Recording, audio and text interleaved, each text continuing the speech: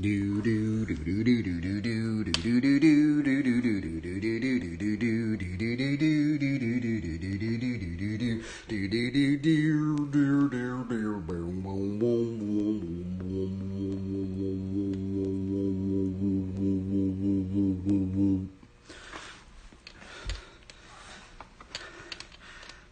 greetings there, travelers.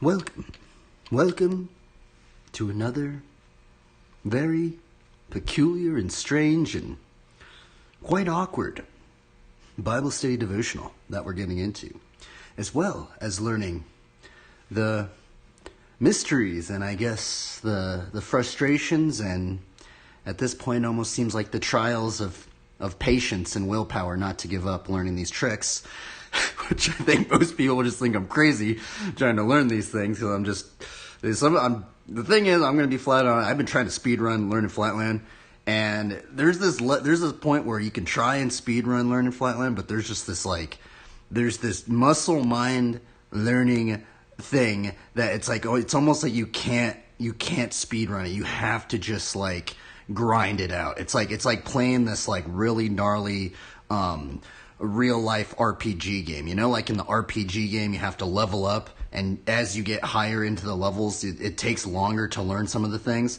That's kind of what this is starting to feel like. But what's actually really cool, what I like about just BMX in general, all aspects of BMX or skateboarding or basically anything, music, art, is that it kind of feels like an RPG game, and that's kind of how I see it nowadays. Because like in many RPG games, you have to click one ability, or you have to pick one ability, and then it's kind of like a tree. It gives you that little option of you have 3 more options, and you click that one, and that one goes into 5 options. That's kind of how Flatland is if you learn some of these tricks, it springboards you into learning these other tricks, which is really cool. And it's actually very interesting now when I watch pro Flatlanders and stuff, because I can kind of see what tricks they kind of maybe started learning first, or which ones they're very comfortable with and stuff like that. So anyway, we'll get into bike riding a little bit. I really didn't know what to get into today. And just like many of these streams, I really... it's not like I pre-planned these things out, but there has been a verse that's been somewhat on my mind lately, which it hasn't normally been on my mind, and it's this verse right here. So we're going to get into this one, and it's this one. For some reason, I've been trying to have it on my mind because it's just it kind of just trips me out, right? Or rude, it does not insist on its own way, it is not irritable or resentful. The part that gets me is it's not irritable. Right, and this is on 1 Corinthians, it says 1 Corinthians 13 or 1 Corinthians 12? Let's see here. Oh yeah, this is 1 Corinthians 13. I guess let's read a part of 1 Corinthians 13, and then we will read a commentary and just ponder on this, because I feel like there's many times where I actually do get irritable, and it's kind of strange because I try to... When I even get the first inclination of maybe even a negative, this is actually what I've been trying to do lately, is that if I get even the slightest even glimpse or inclination of having some sort of negative emotion, I try to filter it through God's word first. Now, I know it sounds weird, but the thing is, I don't memorize every single verse, but I feel like as we start doing more Bible studies, we kind of have this weird, filter of, maybe not even a filter, maybe it's armor that we're adorning ourselves with the armor of God, right? And one that's kind of been popping up, which it hasn't been popping up lately for the past many years, but for some reason it's just been popping up for me lately, and it's just this irritable verse, and I'm that's really strange, right? So let's just read part of this, and let's just read a commentary on it. It says, "If I speak in the tongues of men and of angels, but have not love, I am a noisy gong or a clanging cymbal. And if I have prophetic powers and understand all mysteries and all knowledge, and if I have all faith so as to remove mountains, but have not love, I am nothing." I mean, I'm going to underline that right now. That is just gnarly. I mean, this is the importance of love. And I know we've covered love a lot because it's also part of the fruit of the Spirit, but also one of the reasons why it's been on my mind a lot more is because this is actually one of the ways we will actually tell disciples. It's because of this verse right here. And it's this one right here. It's John. It's John 13:35. By this, all people will know that you are my disciples if you have love for one another. And it's crazy because if you read that verse right there, it's not like, oh, just believers or just Christians are going to know that you're a believer because of this. It's actually crazy. This says all people will know that we are the Lord's disciples if we have love for one another, right? No matter who they are, no matter even if it's maybe even your enemy or something, all people should know that we are the Lord's disciples for our love for one another. And it's just crazy to me. I'm just like, bro, that's so interesting because I don't know about you guys, but I do see parts of the internet and I see this like kind of, now take this with a giant grain of salt. I don't know, maybe it's not a division, I don't really know, but I sense this like, this split of just like, it's like this us versus them mentality, and then like, it's really weird, and I'm just like, well that's strange. Well, shouldn't those people know that we are the Lord's disciples if we have love for one another? And it's just so funny because sometimes if we look into some of the definitions of love, I kind of go, do we even follow these things? Because I feel like I don't even remember all of these verses about love. But yeah. And welcome. Thank you for, I guess I will hydrate, I guess, since you did that. Shout out to Prices, by the way. He got me hooked on this protein coffee stuff. I think it's been giving me more energy just because you kind of have a little bit more calories and stuff, which I feel like sometimes that's kind of what I struggle with, is just eating enough. And by the way, if you guys are wondering, some of these Olympic athletes, they just eat a ton. They eat a ton, and that's how they're able to train for like 8 hours, 6 days a week, which is insane to me. I'm like, what in the world? How could somebody train almost like 8 hours a day? Because I feel like I get tired like in like 3 hours. Like I feel like if I ride more than 3 hours for 6 days a week, I'll get tired. Like I have to pace myself. Now I could probably ride for like maybe 8 or 10 hours one day, but then I would have to take like 2 days off or something like that, right? Unless maybe you just ate a bunch of food. But I'm not sure on that, right? So where are we at? We're talking about love, right? I am not that. I just underlined that. If I give away all I have, and if I deliver up my body to be burned, but have not love, I gain nothing. Love is patient and kind. Love does not envy or boast. It is not arrogant. And this is the one that's getting me lately. Or rude. It does not insist on its own way. It is not irritable or resentful. I feel like that is such a big one. I mean, it's just actually very interesting. What gets people irritable? What gets me irritable? Can I even have this verse all the time? Just like, okay, boom. Like, maybe I'm not loving, right? The thing is that it's strange because I feel like when I get irritable, sometimes it's like people trying to provoke me, right? Like, and I don't know why some people try and do this, but like I don't know if it's just maybe them, maybe they're hurt individuals themselves and they want to, they kind of want to try and hurt me with maybe some words or a backhanded comment, or, I mean, not me. I mean, it has happened to me, unfortunately, but you can even see it on the internet right now. I mean, you see, like, you go on Instagram. For some reason, Instagram is gnarly lately. Like, for the past, like, a couple years back, it wasn't like this. But if you go on the Instagram comments and stuff, man, some of the comments are just brutal, dude. Like, they're just, like, laying down the hammers of, like, hate on people. It's just crazy.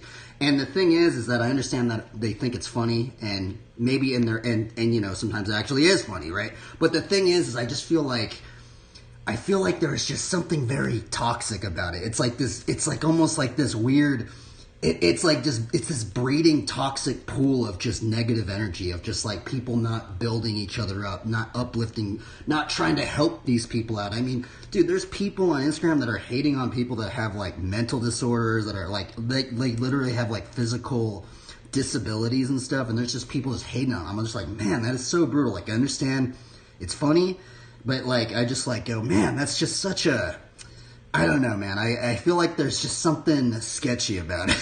It's just like, I feel like, could we offer something to encourage that person, right? Instead of just making fun of them, right? And I don't know, that's just, and sometimes I feel like you might have to have some thicker skin on, you know, some of the comments you receive and stuff like that. But I mean, that might even get you irritable too, right? Can we not be irritable, even if people are making fun of us, provoking us, trying to get us angered? Can you not be irritable, right? Because I feel like that is actually something that can get under a person's armor, right? Because if they can get you irritable, they like, maybe that's what they were going for. Maybe they're like, yes, I provoked this person. I kind of felt bad, and now they feel bad. And maybe they're just like, it's kind of like, it almost feels like this strange, like, curse mentality, right? Imagine if you met someone that was cursed, and they didn't know that they were cursed, and then they just started cursing other people, like they wanted to make everybody else feel bad or something like that. That's what I'm starting to kind of notice. And the thing is I start noticing that maybe many people aren't really aware that they're even like this, right? Many times I feel like it's not like people just blatantly go out and be like, hey man, you're kind of like, you're really down in the dumps, dude. You should probably maybe like try and heal people with your words instead of like just bagging on everybody, right? Because I just feel like, I don't know, I think this is very negative at times, like being around like that sort of energy, right? And if you're in that sort of energy for long periods, for year after year after year, bro, I feel like that would drive somebody crazy. Like, it would drive me crazy. You know? I feel like I need to be in this mindset of just like, because I feel like if I'm already doing something hard and someone's trying to bag on me, it's going to make it even harder, right? And sometimes it sounds cheesy, but when we do these really difficult things, sometimes I need to have like some cheesy encouragement, even like just keep going, just even the cheesiest words like keep going, you got this. That stuff like keeps me going instead of like making me feel a little bit more pessimistic. And then I feel like when I gain, like, it's almost like this curse of pessimism, and then it starts getting me like weaker and weaker, and it starts draining my energy. And it's like, bro, I need more energy to do these difficult things, not less of it. That's what I'm starting to think of. I don't know. Maybe I'm just crazy, but like, but let's keep going. And then we're going to read a commentary. It does not rejoice at wrongdoing, but rejoices with the truth. Love bears all things, believes all things, hopes all things, endures all things. Love never ends. As for prophecies, they will pass away. As for tongues, they will cease. As for knowledge, it will pass away. That's just the big one. Irritable. So we're going to look up irritable. Let's just look up irritable Bible definition right now. And then we'll see if we can find a commentary on this. And it's actually strange because I feel like 1 Corinthians 13 is brought up so many times in sermons, right? But there's so much that we've just encompassed on all of that stuff, right? And I feel like the irritable one isn't mentioned as much. And it's really it's really making me wonder, like, where are the times in my life where I'm starting to get irritable, right? Because I feel like that is a big catalyst for other negative emotions, right? So let's see here. We're going to look up irritable Bible definition. Let me see if I can find one. All right, we found one. We found one, everybody. We're going to read this. What does it say? Irritable. Oh, I guess this just maybe shows verses. Wait a minute. Oh, well, we'll just read anyway. Irritable, I guess it's not the definitions. I guess it's just Bible verses. I mean, let's just read these. He that is slow to anger is better than the mighty, and he that rules his spirit than he that takes a city. James 1 through 27. What is this one? Oh, that's okay. So he's bringing up trials, I guess. A soft answer turns away wrath, but grievous words stir up anger. See, that's the one, dude. Isn't it so funny? Like, I didn't even think about that verse, but I feel like that verse is actually occurring right as I speak, potentially somewhere on the internet, right? Just like grievous words. I mean, what does even grievous even mean? Actually, let's look that up right now. Does grievous mean like, I don't know, what does that even mean? Grievous definition. What does this even mean? Grievous. Of something bad, very severe or serious. Causing pain, suffering, or sorrow. I mean, that sounds like a cursed person, right? That sounds like a curse right there.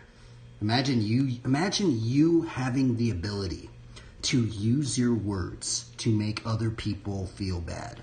Like, that's brutal, man. Like, I feel like, dude, it can get very, very dark on that. Just like, it can get so dark even just thinking about James. Let's just go into James right now because I know I bring it up so many times. And I think this relates because it relates with irritability, right? And if we go into James 3, right, I feel like James does, and I bring this up so many times, right? But I think it's very important that James brings up basically a good definition of what a curse is, right? And it's weird because I've been noticing many sermons kind of like don't really cover this as much because it's kind of like James seems like such a blunt person sometimes because it's just brutal. Let's just read the really, really blunt area where it says this. It says, "And the tongue is a fire, a world of unrighteousness. The tongue is set among our members, staining the whole body and setting on fire the entire course of life and set on fire by hell. For every kind of beast and bird, of reptile and sea creature can be tamed and has been tamed by mankind, but no human being can tame the tongue. It is a restless evil full of deadly poison. With it we bless our Lord and Father, and with it we curse people who are made in the likeness of God. From the same mouth come blessing and cursings. My brothers, these things not ought be so."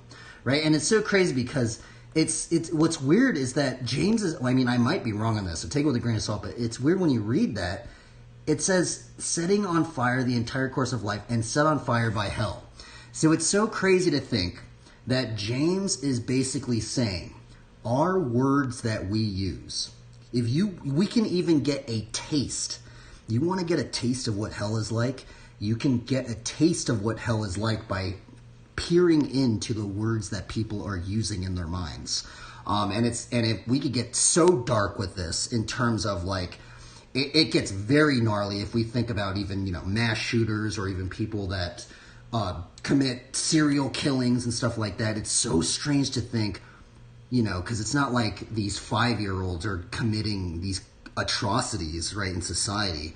Generally, people have learned how to read some sort of words, or they have some sort of sentence on just even some sort of word dialect and it's so strange to think that these people that committed these crazy crimes, not only those crimes, but I'm just any crime, honestly, that they have their own internal monologue too. It's so weird to me thinking about that. And it actually really trips me out thinking like, imagine like just going through the prison system, right? And if we were able to just peer into the minds of everybody in the prison system and just see what sort of words were they using when they did that sort of crime, right? When they stabbed that person in the back or something, or they did that. There had to have been some sort of word dialect of these individuals doing this stuff, and it trips me out because I'm like, man, like imagine like you being able to break the curses, basically what James is kind of going into, of the negative dialect that these people are under, right? And it's so weird to think about it that way. And the other weird thing to think about curses, in particular for me personally, is that the thing about curses is that you can't really tell if somebody's cursed or not, right?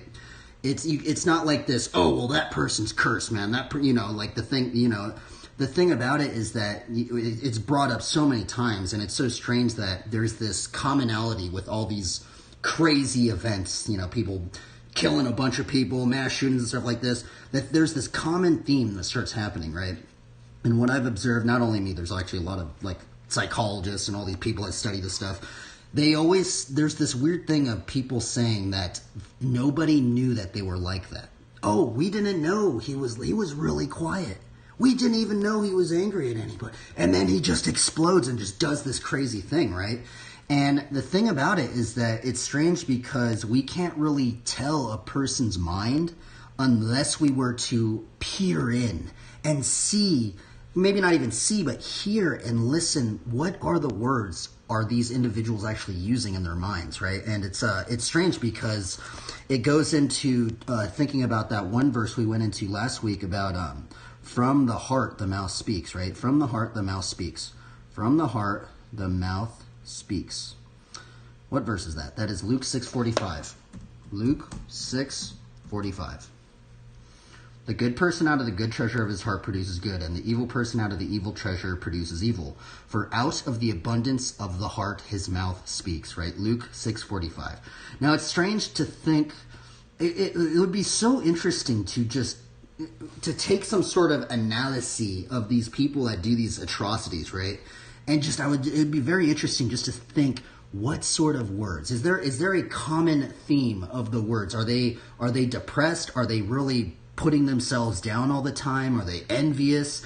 They have to have these people that do these crazy negative things in people's lives.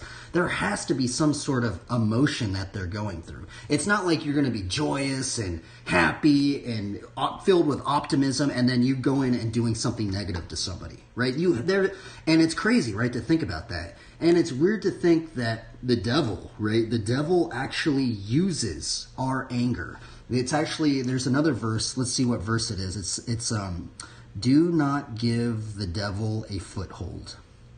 A foothold. And when I think about this, right? When I think about this verse that we're going to go into, I actually think this goes into irritability too, right? Where is it, right? It's well, let me see here. Anger. Let's see. Where is it? I have to find it. Okay, well, this is part of the verse. You have to read the rest of it. It's in Ephesians 4:27, right? The ESV version says, and give no opportunity to the devil. New Living Translation for anger gives a foothold to the devil.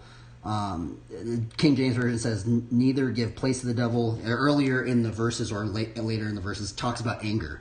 That actually the devil uses our anger. And it's actually strange because this is actually a common theme in a lot of movies. If you actually guys see a lot of movies, I'm going to bring up, like a big major one is actually Star Wars. Like if you think about Star Wars, what puts people on the path to the dark side? Fear. What does fear do?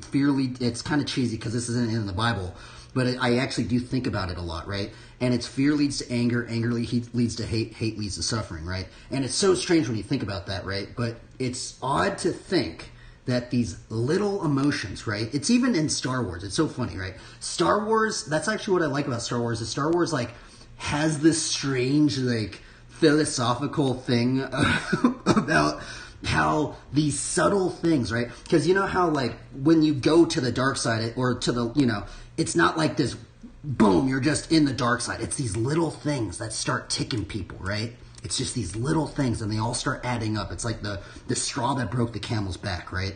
And I see it, bro. It's so strange because I don't know if the person that wrote Star Wars, if they were even influenced by the Bible at all. But it's so funny because as I get deeper into the scriptures, I start noticing that there's these commonalities of God warning man or the readers of the implications that even just little negative emotions have, just like irritability, just like what we just went into today, irritability, right? That can be a big catalyst of all these deeper things, right? And it's very strange, right? But not only does it, I guess for me personally, there's these common themes that keep getting repeated, right? It's like anxiety. Anxiety is mentioned so many times in the scriptures, right? Worry, envy, coveting, anger, like we just went into, and now we're going into irritability, and there's so many of these negative emotions, right?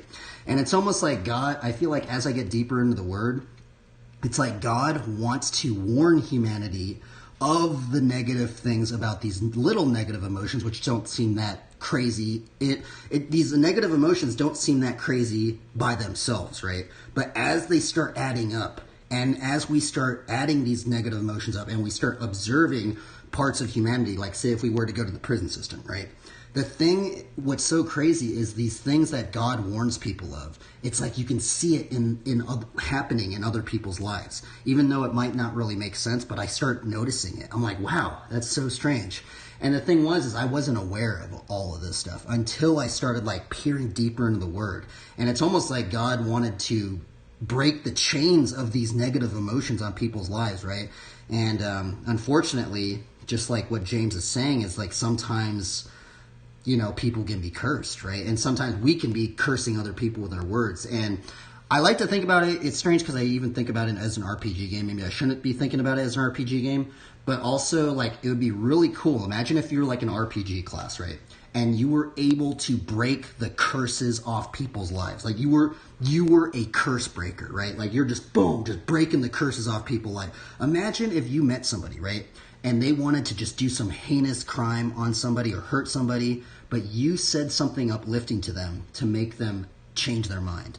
That's what I actually want to do. I mean, I don't always think about this, but I feel like as we get deeper into the Word of God, that's kind of what like I'm starting to notice. I'm like, that's really interesting. And why I start thinking about that is because of the power of words, right? Just like in this verse right here, John 1:1. In the beginning was the Word, and the Word was with God, and the Word was God, right? It's so crazy. It's even so strange to think about it right there. In the beginning was the Word, right? It's so weird to think about that and then think about when somebody does a crazy act of violence or something like that, there has to be some sort of internal maybe not all the time there's not an internal monologue. You know, maybe I do know that there's people with mental disorders. Some people never learned how to read. Some people maybe have never learned any single word, but I think that's very rare. And it's strange to think about people's internal monologues when they do things. And it's weird to think to even have the empathy to think that, man, maybe that person on the outside, they look completely fine, maybe they look completely joyous and happy, but in the deeper recesses of the mind, right, maybe they're going crazy. You know, maybe that person is so pessimistic at life that he's just, I don't know, right? It's so weird to think about it that way. But anyway, I probably seem crazy just even saying all this stuff. I probably make no sense whatsoever. But if you guys keep getting into the Word of God, I start noticing these things, and there's these little patterns I start like seeing, and I'm like, I never would have thought to think about it that way, right? So anyway, let's see here. Let's go into reading a commentary now on 1 Corinthians. What verse we're on? 1 Corinthians 13:5. So let's look up a commentary and let's see if we can learn something today. 1 Corinthians 13:5. Here's the other weird thing about curses, right? The thing about that's actually strange about curses, and I've been hearing other, just like, you know, because I watch like these documentaries on school shooters and stuff like this, and I think it's kind of interesting. But the thing is like, the other thing is that people, what some psychologists and therapists are bringing up is that many times people don't want to open up. They, you know, it's like if you tell someone, hey bro, you should maybe go to the therapist, or you should go to a psychologist. You know, sometimes a lot of people are like, no, I don't need to go there. Like, why do I even need to go there? And the thing is it kind of shows like this sense of, especially I think if you're a dude, you know, maybe like you're weak or something, you need help from an outside source or something like this. So a lot of these people, they actually just ingrain these emotions deeper in it, right? Like they don't want to be weak, and they don't feel like they need help and stuff like this, right? And it's strange to really think about it that way. And then it's just like, well, how could you even go about healing these people if they don't even want to get healed in the first place, right? Now, I think this starts stemming into a morality of humanity, right? Imagine if there was a morality shift where everybody in society was just always negative. What if they were always negative, always never wanting to encourage people, always just down in the dumps? Bro, I feel like that would make other people, that would just make more of humanity feel that way, right?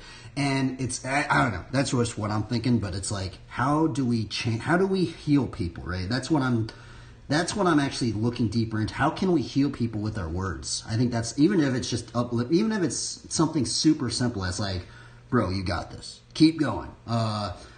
Keep trying your best, or like, don't give up, or just, you know, even just the simplest encouraging words, right? Even though they seem very cheesy, I feel like I actually start remembering that. I remember encouraging words more than I do, I guess, like negative words. Maybe not all the time. Sometimes negative words actually do stick with me many times, but I guess it's a double-edged sword at times, right?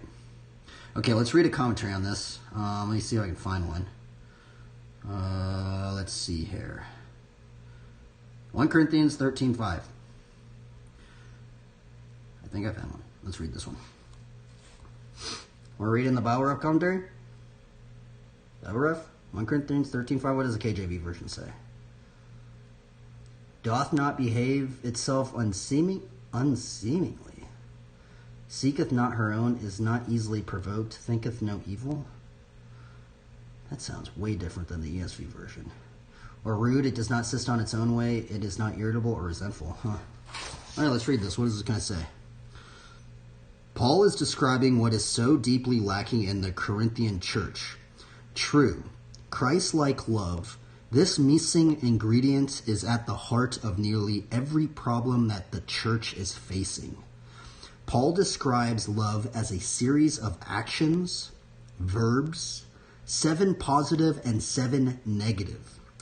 These define the character of godly self-sacrificing love from the Greek word agape. Love is not rude. To be rude is to act indecently. Rudeness was on display in the church in Corinth in their disorderly worship services and selfish communion meals in 1 Corinthians 11:17-22, as well as in the man who was sleeping with his father's wife, 1 Corinthians 5:1-2. Rudeness insists on self-expression and self-gratification at the expense of the other feelings and experience of others. Love does not insist on its own way. It is not self-seeking. Love yields. Much of the Corinthian church's problems would have disappeared if they focused on looking for ways to meet each other's needs before satisfying their own. Interesting. It's weird to think about that because it's also making me think of how Jesus says he is the light. And it makes me think, right, even if you're trying to shine your light just a little bit, right? You never know. You might be helping to heal people, right? It's like you might be helping to promote more love in other people's lives, right? That's what I'm thinking. I might be wrong on that, right? What's up, Legendary Frank? Well met, Paladin. Thanks, dude. Trying to do these weird Bible studies, man. I know these... By the way, please take everything I say with a grain of salt. I don't even know if I'm even doing these Bible studies right. I'm just... I'm just trying to meditate on the Word at the moment. I'm just, I'm inspired by Psalms 1 about, meditating on the laws of the Lord day and night and stuff like that. And so I'm trying to meditate on it, and I'm probably messing up a lot of times. So please take everything I say with a grain of salt. I think the best thing to do, if I say anything confusing, do what I'm doing right here. Just look up as many comments. If you can read every single commentary, if you listen to every single sermon, you can just get deeper into the lore of all this stuff. It'll probably get you where you need to go. And why I started doing that way is because I'm actually inspired as well by how the New Testament is even written down. The New Testament is written down in what? The viewpoints of many different apostles. Like even if we go into like the parable of the sower. The parable of the sower is mentioned in the Matthew account, the Luke account, these different accounts, and they're all like in different viewpoints, right? So I actually think if you can get as many viewpoints as you can, that might be ultimately I take that with a grain of salt too, because you have to be careful with that too, because you never really know the intentions of certain people, because some people are, kind of maybe wolves in sheep's clothing and stuff like that. So you got to be careful of that stuff. Okay, let's keep going up in here. Love is not irritable. Love is not irritable or easily angered. A quick temper is often evidence of viewing other people as obstacles to reaching one's own goals. Love views serving other people as the goal itself, removing one reason to flare up as they get in our way. Love is not resentful. It does not keep a record of wrongs. Natural human instinct is to keep score, to get even, to hurt on to hurt feelings against those who have mistreated us. Christ-like love follows the pattern of Ephesians 4:32, recognizing the great sin God has forgiven in us through Christ and turning to do the same for those who sin against us. That is such a gnarly one. I mean, it's so crazy that that's how they end it right there. Because, it makes me think about what we went into last week, right? About thinking when the Lord was on the cross, what did he say? He said, "Forgive them, Father, for they know not what they do." it's so interesting thinking about that, right? And it's so weird for me to think that we are to love our enemies and stuff like this. And it's crazy to think of it. It's such a profound thing. But as I look deeper and deeper into it, right, I think ultimately, right, why the Lord says that we should love our enemies is because ultimately, if we are to even love others that want to even hurt us, right, or don't like us or anything like that, right, ultimately we would help to create more love from that, right? Because even if, imagine that, right? Imagine if these really hurt people, right, are just they want to kill you. They want to provoke you. They're just wanting to hurt. They're wanting to provoke you, make you angry, do something. And who knows? I don't know. Sometimes we don't even know why they're like that. But there's something in their mind that they want to hurt you, right?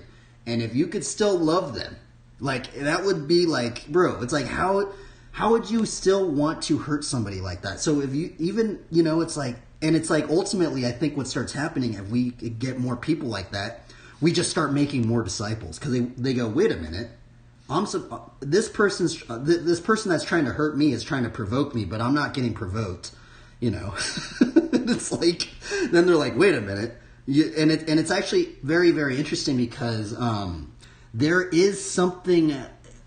Now, take this, I don't know exactly the history of all this stuff.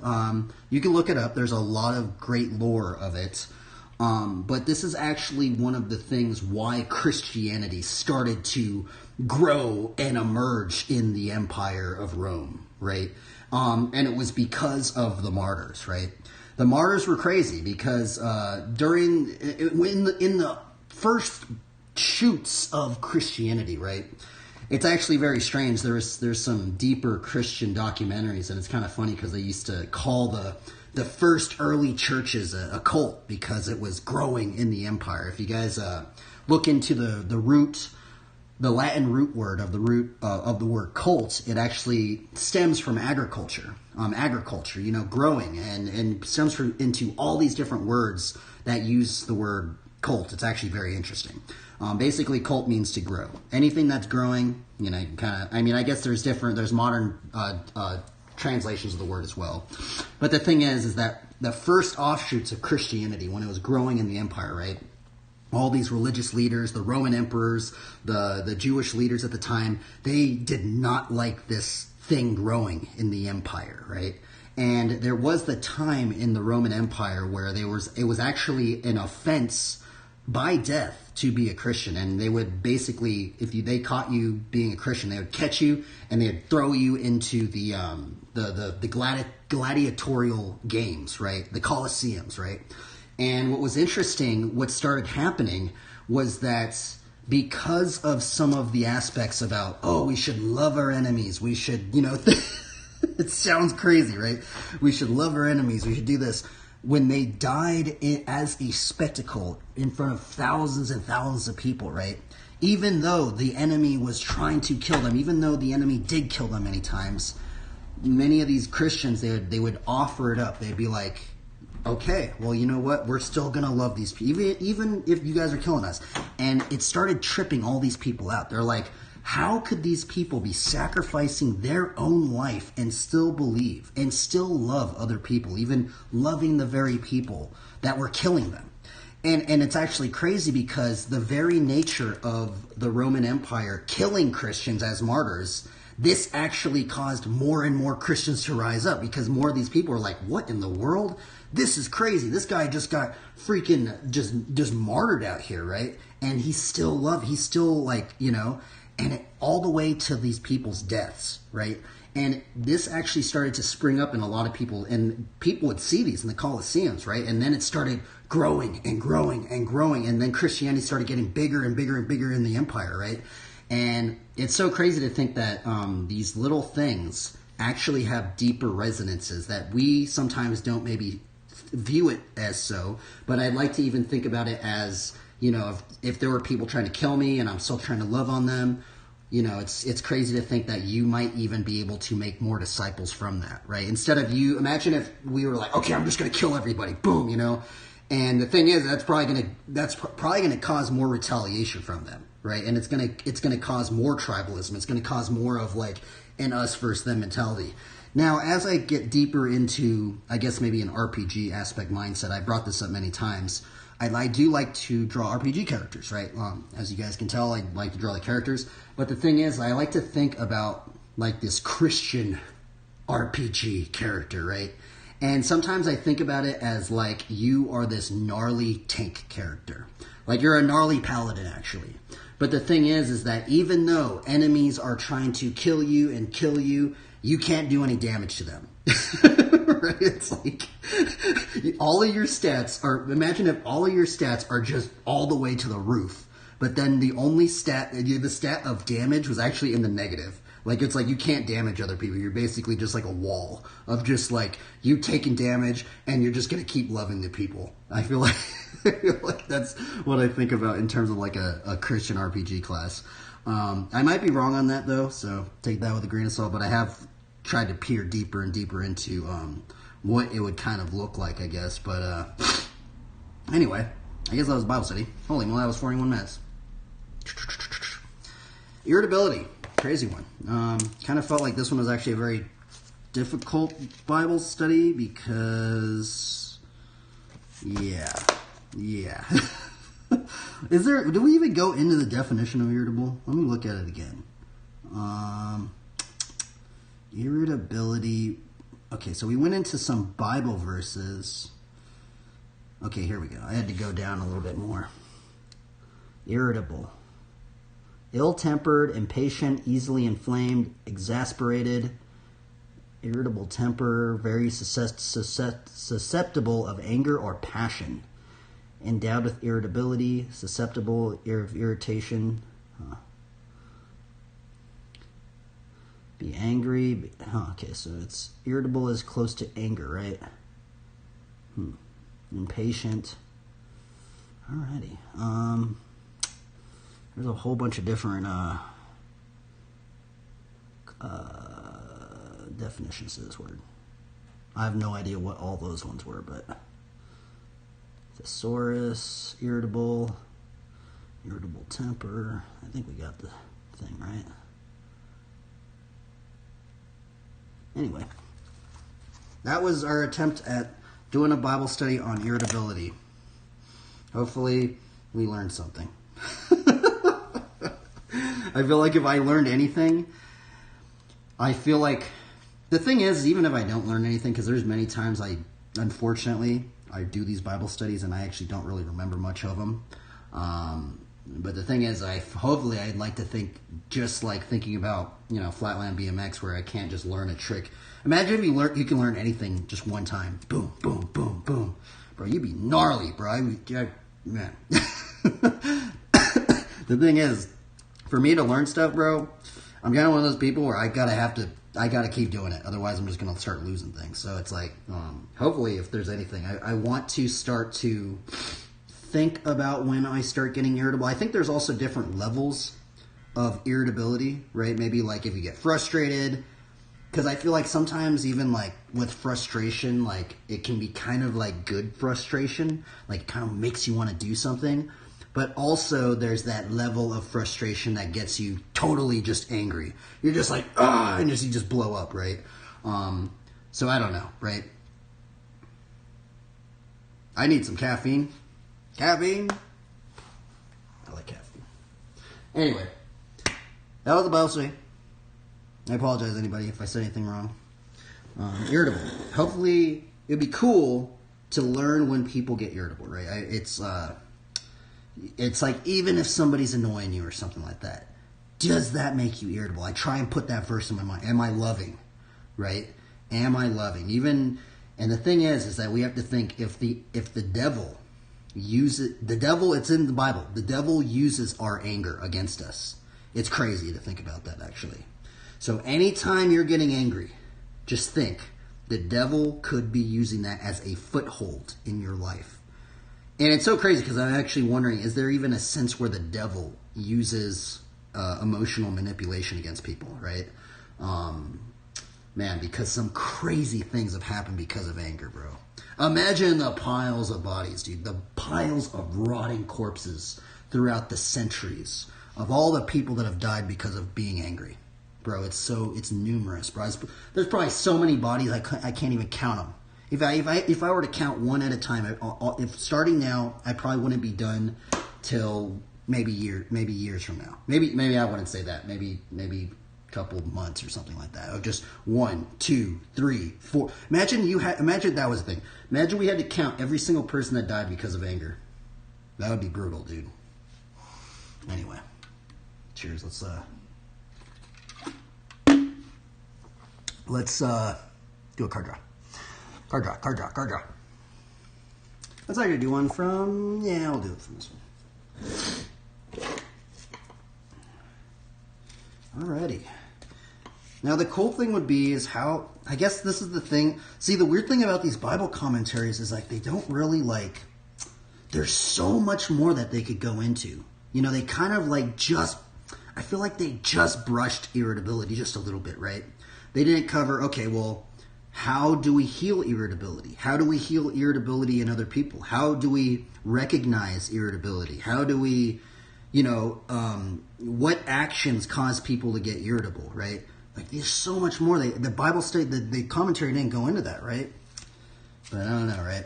But I guess that's what's cool about these Bible studies is that, like, you can always find combos, man. And hopefully from that believer that we learned from, because they peered into irritability, right? Because they did a Bible study. They wrote a commentary of it. Hopefully we can learn from that believer. And if we think about the many members of the body of Christ and how ultimately we're like some sort of big body, even though it might not seem like it, maybe we can learn from other parts of the body of Christ, right? And hopefully we can help to just keep building people up. Something like that. I probably sound crazy. Oh well, everybody. Maybe I am crazy. These Bible studies are kind of fun for me, man. I'm just like, man, it's like figuring out this giant puzzle, dude. But the thing about this puzzle, man, it's a scary puzzle because there's deeper repercussions that you start seeing in people's lives. And sometimes that even leads to people killing one another and people murdering people and in real life. Like not like in a game or something. It's like, it's crazy, right?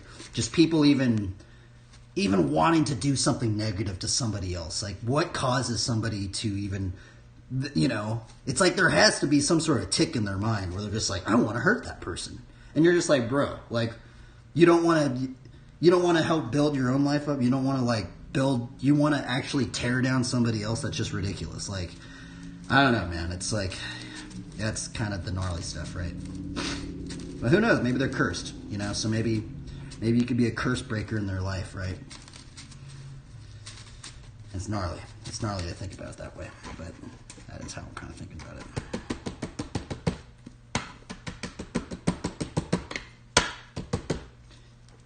By the way, this is the last week of the stream. I'm going to be going on a trip to Long Beach, so I might be gone for like 2 weeks or so.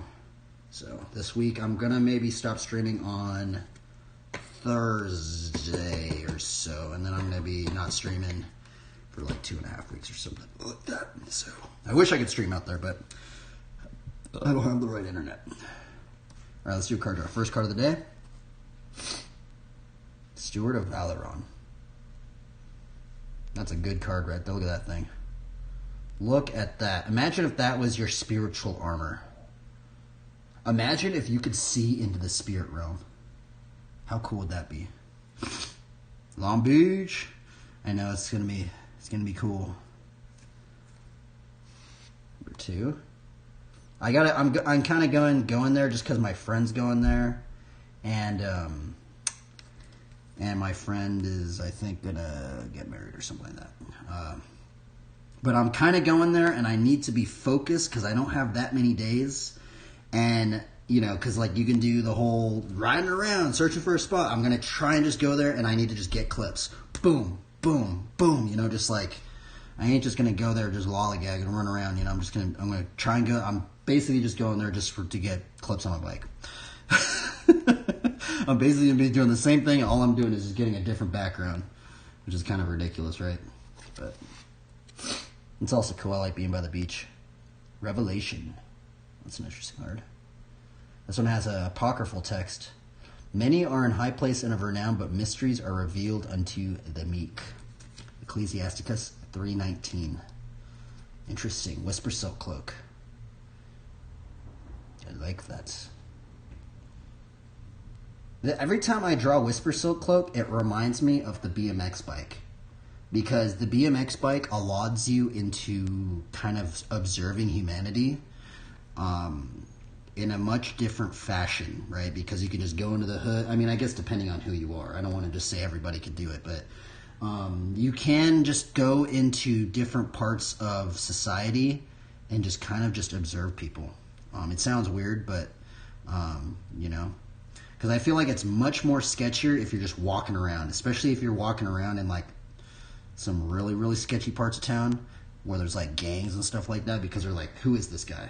And they'll like start looking out the window and stuff like that. But if you're on a bike and you do a trick on the bike, they're like, oh, he's just doing a trick on a bike, you know? Not knowing that I'm observing the sceneries, I guess. 1, 2, 3, 4, 5. Wow, I haven't drawn this card in so long. Blessing. Dude, it's so crazy, bro. I have had this card in this set for I think this is the first time I've ever drawn this card.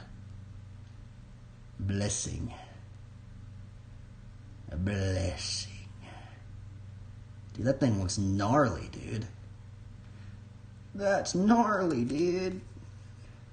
Hardcore, dude. 1, 2, 3, 4, 5.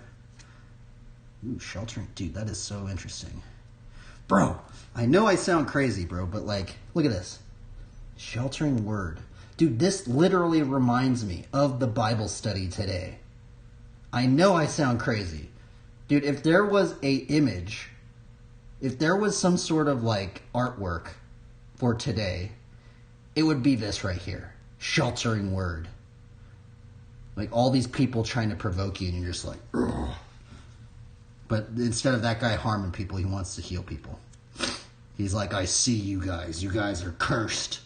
You guys are cursed. We're trying to heal you. Even if you're trying to kill me, I'm going to try and break the curses off of your life. 1, 2, 3, 4, 5. Ooh, Oromancer. I like that. Oromancer. Dude, that one is so gnarly. Look at how cool that card looks. Dude, imagine just having auras, bro. Like, imagine if you could just see people's auras, dude. Like, okay, let's see here. We're going to do the card draw on the Instagram now. So,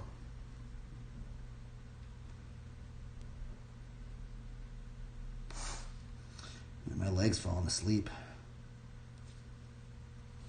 Oh, I think my armor's on too tight. Ipa.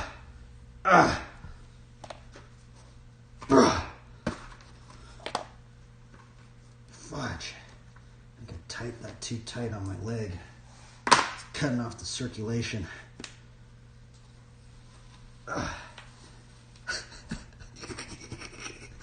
We're gonna do the draw the last card on the Instagram, everybody.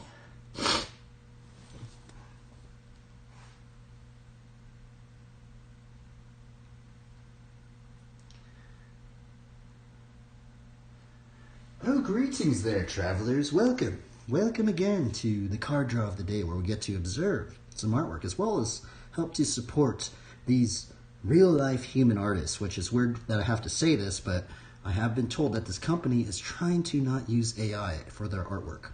So today, we drew Steward of Valoron, Forest, Revelation, Whisper Silk Cloak, Blessing, Sheltering Word, Oromancer. That card is awesome. Look at that. Imagine being able to see people's auras. And for the last card of the day, what will it be?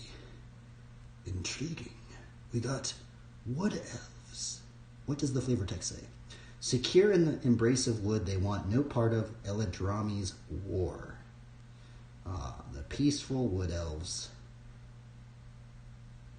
Anyway, I hope you guys have a good one. And try your best and have fun.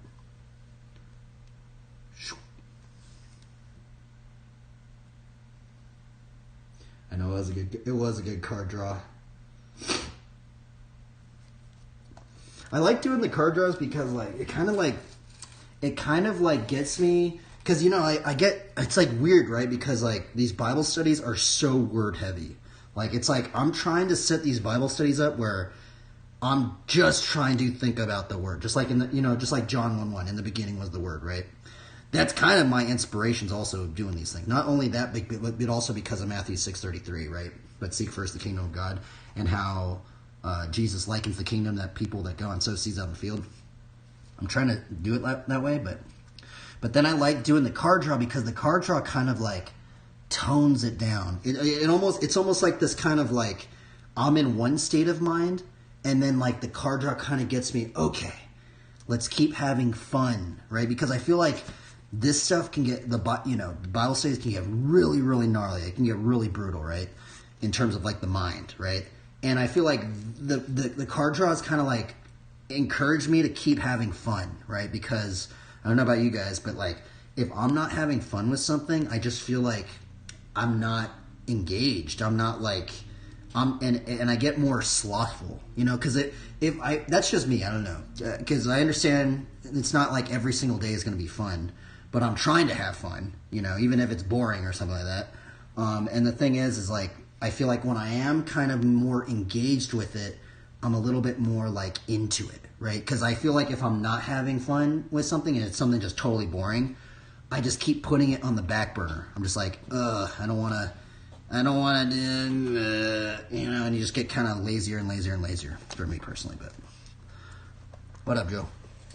For the last card of the day, we deals the peaceful wood elves, everybody. They're living in the trees.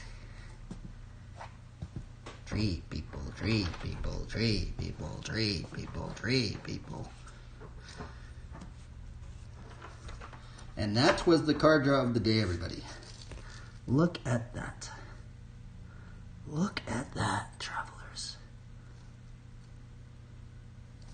Man, I wish I could just stream everywhere, dude. I'm gonna be going to, I don't know about, I don't know if you're in here, Joe, but this is my last week of streaming. Not forever. I'm just gonna go on a trip here pretty soon. I wish I could stream outside of this Wi-Fi range. I can't, so.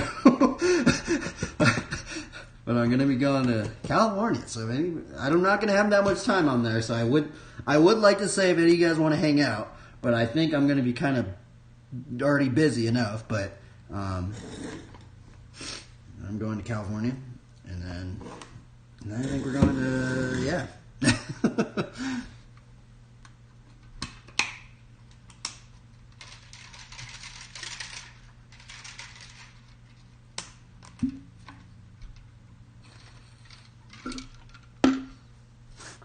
All right, let's shred the NARS, dude.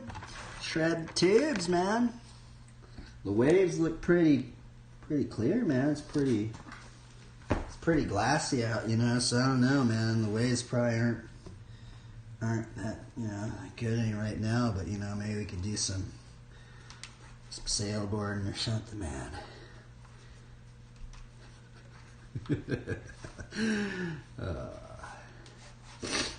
Wait, let's see here.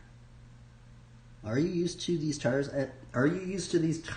at this point? No more going back to the knobbies. Yeah, no more going back to the knobbies. No way anymore. These tires are incredible. I'm so glad. I wish I would have used these tires. I wish I would have used these tires in the beginning. I don't know if you could see them, but they're made out of this really grippy rubber. So it's actually interesting because the knobbies, even though the knobbies are actually grippier, this is made out of a softer compound of rubber. And it's actually really crazy because I never knew how OCD flat riders are with their tires. They are so OCD. There's some riders that are just so crazy about their tires that they won't use their tires because of a directional thing. I know actually one of my friends, he said he doesn't like these tires because these are in one direction. He likes to use tires with,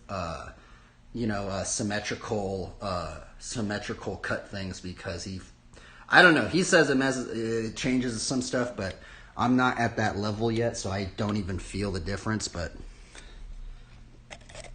I am going on an adventure. We're going on an adventure. Unfortunately, I can't bring the stream along. I mean, maybe I could try, because I don't know. I've tried before and my internet just didn't work. Maybe it's because I have to stream in like a good connection zone. Maybe I'm just not in a good connection zone for the cellular stuff. So maybe I will try and do like a outdoor stream or something out there, but I'm kind of just thinking it's not going to work because I've tried many times before. I just don't have the right internet or something.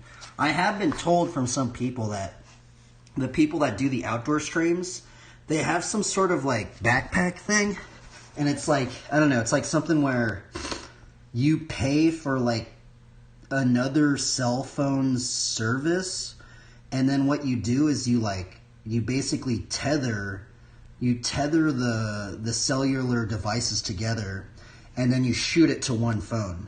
So then, like, instead of just having like a little bit of power, you have like multiple phones powering one device for the internet. That's what somebody said to me, but he said it's like $700 to start it up, and then you have to pay for the monthly thing, which I don't think I have that, so. Can you post videos at the hotel? I mean, yeah, I could post videos. I just don't know about like streaming and stuff like that. Maybe I might be able to. I guess I could maybe try. Will you be? Yeah, I will be bringing the shepherd sling. I will be bringing the shepherd sling. Okay, what am I doing here? The other thing, I kind of wanted to like get into the whole like Venice Beach vibe, I have all of my drawings in this bag. This is not a bag of drugs, everybody. This is a bag of paper and pencils. Look at this thing. We are bricked up, right? Look at this thing. Holy Toledo, dude. And then I used to have this thing. Which I did mod this thing for the drawings. I'm not really going to bring it. I was kind of thinking about like maybe making this a shield, because I like items that are multi-purpose. But this one I could hang up the drawings, but I'm wondering if I can multi-purpose something, right? Without making it too bulky, right? That is kind of the goal. I do have the wood thing in my room too. Yeah, I don't know.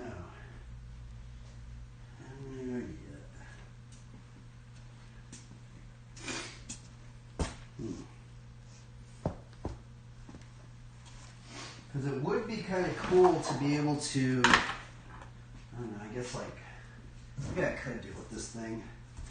Maybe like cut it so it's like, maybe like half of the backpack, like maybe like this. To make some sort of like drawing board, but also like a board I could just like leave up or something like that.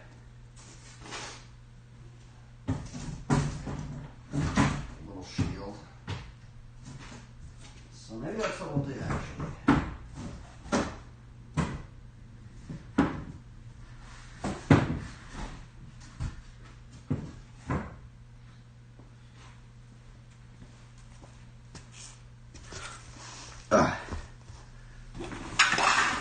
This is the bag of goodies. If you guys want to see the art, what's it called? The inventory. This is our inventory, everybody. We have, I guess I could bring it all out, right? We have the Walmart. Let's see if the light will make it a little bit better. This is the inventory, everybody, for, I guess we'll just make this a little YouTube video right here. This was so cool because you just like multitask on Twitch. Welcome, travelers, to the inventory, where we get to see and peer into what I bring on an adventure. So the first item on the list is I bring this painting easel. Shout outs to Walmart. This is you can get one at Walmart for about $15. I also got this at Walmart. This is a phone thing where you can kind of grip your phone. Actually, I don't use that one. I actually use this modded one. We have put a module on this. We've modded this with a little bit of a bike grip right here. And as you can see, we can bring this up. And because this one's a little less abrasive, we can tie this down onto the mechanism right here, like this. And this is how I get most of my clips on my bike, by the way. We have some highlighter tape right there, which I'm actually going to probably put some more highlighter tape because it's also good for people to see, but also so your stuff don't get stolen. Because sometimes if you're out there, people want to steal your belongings. So that's also kind of a good one to make sure you kind of see it. So second up on the list, we'll bring that out there. We have the bike pump. Now I know this bike pump's kind of gnarly. I wish I could get it. This one I got, man, I get so much stuff at Walmart, it's ridiculous actually. The reason why I carry around this bike pump is just because it has this pressure gauge, and also you can just pump it up really fast. It's kind of gnarly. I do have another bike pump, but I feel like that one's just nice to carry around. Let's see. Second up, we have the kryptonite bike lock thing, which is these chains, which also it's kind of like a flail item too. You can kind of like, you kind of can use this as a, flail item if need be. I mean, I wouldn't use it that way, but if anything, you can probably just scare people off. I also use this with a different bike lock. I don't have that other bike lock on me. So we have that. That's for our wheels, by the way. The other thing I might bring on the journey as well is that there are these pegs. And they have the screw-in cap. Let me see if I can find the screw-in cap part. Because what's good about these pegs right here is that, I don't know if I'm going to be able to. So what's good about these pegs right here is they have the screw-in cap. So, and these screw-in caps are totally basically gone, if you can tell, right? You should be able to put a little socket in there, and you can't do it anymore because it's just these things are just so worn down.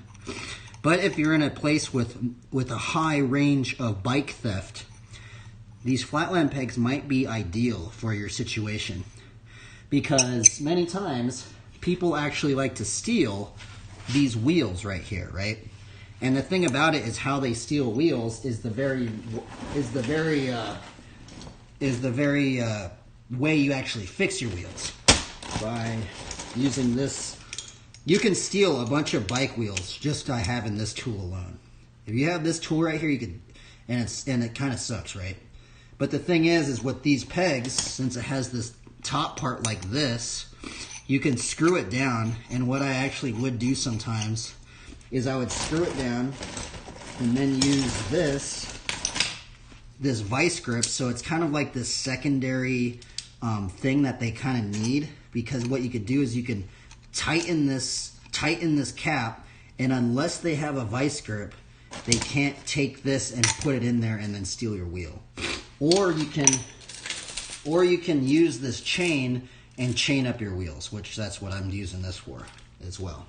But this is another secondary thing unless if your bike theft is getting really, really gnarly in your hood or anywhere that you're traveling to.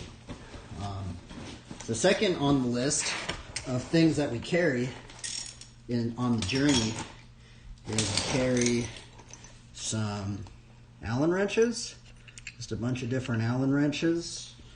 I carry a bike cable cutter. This is for fixing my brakes if my brakes break on me. I carry a crescent wrench. We have these old scissors, which I actually use this for the grip tape. I have these pair of scissors specifically for grip tape. That's why they're all like gnarly cut up right here. These are my grip tape scissors. And then I just have various tools in here, you know, like the bike chain thing, various other tools. You know, we got the spoke wrenches, stuff like that. And then what we got up in here, let's see. I think I have one extra tube. We have a tube in here. And we also carry a brush for sandy spots.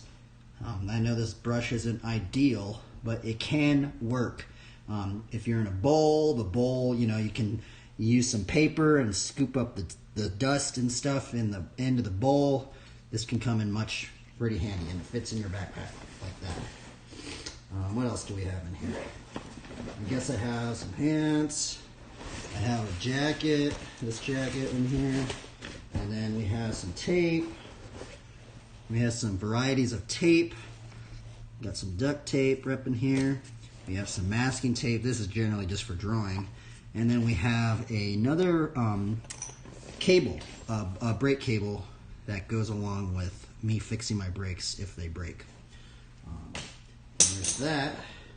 And I think that's about it. Oh yeah, and then I carry the, oh yeah, here's this other pump. I mean, the thing is, I don't have the PSI gauge on this pump, but I do carry another pump if that one messes up on me, if I'm kind of like on a longer ride. Now this one does say it goes up to 100 PSI. It just doesn't have a PSI gauge, so. And then for the last item, we carry, I guess not the last item, it's just the item for the backpack, is we carry our drawings with us, which I did have a module for the tripod to do some stuff with the tripod, but you know, this is how we can do our drawings. We have, you know, the drawing right here, and what we can do is this is actually a painting easel right here, and you know, we can, if need be, we can just bring it up like this and draw something out. We have most of our drawings in here. This isn't all the drawings, but we do have a good collectory catalog of the drawings that we have done, which this is the one that we did the other day, and we just have tons of these things. I mean, it's bountiful at this point. I mean, all these things are just drawings up in here, right? It's kind of ridiculous at this point, actually. And yeah, it's a way, and we keep it in this plastic bag. Let me organize that again, and we put it back in here. We have a light up in here, which I'll show you guys. There is a way that I figured out how to draw basically under any condition. Let's give it a go right now. So, welcome to the night's variation of the drawing segment. So, this is the night module drawing segment. We have this light up in here, which we can open up like this. And now I have this piece one right here. And so even if we were out there and society were to collapse, we could draw.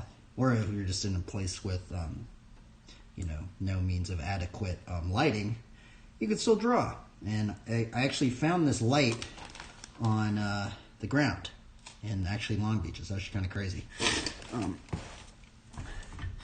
Yeah, and there's that one. And then, let's see here. I think that's about it.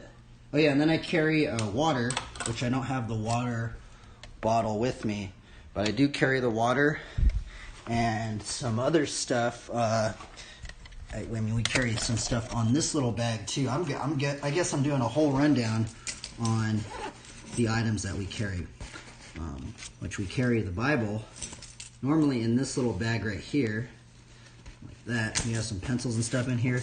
We also carry a rubbing alcohol bottle, which this helps to sanitize things, especially if you're in a very crowded city environment where there's a lot of people going into public restrooms, and sometimes they get kind of gnarly, kind of dirty.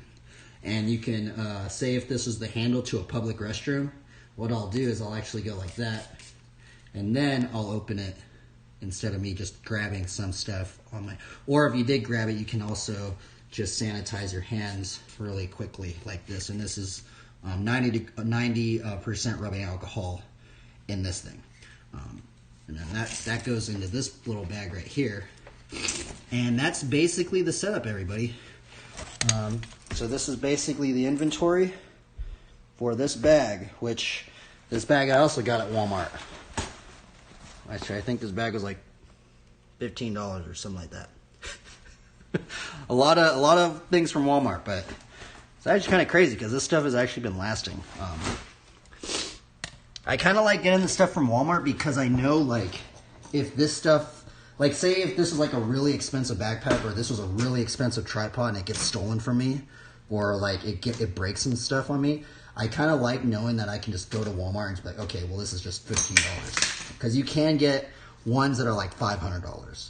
This is $15, right? So, anyway, that concludes the inventory segment, and we just made a little YouTube video right there. See, it's actually really cool. This is the cool thing about streaming is you can. I don't like the idiom of you can hit many birds with one stone, but maybe you plant multiple trees with a couple seeds, or maybe one seed. Anyway, I'm gonna highlight that right now, and that's basically a YouTube video right there, right? And it's kind of crazy. And my bad, empathy. I have not been looking at the chat. I apologize, everybody. We've kind of just made a YouTube video there, right there, though, right? Right on the spot. We just multi-streamed it right now. So let's see here. Let's go back to this. Let's see. Man, you said a lot, bro. I'm so sorry, bro. I totally haven't even been looking at the chat, dude. Let me make a stream marker real quick. Let's see here. Where is that thing? Darn. Where do I get to my stream manager? Stream manager? Boom. Add stream marker.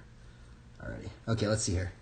Nothing much, man. I'm tired. I biked. Oh, wow. You biked 35 miles. Dude, my bad, Price. I haven't even been looking at the chat, dude. I apologize. Those are the one. Oh, wait. Those are the Uchi pegs. Those are the ones I run. Oh, no. That's like armor bikes or something.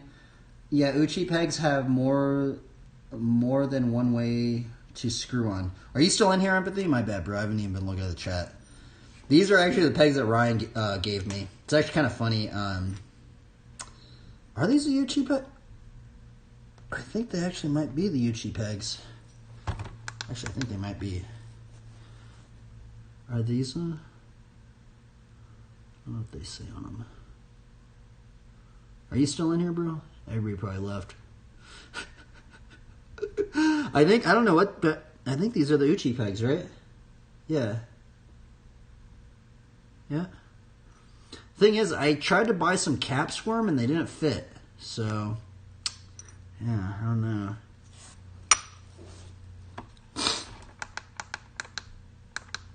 Alrighty then, everybody. Let's put all this stuff away and we will ride our bike now, I guess.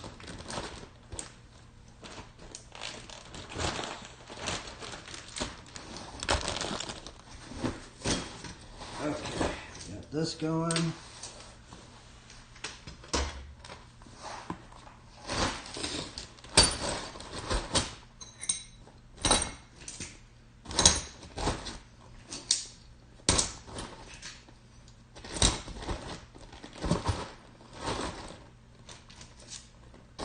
The other thing is I like using a plastic bag so you can see through it. I used to use this big black bag, but I feel like this is much more efficient. I've actually ran this for a while now, but I double layer the bag in there. There is some holes in it, as you can see right there. I actually just put a hole right in there, but it does hold up pretty good.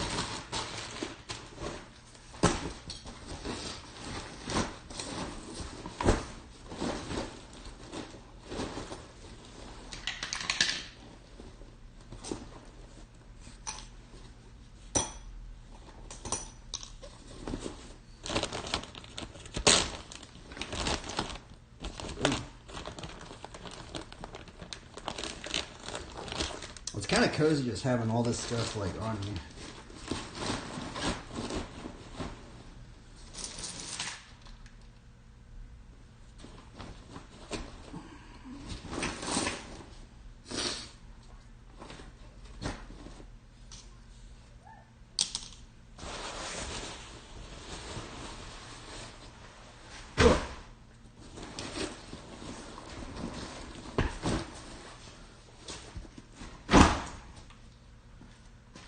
Alright, let's check our PSI, and then we'll get to writing.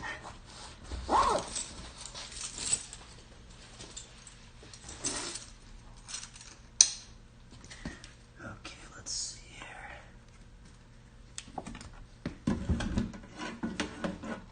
Is this in the right? Let's adjust this in the right area.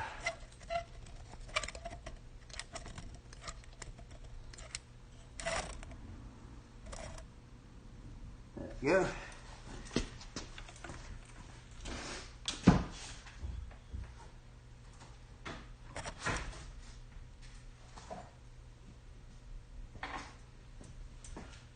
Who's losing me?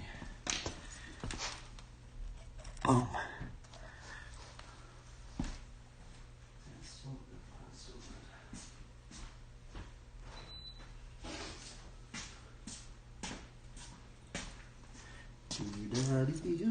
Blah, blah, blah.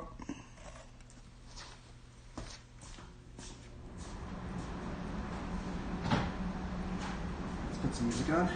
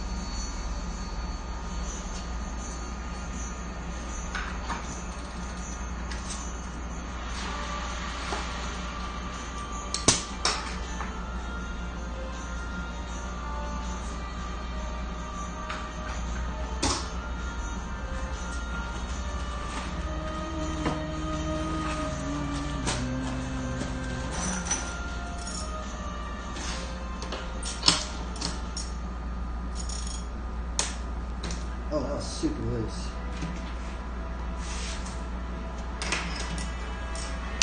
Opa!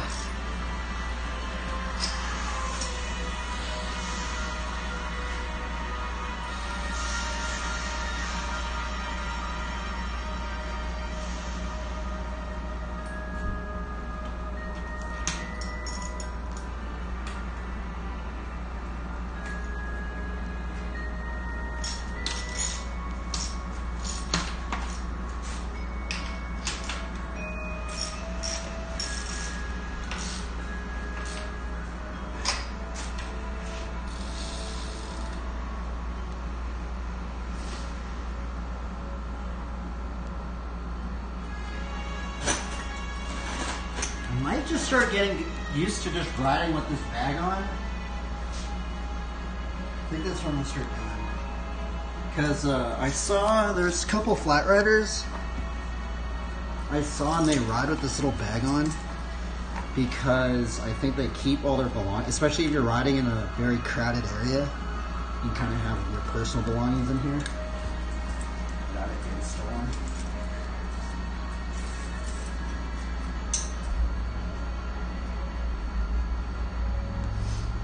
Alright, let's start riding. Let go! That's not very solid. Our warm-ups.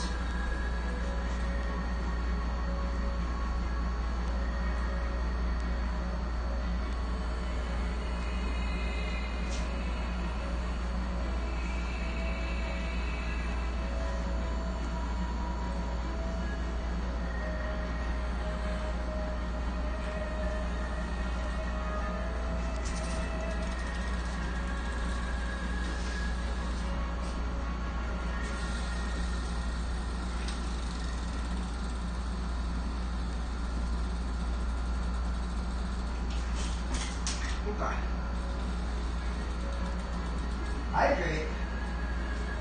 Actually, I do need to hydrate. I need to get my water, actually.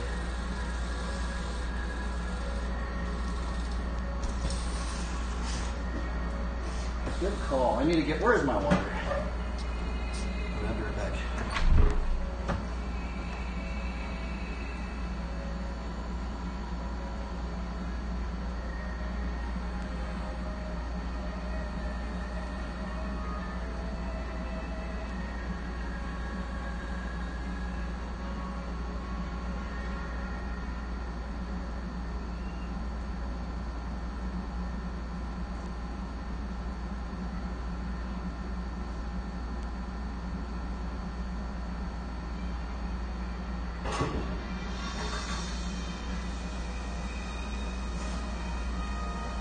Get some cold water up on here. Cheers, Joe. Thank you for that. I didn't even have my water out here.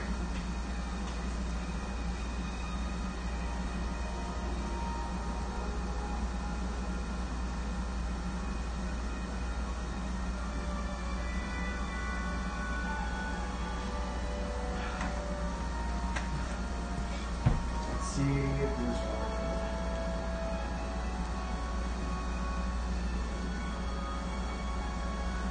Weird. I have to let the water run to like get it cold. It's strange.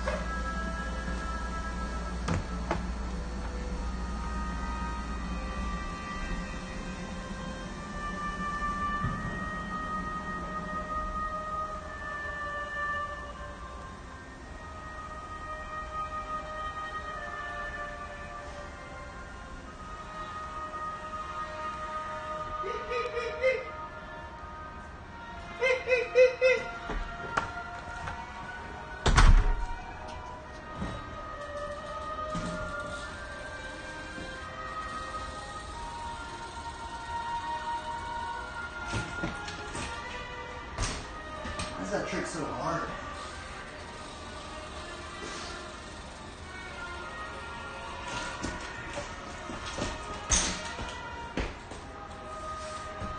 Makes no sense. I've been practicing it for so long, I should have it down.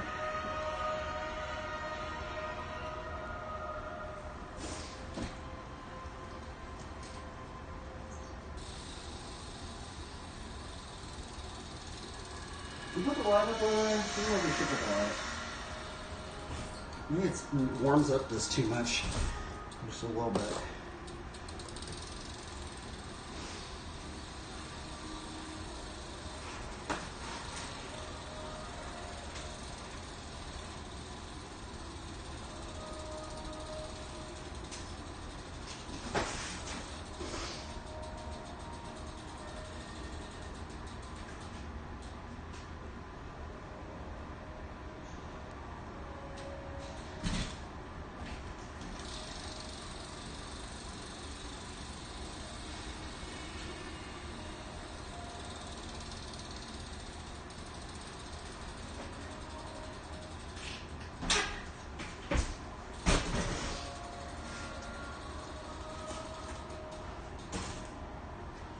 We should change it. Where should we go to? BMX Streets? Let's see. I guess we'll go to BMX Streets and we'll go fitness. Oops. BMX Streets. 8 viewers.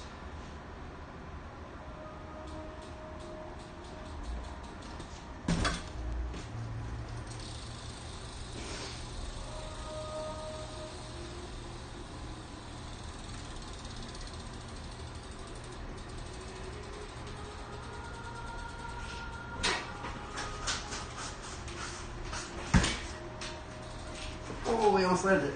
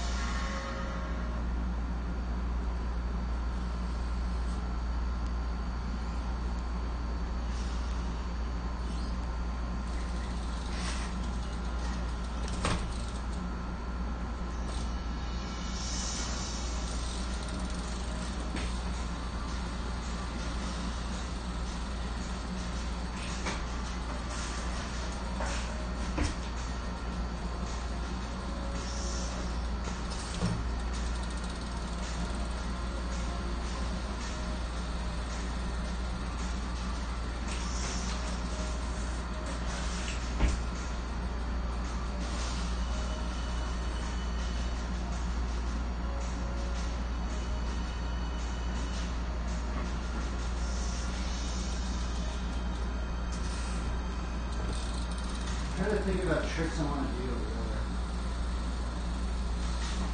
I didn't want to land a fucking chicken before. That'd be cool.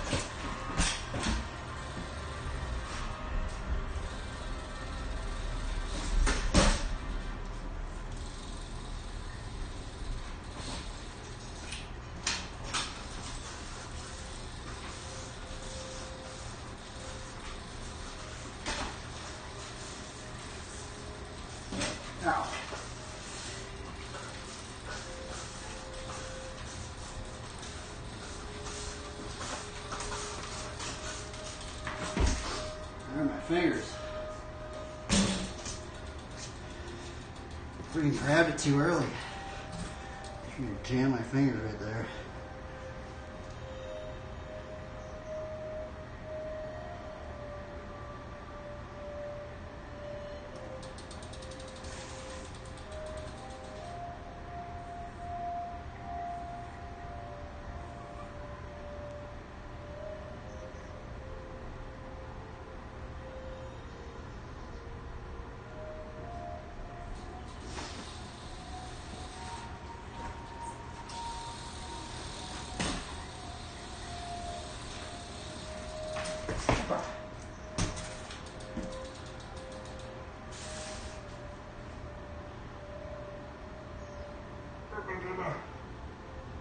Music's like chill.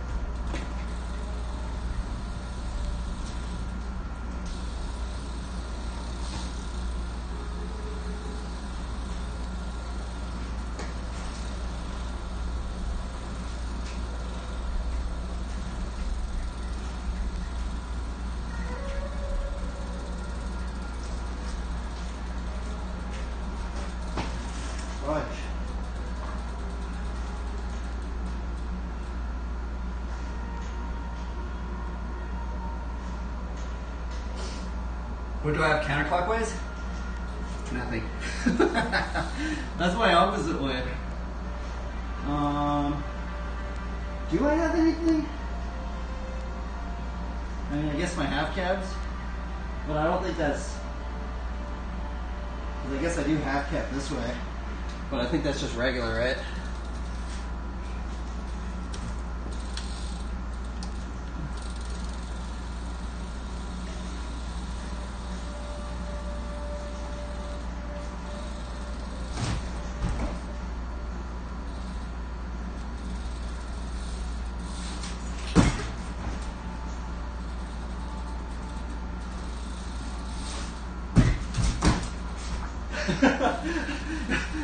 I think that's still clockwise, huh?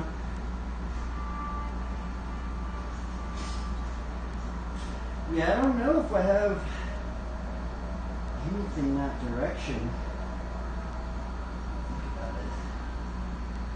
I don't think I have anything. I think maybe besides, I don't know, huh? Good question.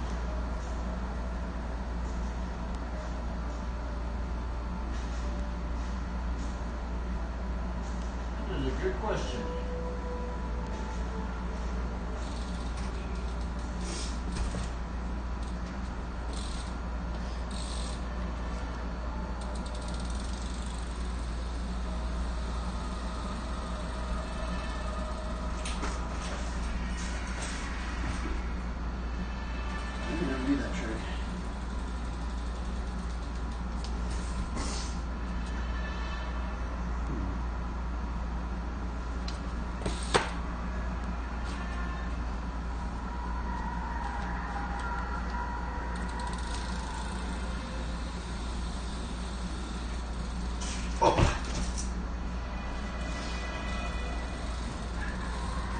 game. I'm not very good lately.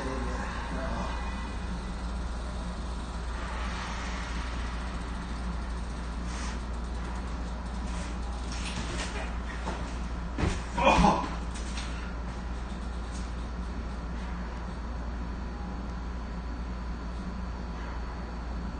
What the hell? I almost landed it.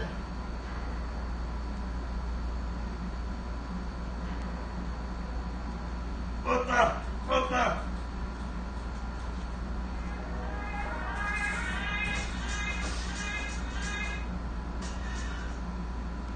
Use hydrogen water for 9 times more hydration or replenish dewy, glowy skin. Grab it at your nearest store today.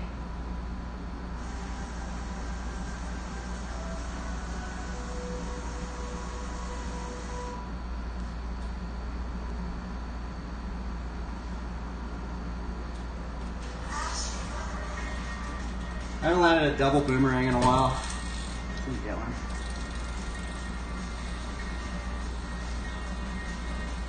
Let's do like one little peg wheel into it.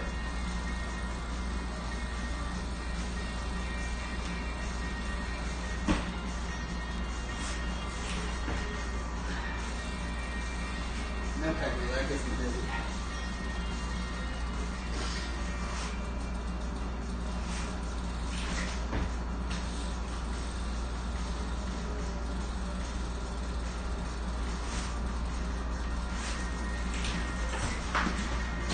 Oh my god, I almost landed.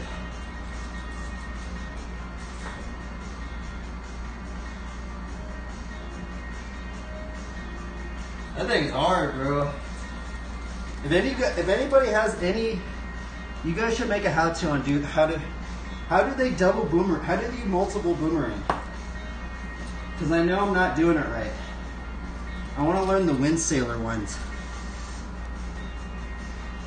There's not a how-to on how to do it. Multiple. I'm doing the tire spot.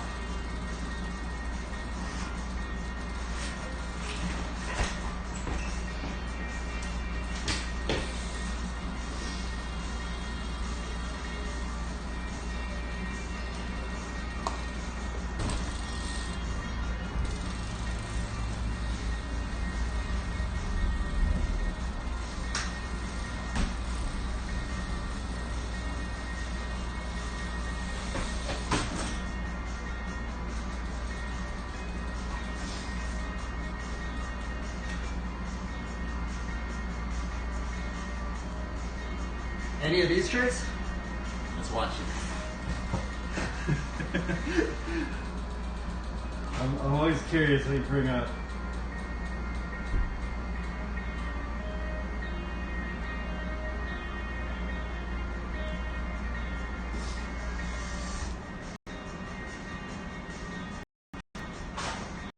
Eddie Fiola. I think I've actually, no, I haven't met this guy. Holy moly! I cannot do that. So let's see. Interesting. Holy moly! I have no idea what that is. Interesting. I do that trick. Let's see how is he doing this one.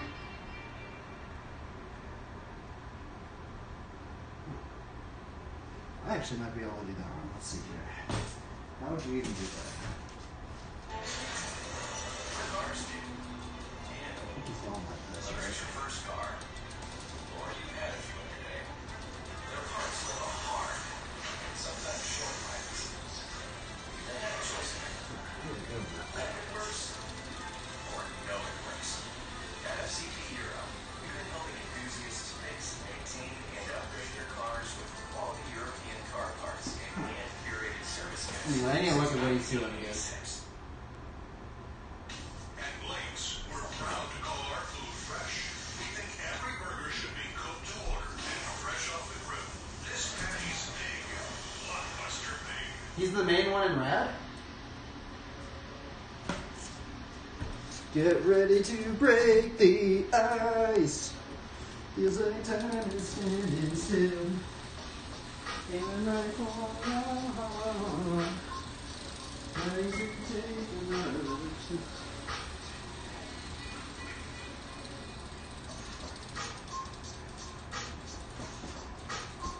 Yeah, that's actually really weird. I don't know how you're doing that. I think you have to go straight at it. I have to kind of curve a little bit.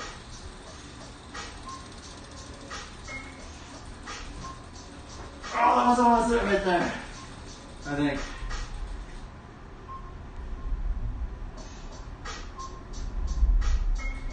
Dude, I've never done that before. That's so funny.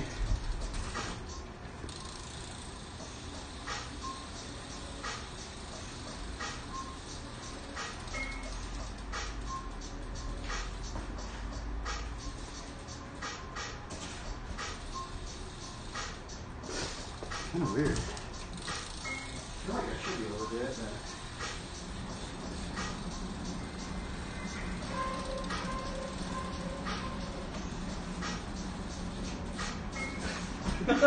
It's actually kind of hard.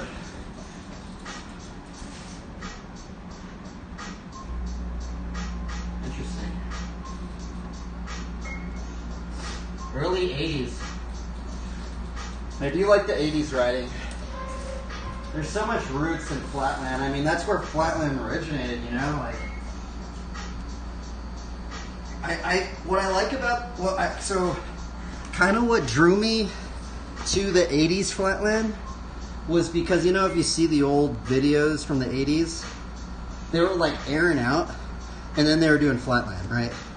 And I like that because I used to be really about airing out. So I feel like when I got hurt, when I tore my ACL, I was like, oh, what am I going to get into? And then I like started looking at the 80s Flatland, and I saw them like airing out. Like they'd be airing out doing the Flatland. I just kind of thought like there was some relatability right there for me. I was like, I used to air out.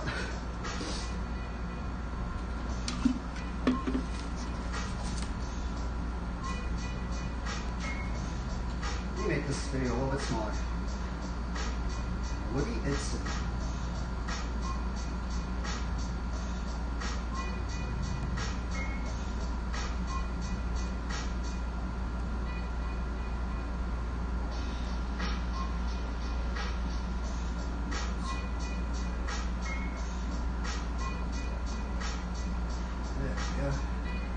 Dude, that trick's crazy.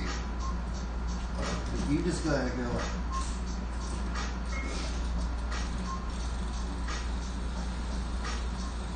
And that other trick he was doing, I think you need a precursor for the other trick.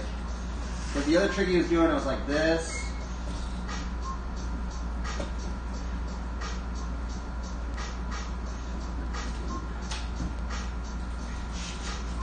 I don't know how he's doing that other trick. I know those two tricks Eddie Fiola was doing like super gnarly 80s stuff. Some to-do show up unexpectedly. That come help you cross off. No, I'm not a flat earther. I'm not a flat earther.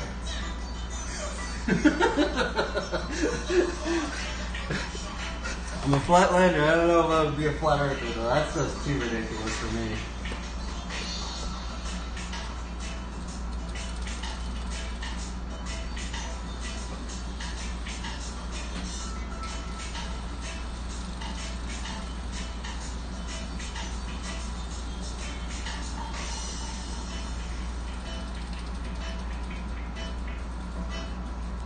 I don't know how he's doing that. I gotta just walk into it, I think. It's like freaking skimming the ground or something like that. That's pretty cool, actually. It's kind of crazy because I actually think you need like a taller seat to do it. You're actually running it.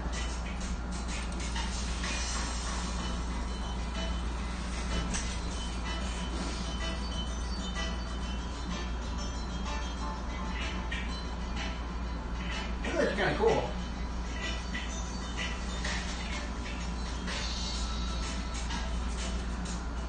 That would be gnarly. Imagine if you were a flat earther, flatlander. That would just be hilarious.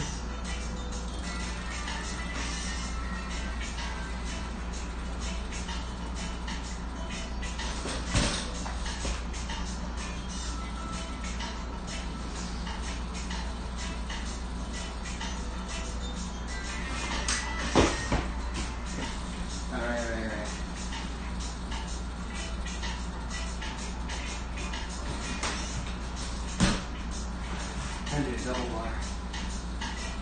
Double catch bar. Oh, come on. I'm going to do a double, I'm going to do a bar catch bar.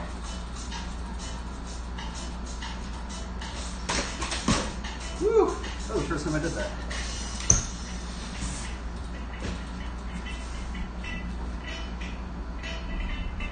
Dude, that was really cool. That was really fun, actually. Because I could do like the multi-bar like this.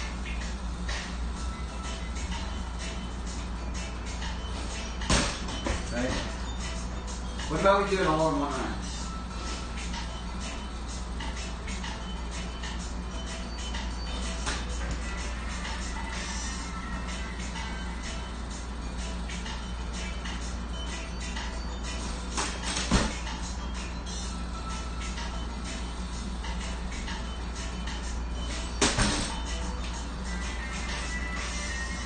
Bar back. This is right necklace bar. Splash.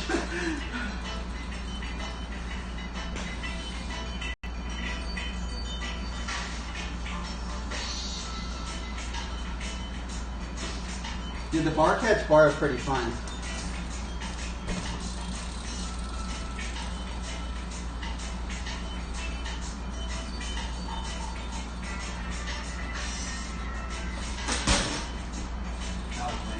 I kind of do like a tail tap.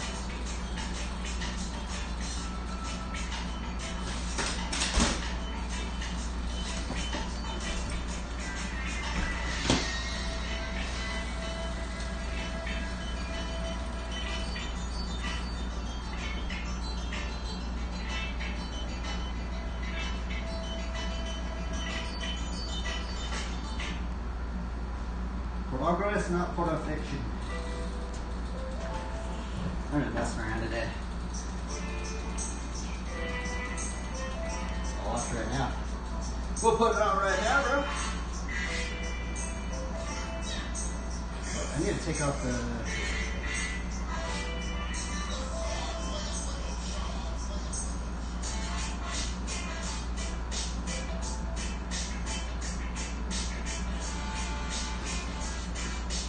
Who is this? Is this Dave Mira? Or no, this is DMC, right? I think you showed me this one.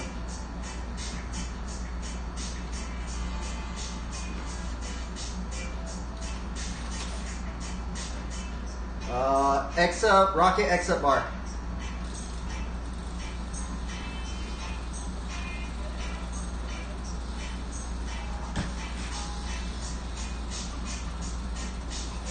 Oh, come on.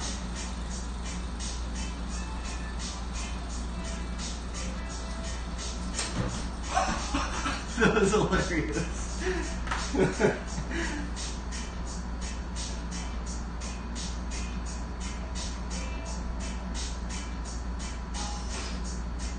One foot on my peg. A lot of people learned it that way. It's kind of weird. I don't know how you guys did it like that. Did you guys learn it like that? I feel like that's weird. Or like, did you learn it like this? Did you have your pedal down?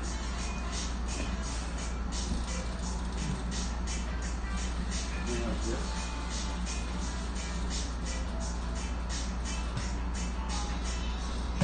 That's scarier than just a pickup bar. You're watching. What the heck? I don't know if I'm doing it right.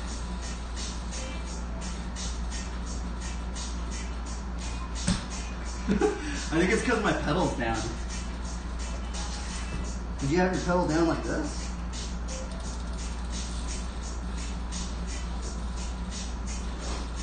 I feel like pickup bar is less scary.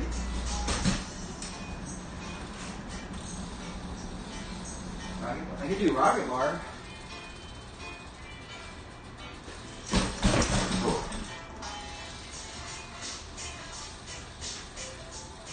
What about this rocket bar?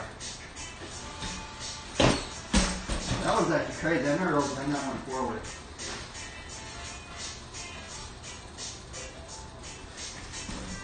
Whoa.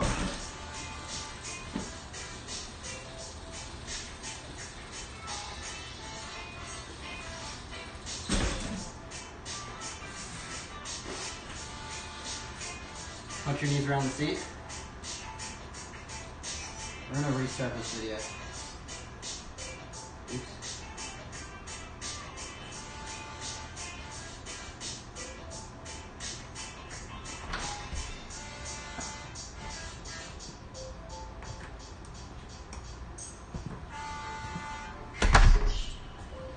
Get up. There you go.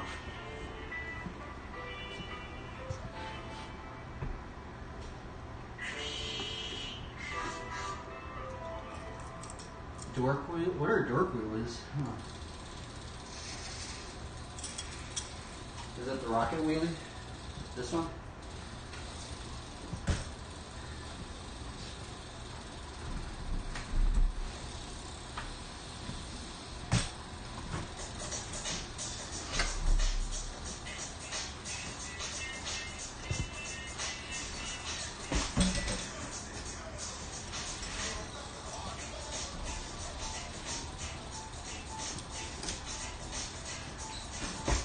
I'm going to do a slider combo.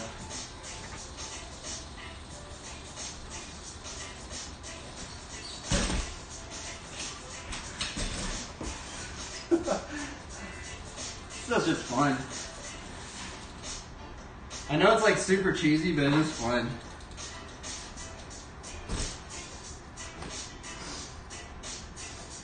Yeah, I'm putting that in here, man.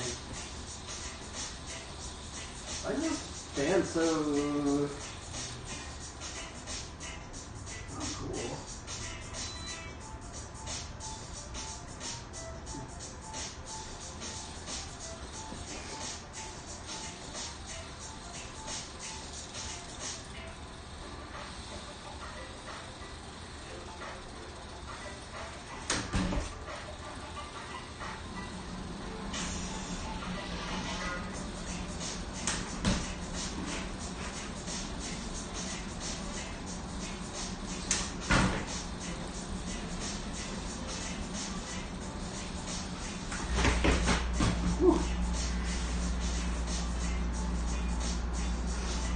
Oh, peg manuals?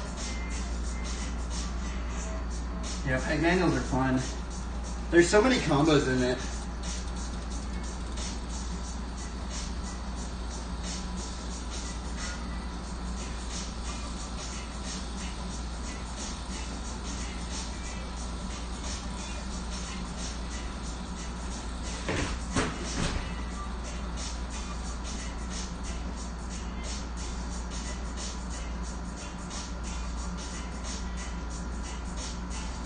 Ooh, dude, he just did the trick that I was kind of trying to do. Double flail.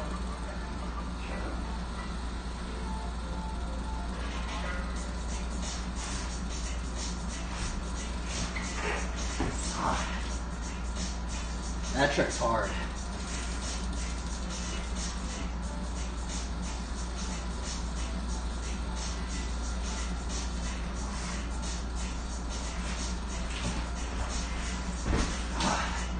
Can't get to the pedals.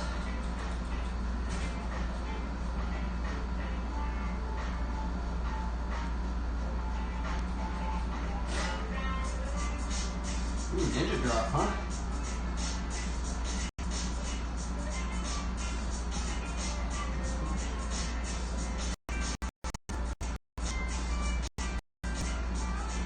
Ooh, Amateur. This video?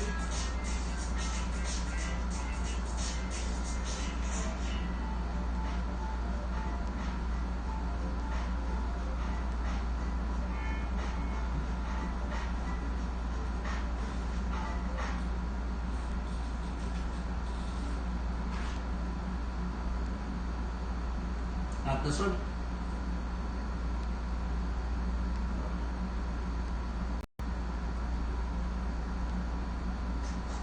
When the prize is yummy, but you can't always win. Good. Bustin' jaw. Do I have the light on? I feel like that thing emanates a little bit of heat, and I'm trying not to have any heat in here. style.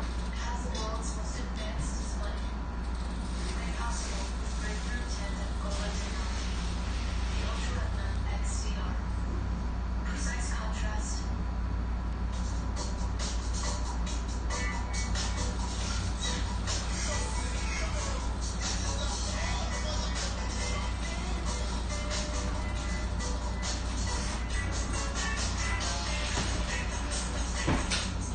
Oh, it's right there.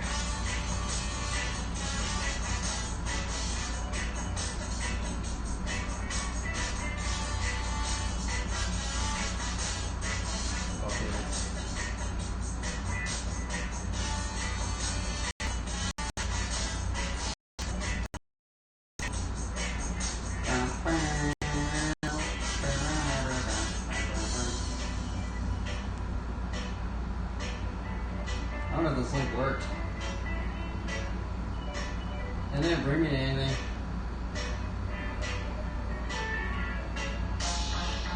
Is that video on private?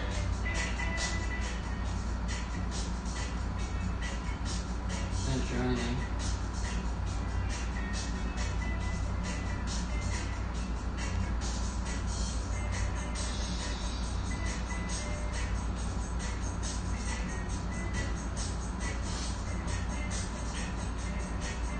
Yeah, I think that it was a private video. I couldn't get to the link for some reason. Wouldn't let me join.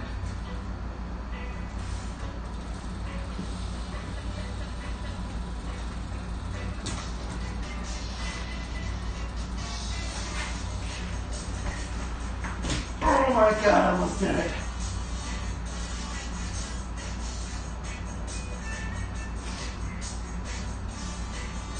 Dude, I almost landed that thing right there. I'm gonna land it today. That one's actually the easiest double boomerang to do. The other one's actually way harder. This one's easier.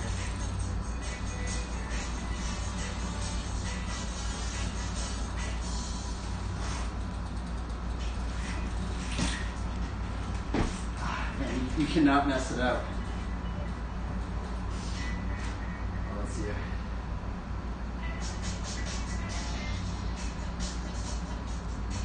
Here we go. That's this.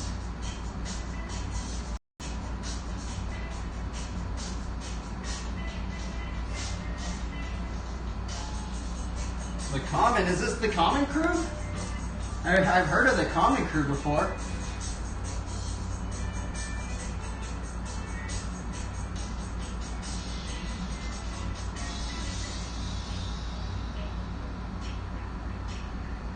Ooh, 180 tuck and hand, that one's red, I like that. 180 turn down.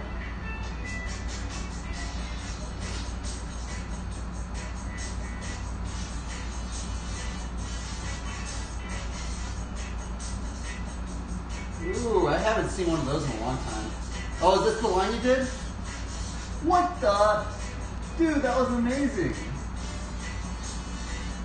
Was that the line that you did?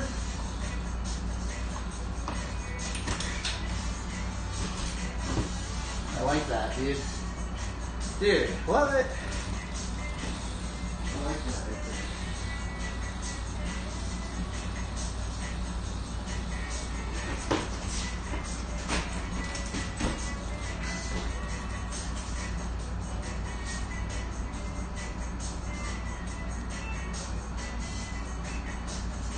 Dude, that was cool. Ooh, that was a good whip to fakie right there. Who did that whip? That guy just that guy does some like Chase Diart whips right there. That guy with like the blue, a little bit of blue on his bike.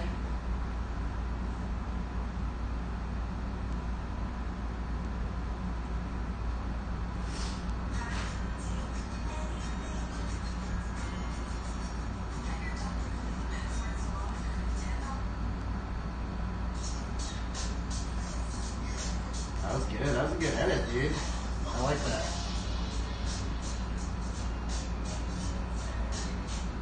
Is that it? I think that's it, huh?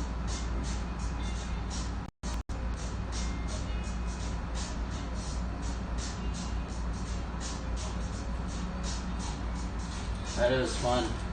A lot of whips, man. I like whips.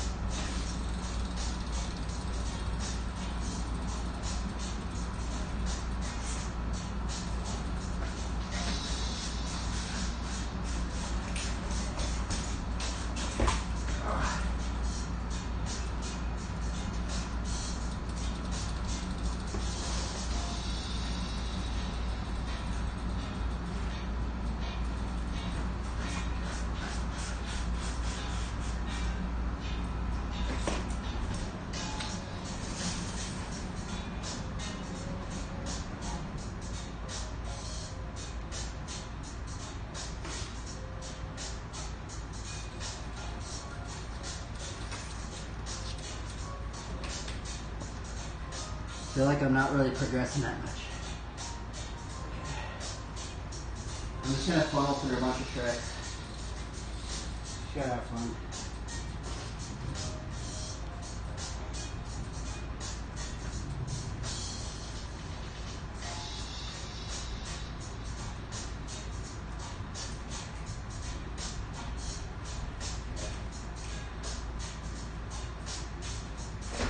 Oh man.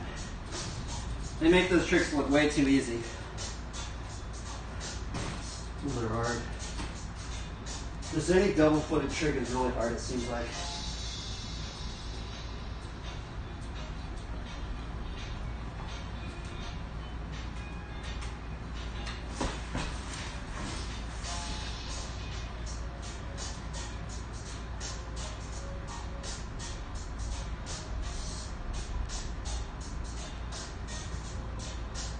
Oh, gnarly.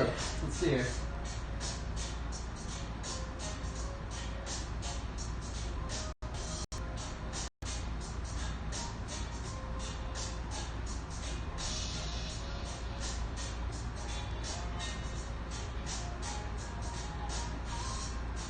Just fully in the frame.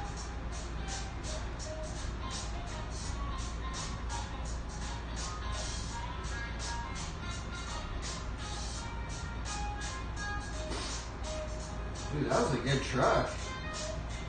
Ooh, the ET, man.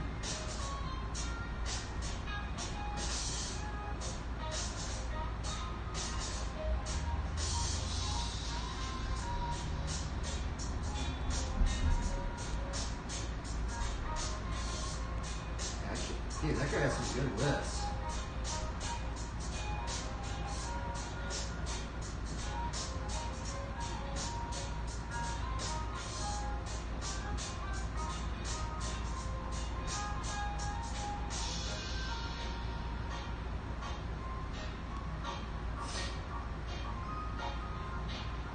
Holy moly.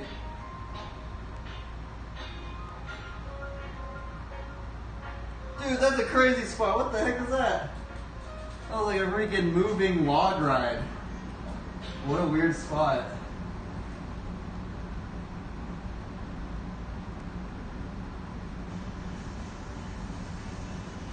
Dude has some unreal whips, like pedal all the time.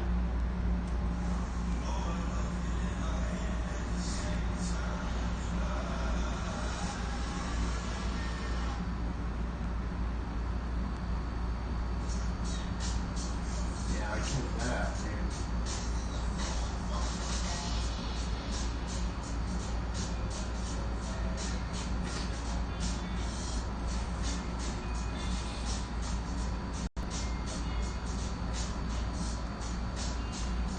That's not fun.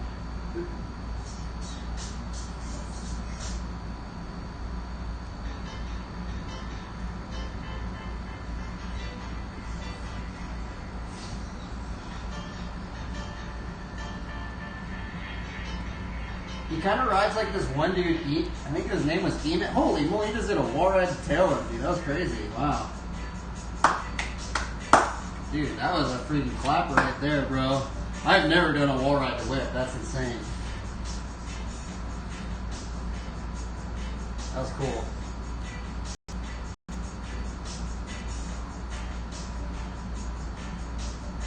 wall ride to whip, dude. That's a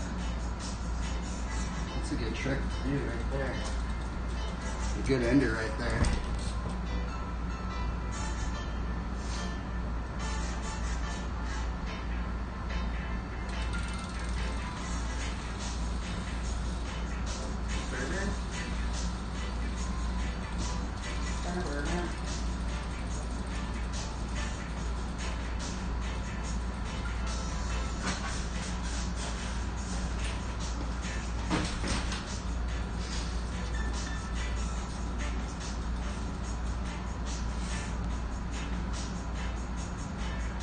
Man, 3 months to make that edit? Yeah, you guys went to a whole bunch of spots. Where was that at? Was that Florida? That didn't look like Florida. That looked like, I don't know, Pennsylvania or like New York.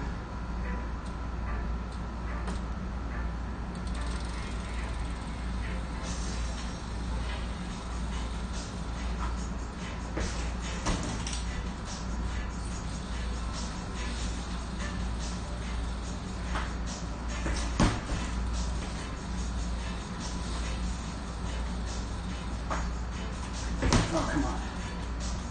Man, I'm not riding very good today. I'm like tired.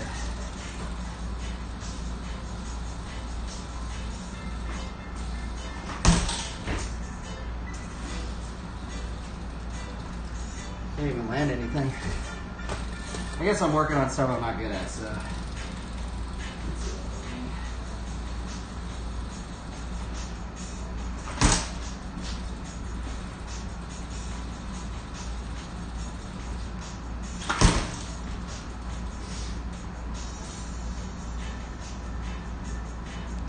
Or Western Mass?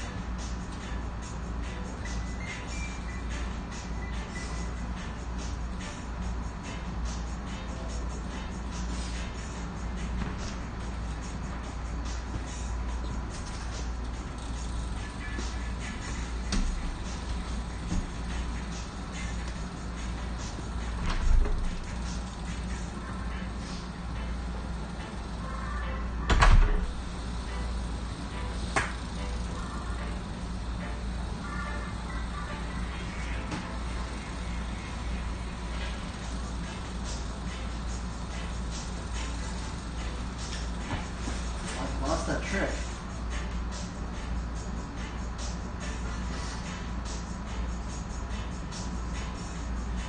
Yeah, there's a little bit of a deck. It's like super little.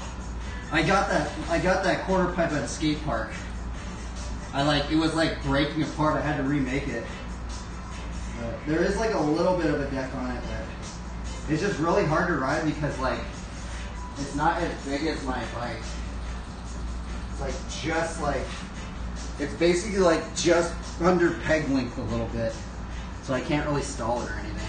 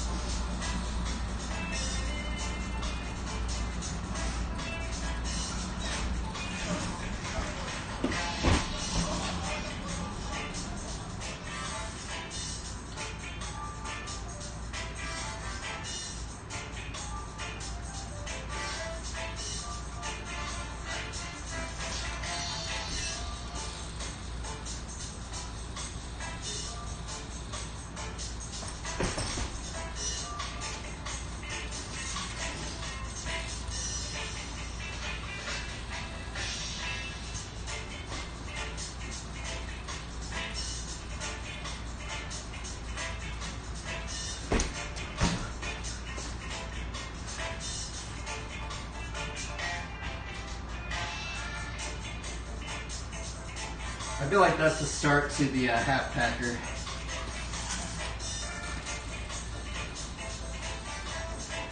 Gotta get comfortable like that.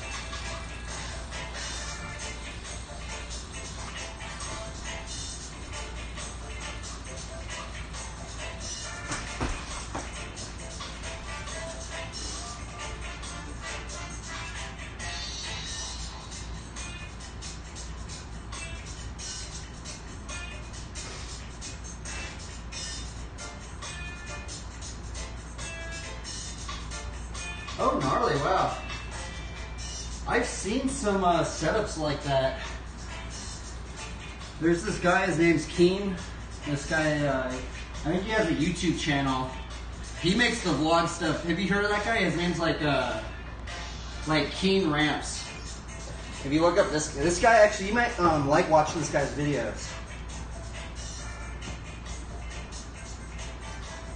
Keen Ramps on YouTube. That guy, I think he had one. He has one in his video. I don't think he ever made a video on it, but they have one set up. Like, I mean, maybe they didn't make a video on it, but I kind of wanted to make one of those. Those look kind of cool. Like, you just got to get like that right transition, right, to get it so you can put it on the wall.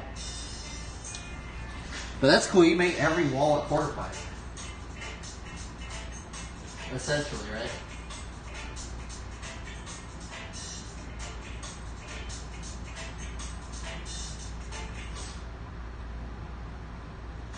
I'm like slow today.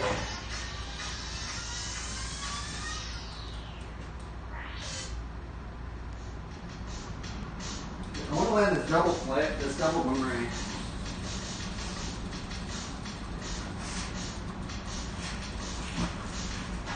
Oh, come on. So close.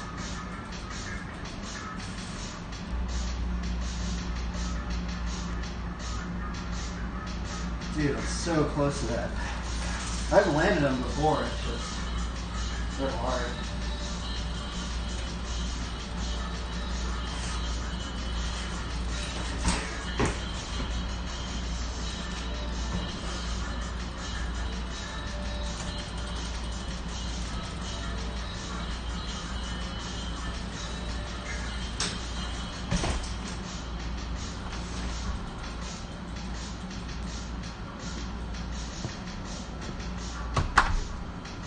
Did I watch Fries? I did.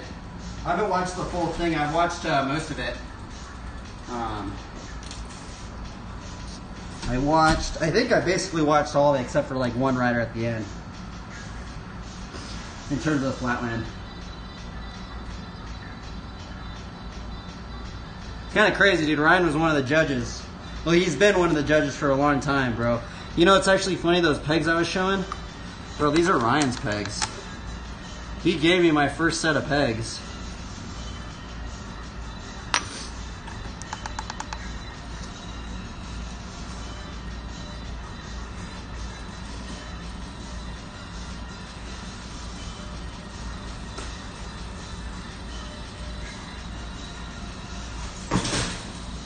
Whew.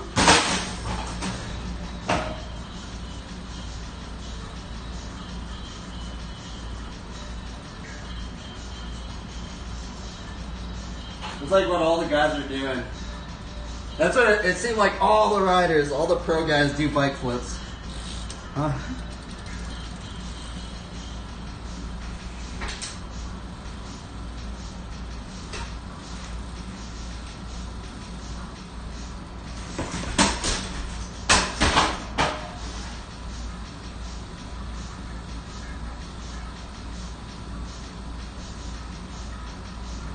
That's a hard trick. That is a hard trick. Do you think I'm kind of getting close? I don't know.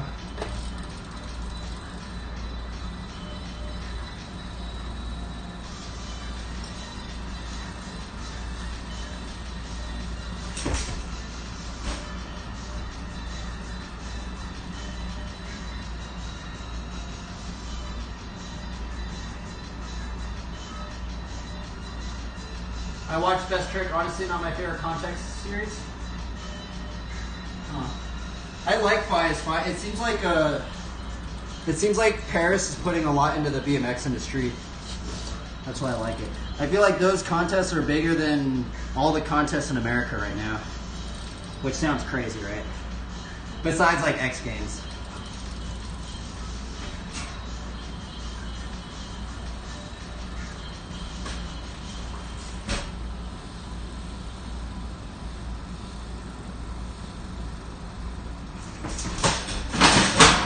How do they do that?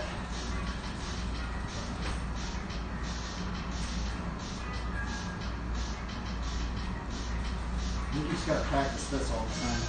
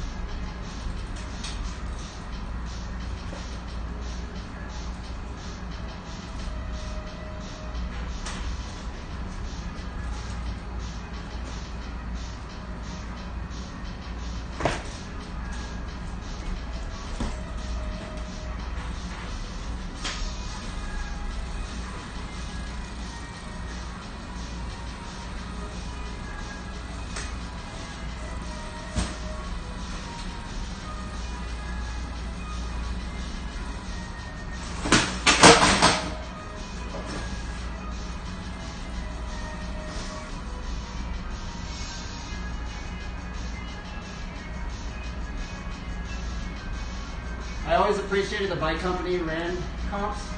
They used to have more like a big jam. I understand it's necessary, but yeah. UCI is pretty big though. I think it's the biggest. I like UCI. I really do like UCI because they do like all things of bicycles. They even do bicycle soccer. Bicycle soccer, trials riding, mountain biking, road biking, flatland BMX, park, street. It's everything that has two wheels. That's why I like UCI. Is like they're about it. Ryan's a judge in that.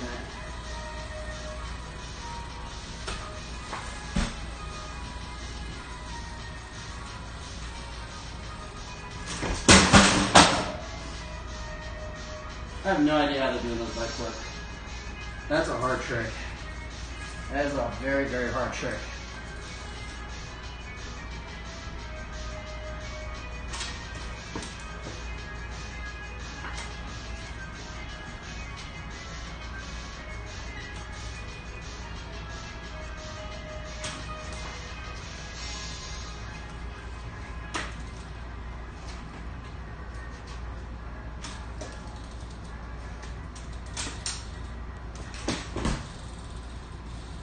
The more I could do that, right?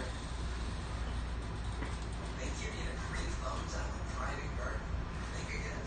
Meet Sunday points for Alder. Yeah, but what's funny is like one of the riders that judges the contest, he actually got me in a flatland. He's like the fit S&M flatlander. His name's Ryan Russell. He gave me a lot of these parts. That judge gave me these pegs, the free coaster, the tires. Crazy. He gave me the sticker too. Shout out that he gave me the sticker.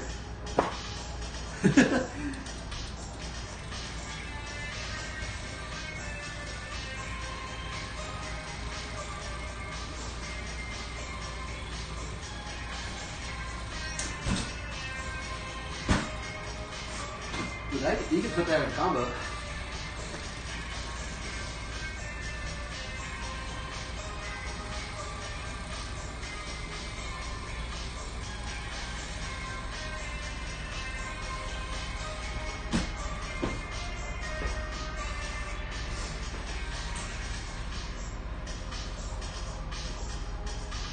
Funny one. Is it one of those riding ones? I got a couple from them.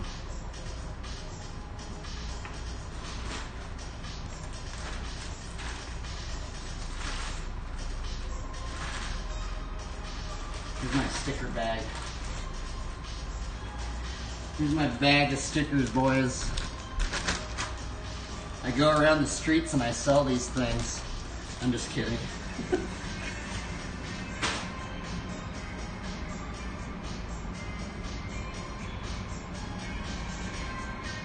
I think I've seen that one.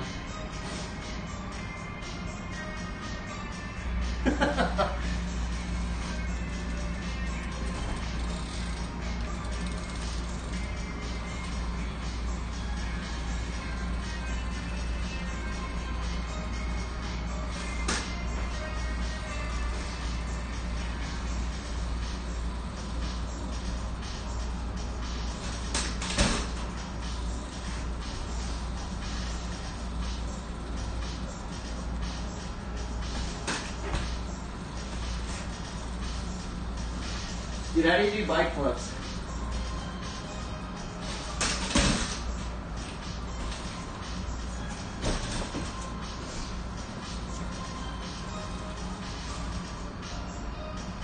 Are you practicing bike flips, Empathy? I'm trying to do the Ren bike flip, by the way. The Ren bike flip is go like this, half bar, double. Actually, that's actually what he does. He doesn't actually leave this. He does a double foot. So it's double foot.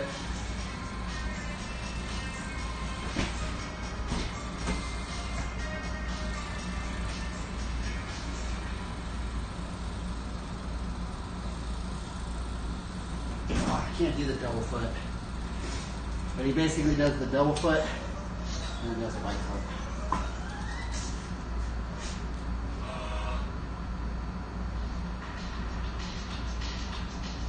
You know, I saw a bunch of people doing it. Basically, like everybody does it that at Fies, right? Some sort of bike flip they're doing.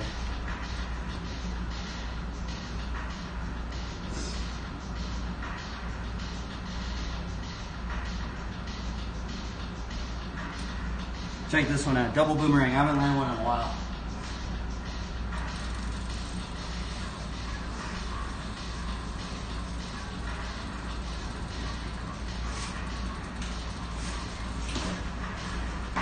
Oh my God, I almost landed right there.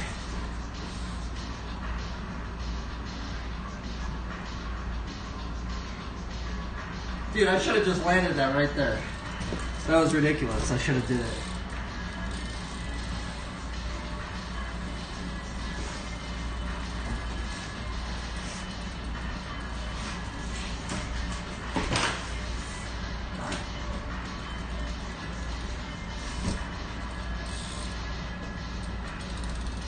This trick's actually hard. I think it's hard.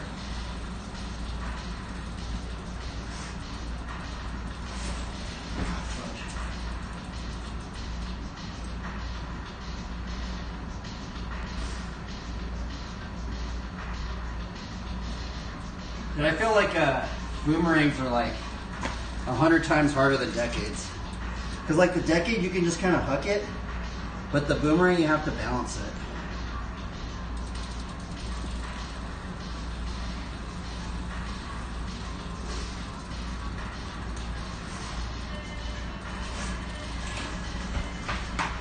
Oh my God, I almost did it again.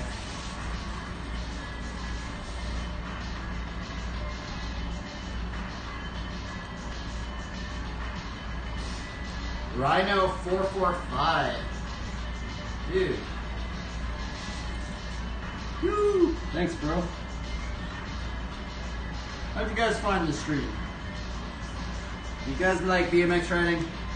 Are you part of the Christian tag, or are you the BMX?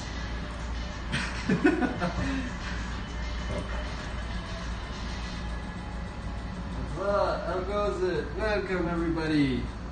Welcome everybody to my awkward stream where you get to peer in and watch me fail over and over and over again. I haven't even landed anything. I haven't even landed a single thing today. Probably because I'm not doing a gyrator. What is your favorite BMX trick?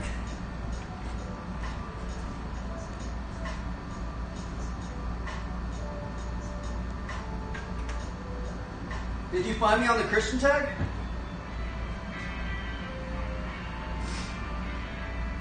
Did you find me on the Christian tag, or are you or did you find me on the BMX tag? I'm kind of just curious.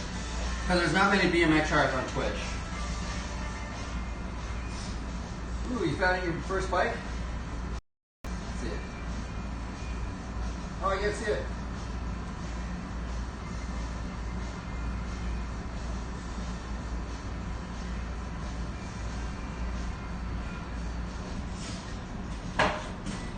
I guess I'll be more in like show mode, I guess. People watching.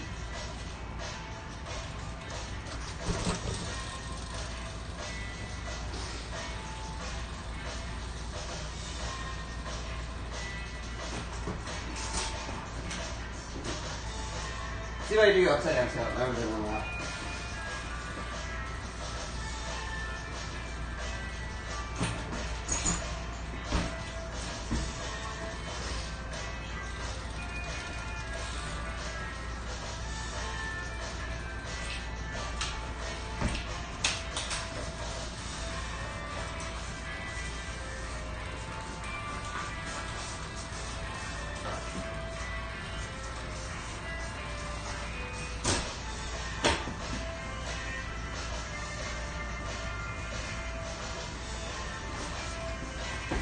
Ah, yeah.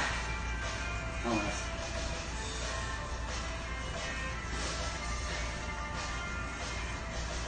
Oh, the IRL.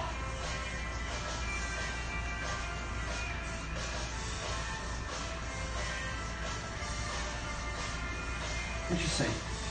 Do any of you guys ride BMX? Really fun. So on this stream, we're kind of learning more like the flatline BMX. We also do ride that ledge a little bit. Here, I'm going to give this guy a shout out. I don't know if you guys follow this guy, but his name's, I'll shout him out right now. Shout out.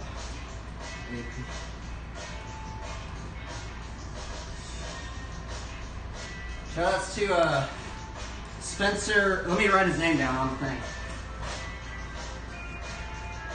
Check out Spencer on YouTube. Please.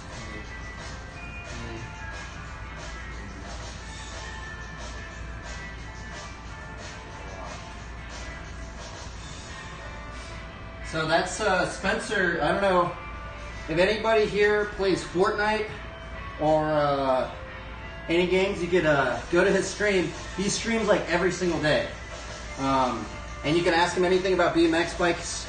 You can go to his YouTube page. You can basically learn like how to ride a bike on his YouTube page. He's like one of the few other BMX riders that streams on Twitch. So shout out to Spencer. He's a rad dude.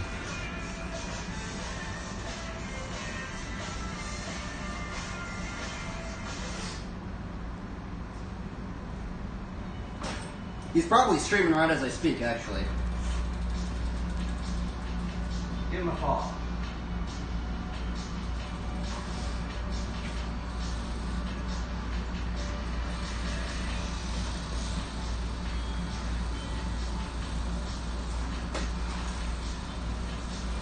Oh my God. I need to sweep up. It's a little slippery in here. Well, let's see if I can copy and paste that link.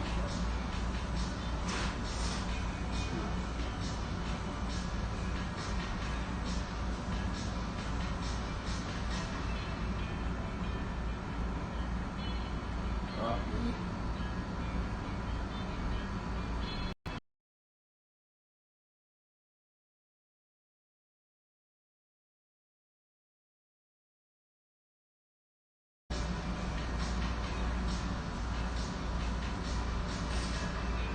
Oops.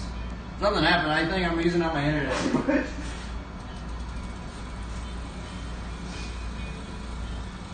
My internet's getting overloaded.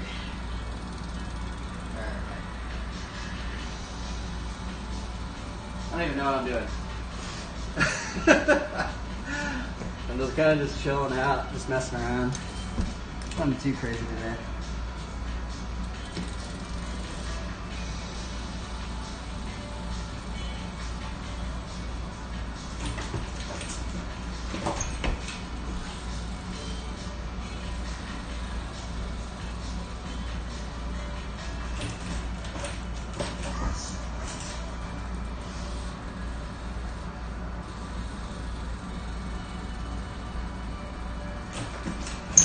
Oh, I can't even ride today. It's one of them days. Oh, it worked. My internet just like crashed out.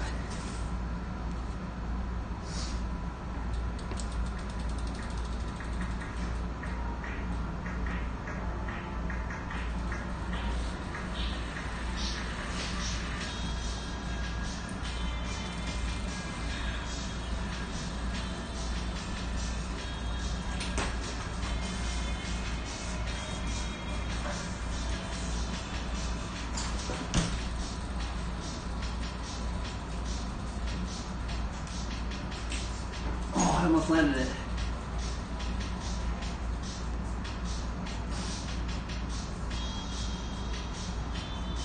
Let's see if I can put the BMX video back on. I gotta limit the Wi-Fi.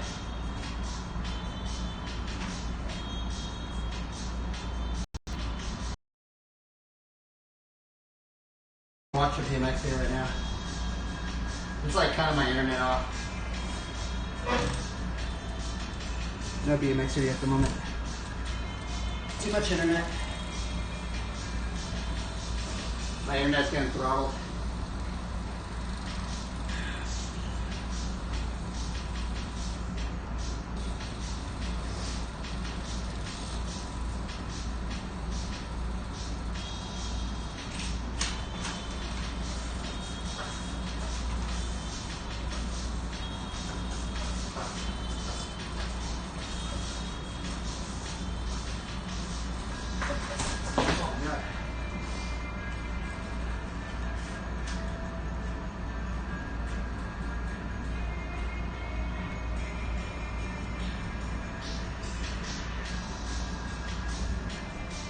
I don't got enough internet. It's weird. Some days, like, I can run the BMX video and stuff, and then some days, like, it's just like I don't have enough internet. It was working earlier. You guys have any favorite BMX tricks? What are your favorite BMX tricks? Turn this light on. I guess since we can't have the internet on, we'll turn this thing on. Whee.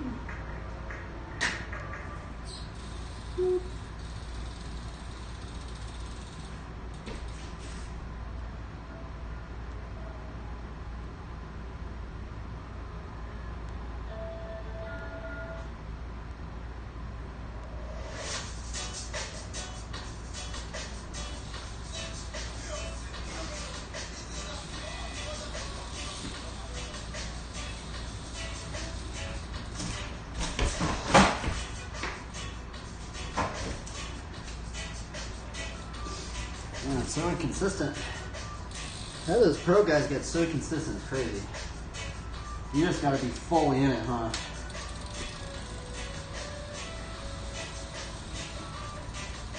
Can't even ride right now.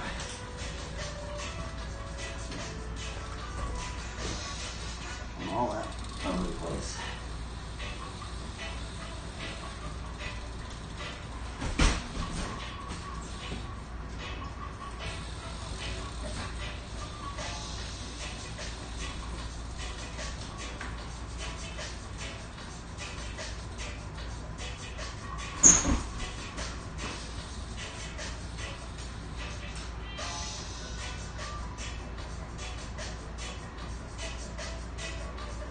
That was fun.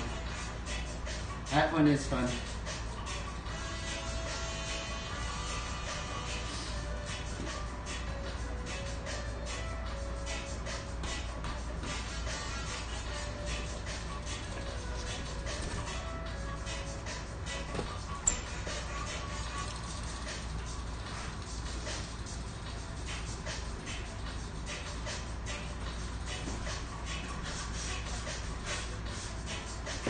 Ayapa.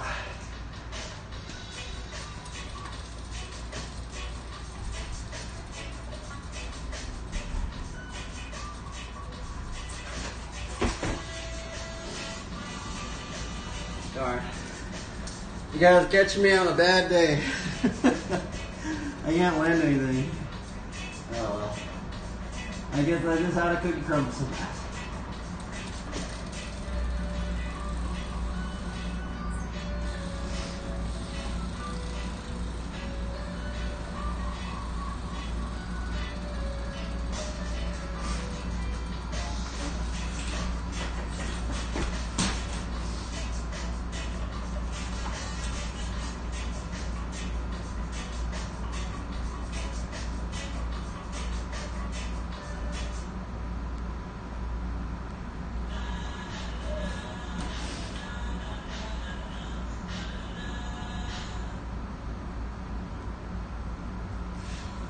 Try not to do generators. I guess that's why I can't land anything.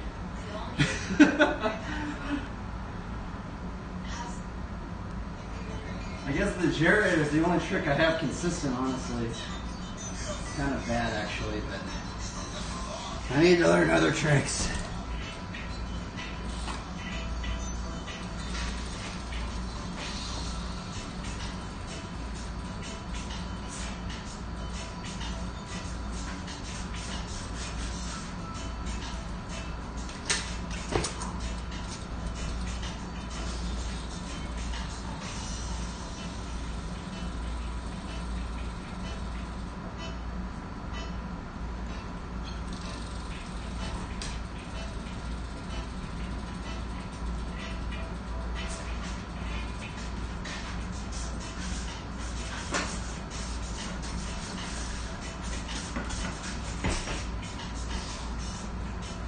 I feel like it's kind of dusty in here.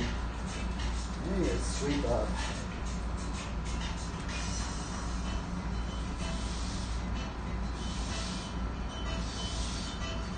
I'm like sliding out a little bit.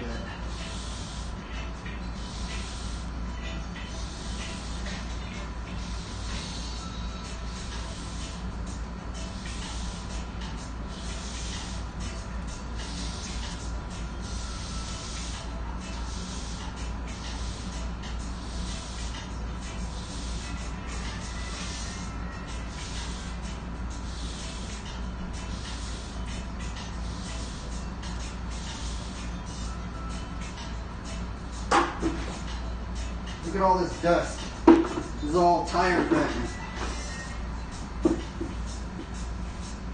So I'm sliding out on.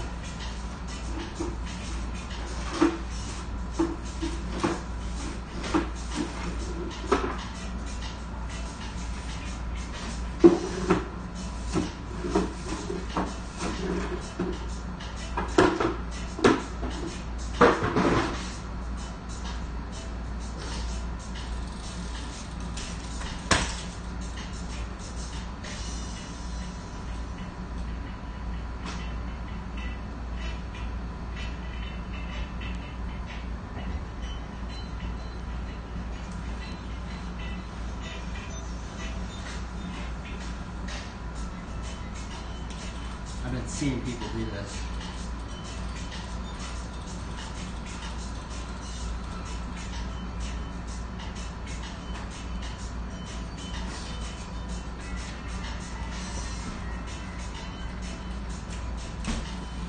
There, I feel some grip now. Okay.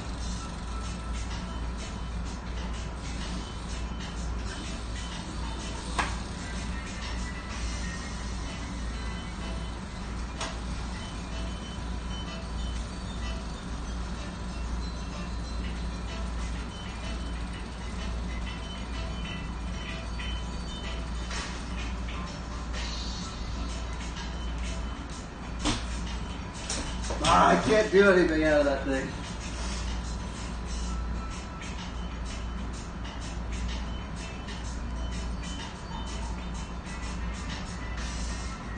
Just rubbing off dirt, I think.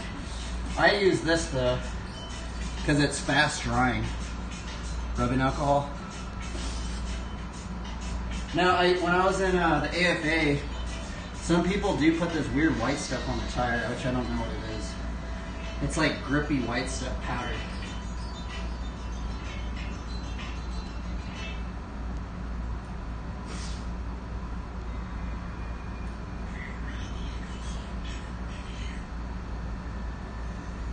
I can definitely feel it though.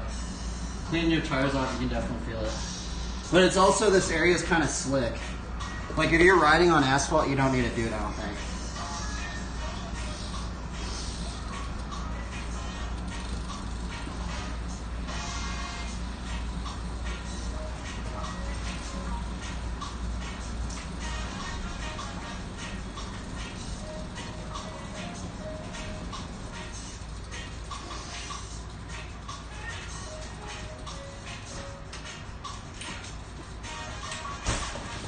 Are you kidding me? Almost landed that thing.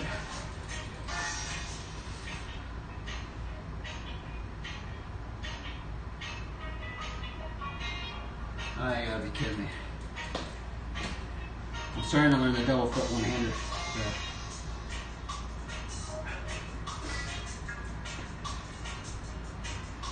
Yeah, I'm a little bit close on that trick.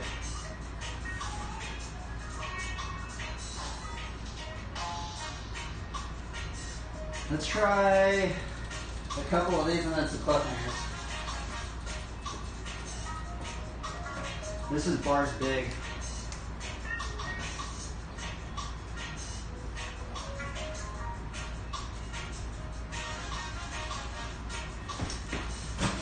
Alright, right into cliffhanger.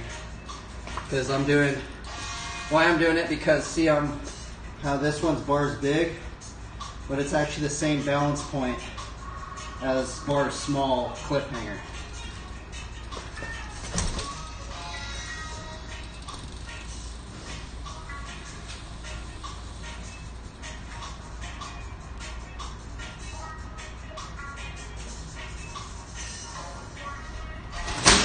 Oh, fuck. That trick sucks. I feel like I'm never gonna learn that trick.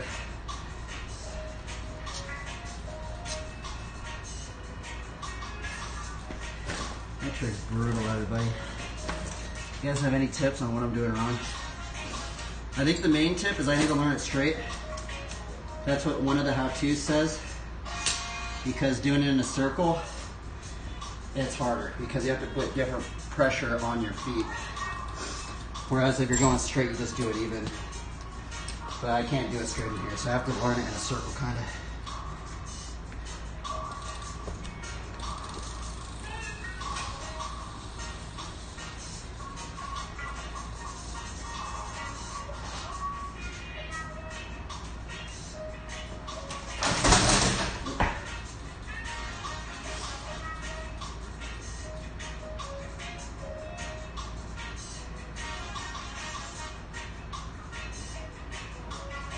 I'm not like going up high enough.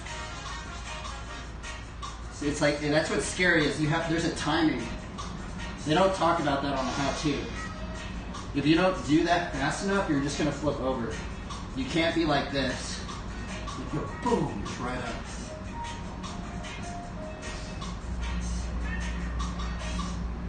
So you guys are learning cliffhangers.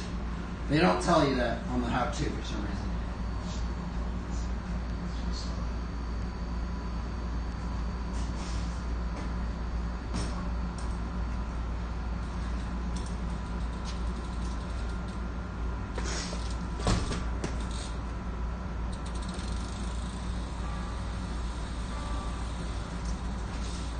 Oh, my crank's gonna be hard.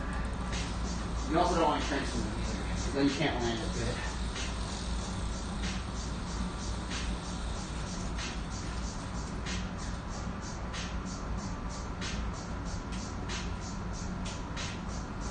I can't even do it right now.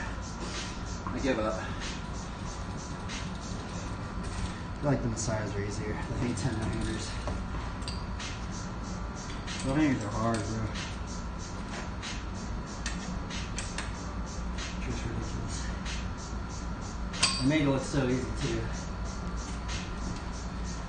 These are much easier. Just the hang 10 no-hander.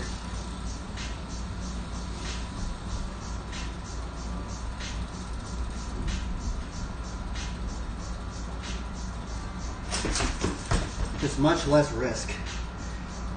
That one I feel like you could learn it way easier.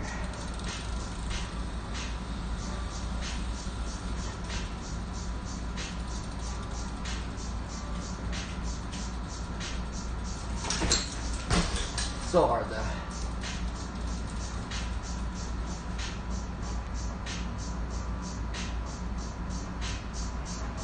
I'm trying to learn the hang 10 no-hander to hang 5. I feel like that would be a good combo.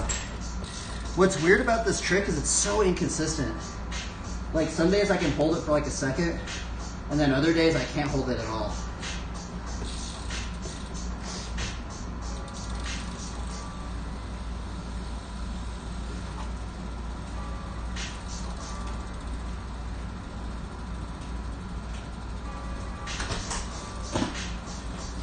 I'm doing it a little bit, but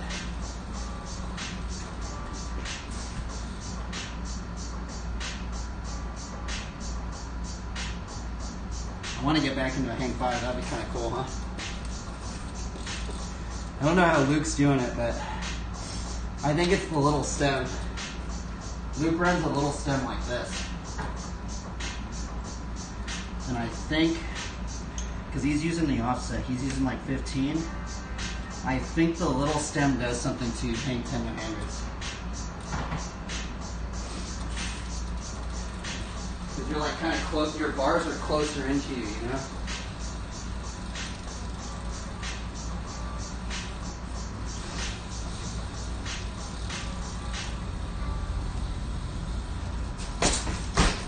Come on.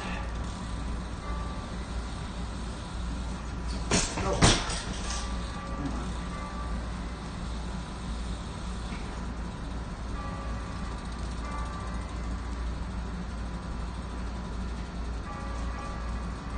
Whoa, that was a hang 10 to hang 5.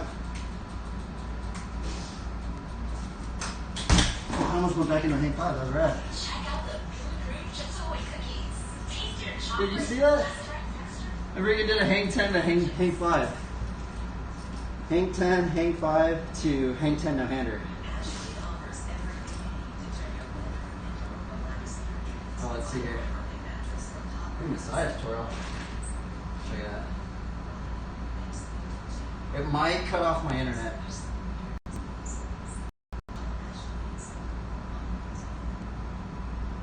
It might cut off my internet. I don't know. Let's see, how is he doing it? Man, he's using 0. What was that? 0 offset bars?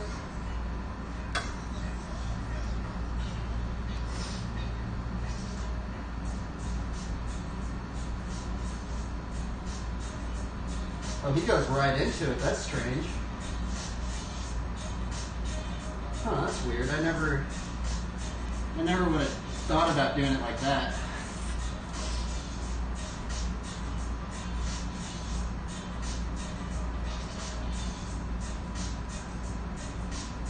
Let's see, what's he gonna do? Let me make the video a little bit bigger, or this a little bit smaller.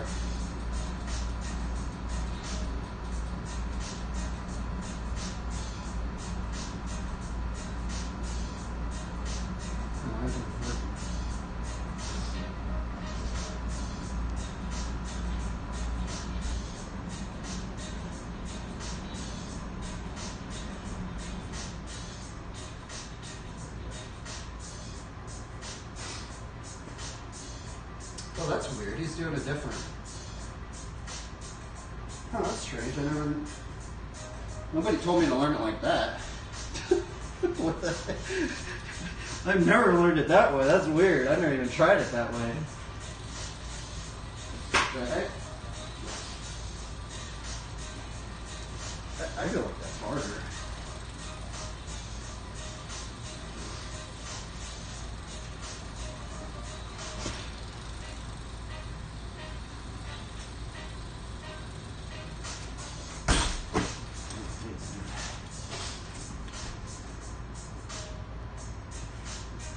Wow.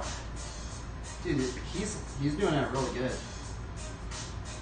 That's a really hard trick.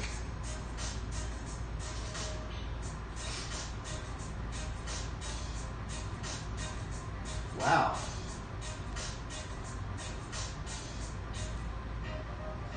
That's a really cool trick. That's so weird that he learned it that way. Nobody told me to learn it that way. Like he's just stepping into it like this. Weird. Very good.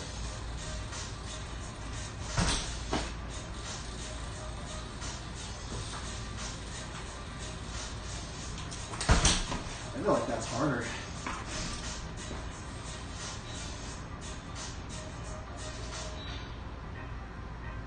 Huh. Always roll in a circle. I'm gonna rewatch it.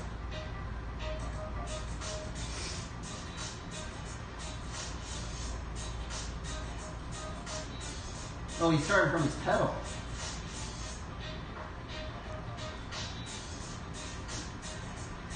Oh, that's weird. That's strange. He's putting his opposite foot on his peg. That's odd. Oh, that's strange. That's opposite foot. He's starting like this. That's weird.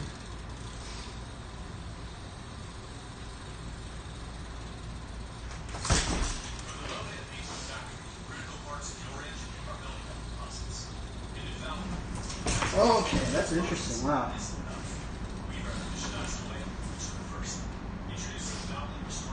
Thanks for the follow, man. Or I think somebody followed me. Thanks for that, dude.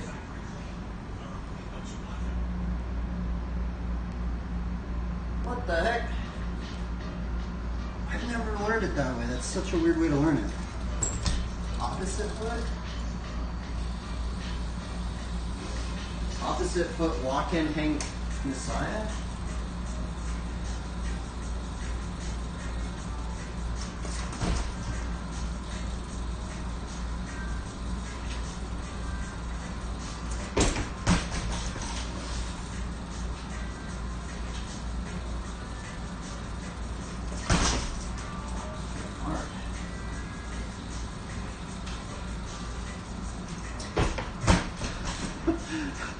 Dude, that's a harder version. I feel like the hang five is easier.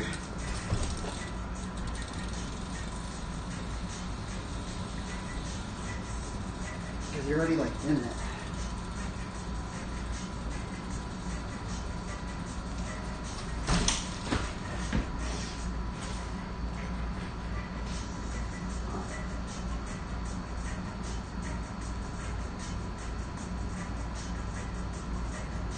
What do you think? It's weird that he's doing it opposite foot. That's what trips me out.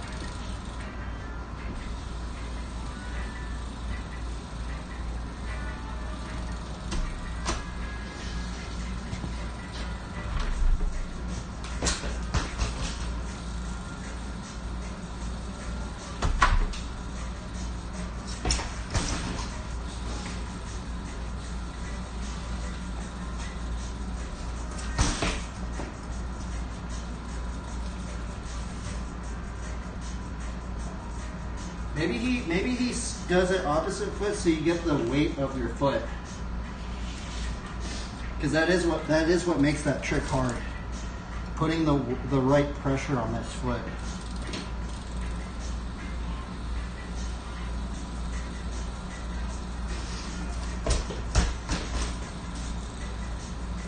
Let's just see what happens when I just ride it like this.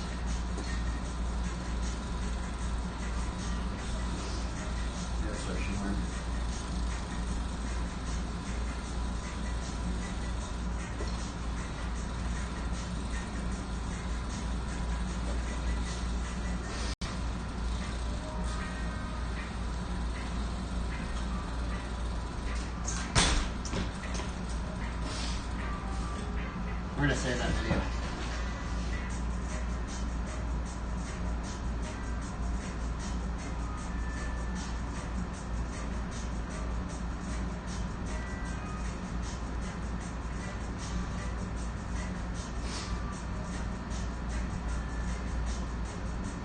Let's save it.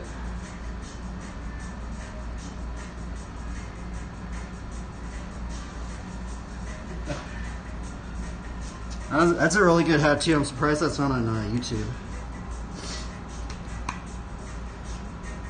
I didn't even land anything today. Or I gotta land one no hand line or something.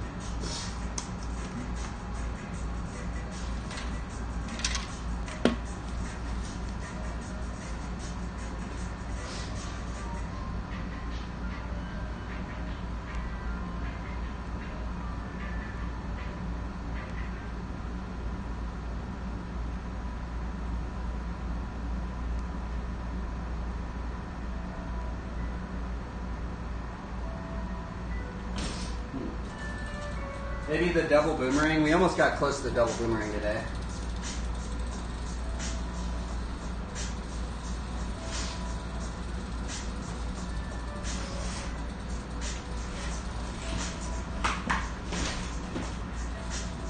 Woo, we just landed it.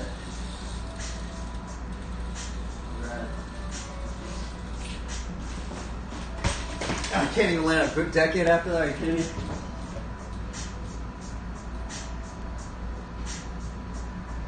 Well, the only thing I've landed today, double boomerang. Or I think that's a double flail. I think a boomerang's when you don't touch. So I think that was a double flail boomerang.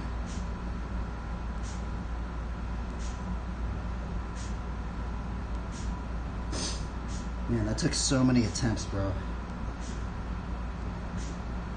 I wonder, it would be cool, like, to if there was like a counter, like how many times I tried that, because I'm pretty sure I tried the double boomerang probably, well, I'm gonna have to say 50 times, maybe 70, maybe 50, maybe 40. I don't remember.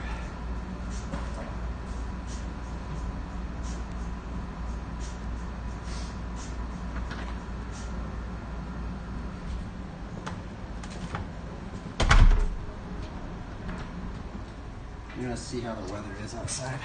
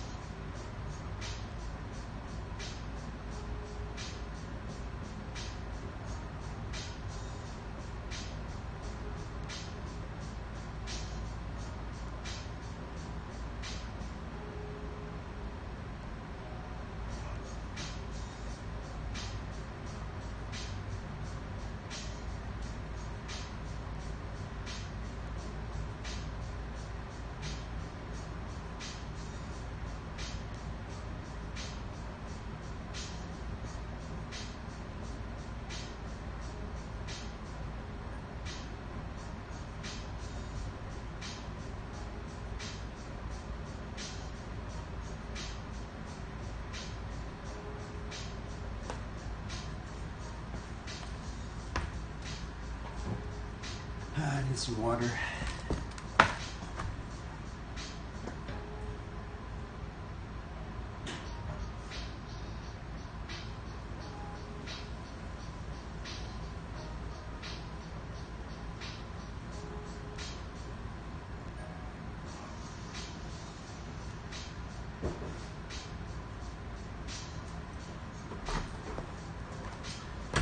I wonder if I can watch Fies. Someone told me that I'd get on copyright if I watched it, but I don't think so. I feel like maybe if you just have the music up.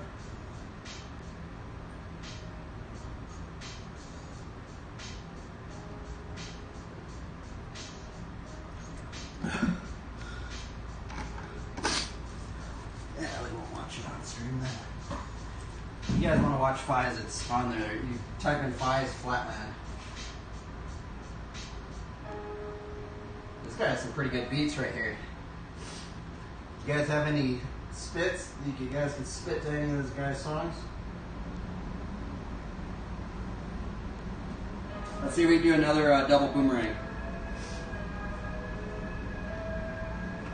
Or a double flail. You keep calling them boomerang. Well, I guess it is a boomerang, but I think it's a flail. Double flail.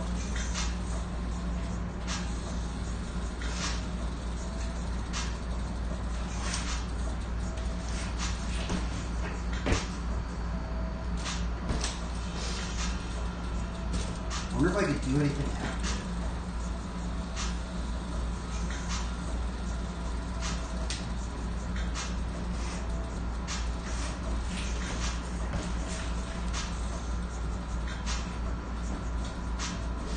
Oh, maybe you could do this. What about this? Go in, fakey, fire hydrant. Oh, that might be a new combo. Ooh, fakey fire, or I don't know what that's called. I think it's a fakey fire. What about double boomerang or something? It's something.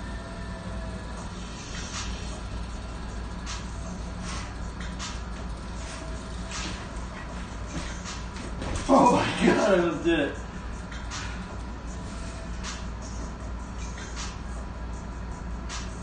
Holy moly, that trick's gnarly.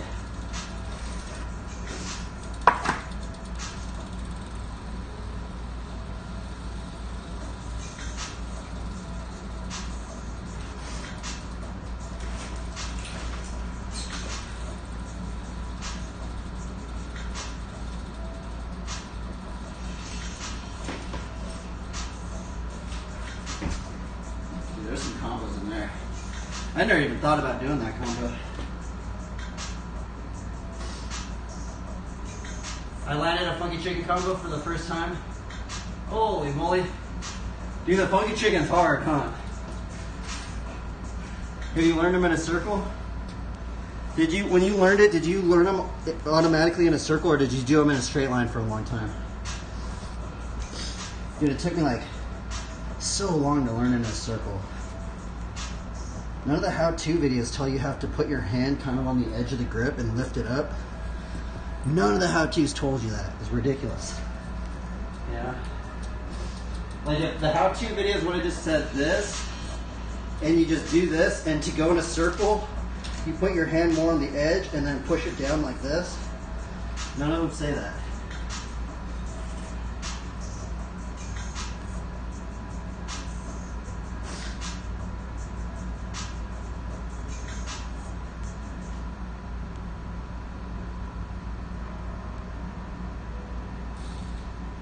Funky chicken whip, bro. This is the hard funky chicken trick. Let's see if we got one. I almost landed one last week.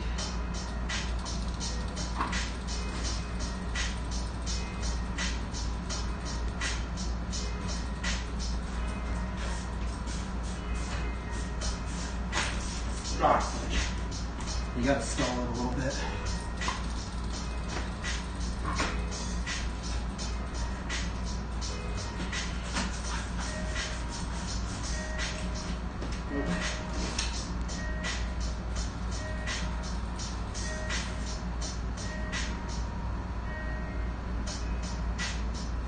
That's hard. There's this one dude, his name's Aaron Dull. He would do like quad funky chicken whips. It's gnarly.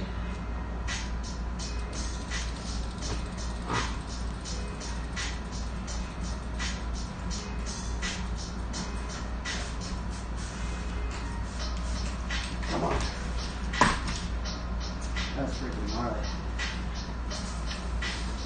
You guys are out there. It's not a how-to for this trick. You guys can make one.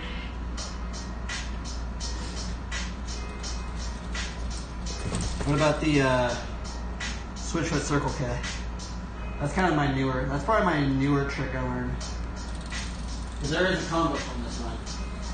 You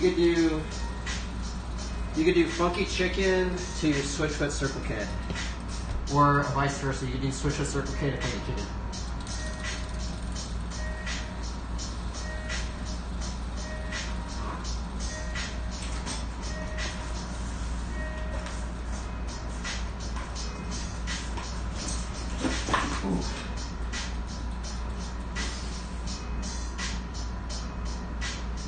It's crazy because Terry Evans does it like without the scuff, you know?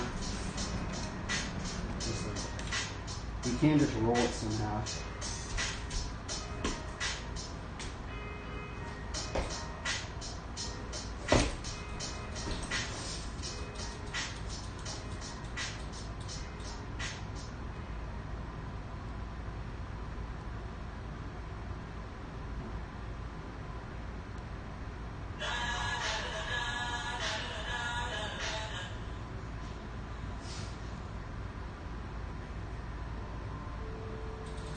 Let's go back to double flail.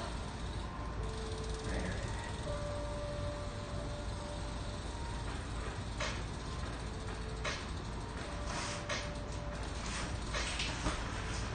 Oh, come on, that's so good.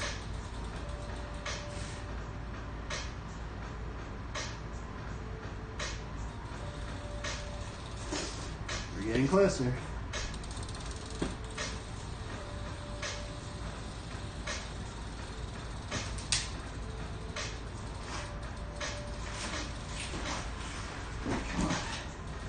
I'm like putting my weight just a little too far out, and it like leans my bike.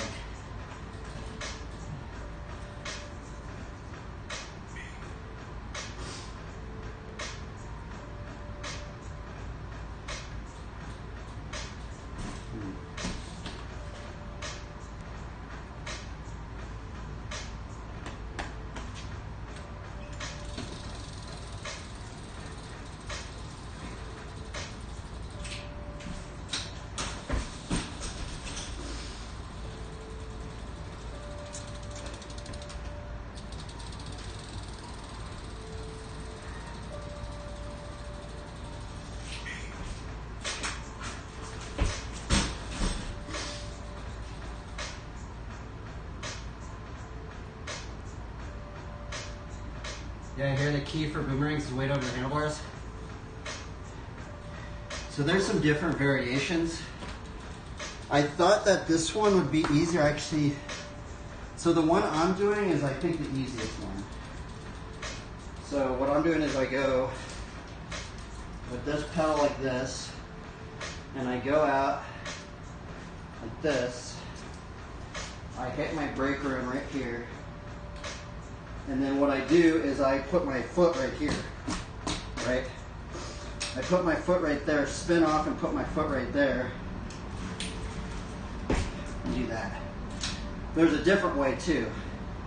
So I think the way I should have learned it, because I saw some people do it this way, right? Some people go boomerang, and they put their foot on that peg, like this, and you can ride it a little bit. So if you mess up, you can ride it a little bit and save it, right? And then they go like this into that one, right? Then the wind sailor one, I don't know how to do.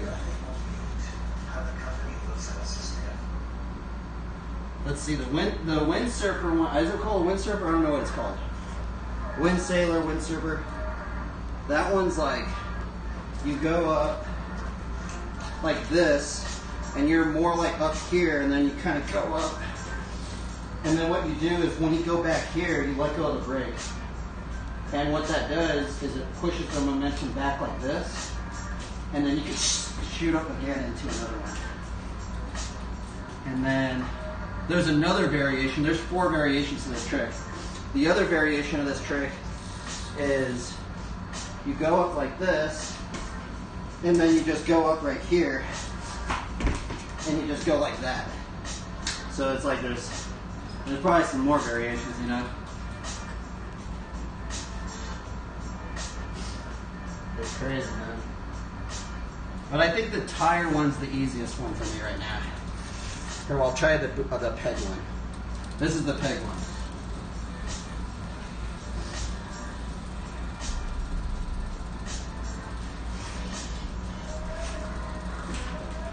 There's the one right there. I think what makes the peg one a little bit harder for me is because I have like this longer seat. If you have one of those shorter seats, it'd probably be easier for you to do that one.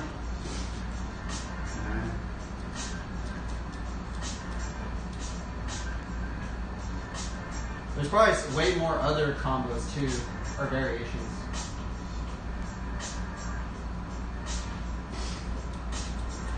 And then there's just the normal one. And then I hear like this is a really, I forgot what how to, but they said this is like one of the first combos people learn. So they go just peg wheelie.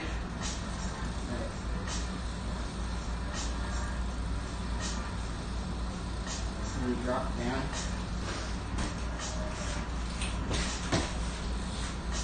You kind of already in it.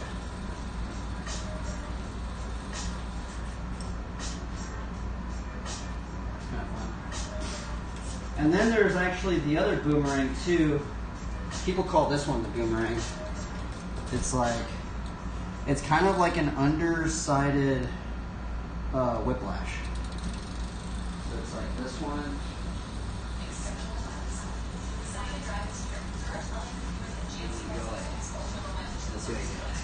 I've never ran one before. So you go up and then. Oh, no, I can't do it. So basically, what you do is like go hang 5, and then you do like you lift your leg up, and you basically just do like a boomerang to put on your pegs.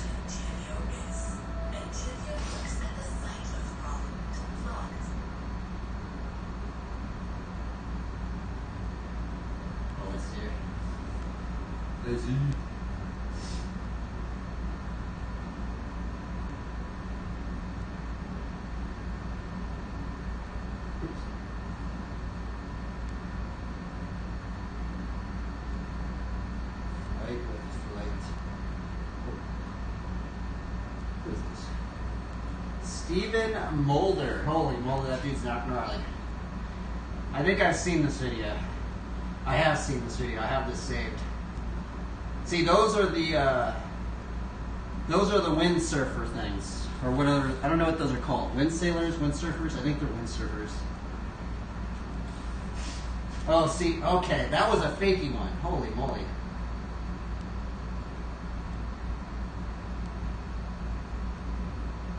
Gnarly.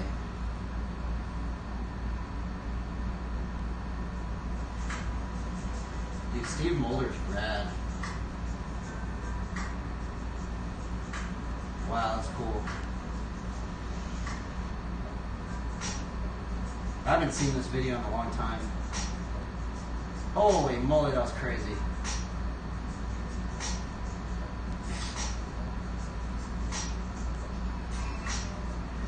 Mount Moriah. Hello. What's up? How is your evangelism been going? Have you been sharing the good word, Mariah?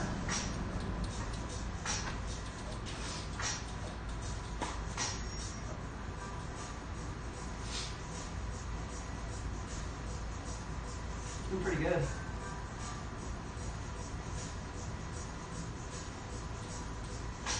I'm actually taking a trip out to Cali in like, I'm going to be leaving in like 5 days. I'm going to go to Long Beach.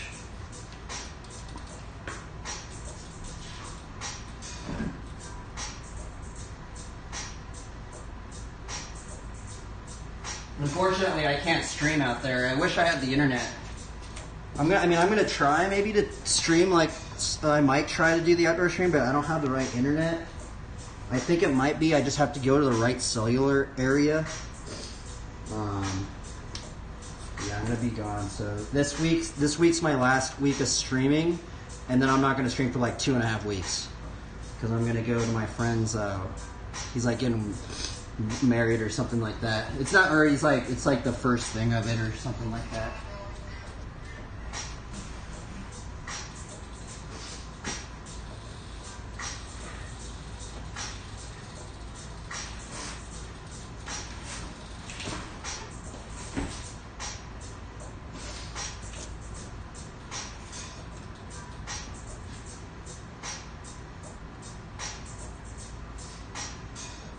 This is Mark Love. This guy's really gnarly. Let me make this video bigger. I don't know why it's all tiny.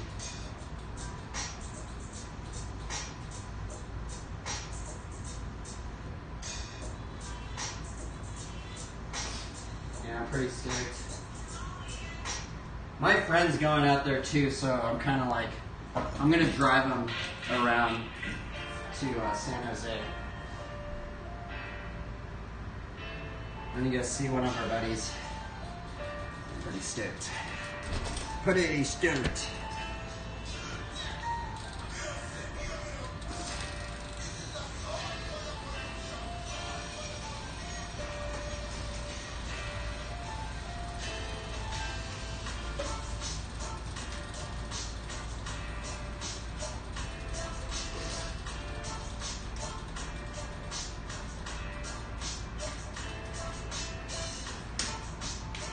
Ah, fudge, I can't land anything.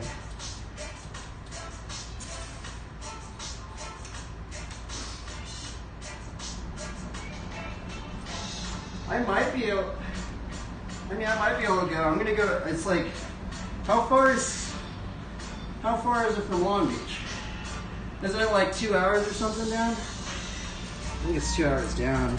I might be able to go. I'm kind of busy the whole thing, but we'll have some time.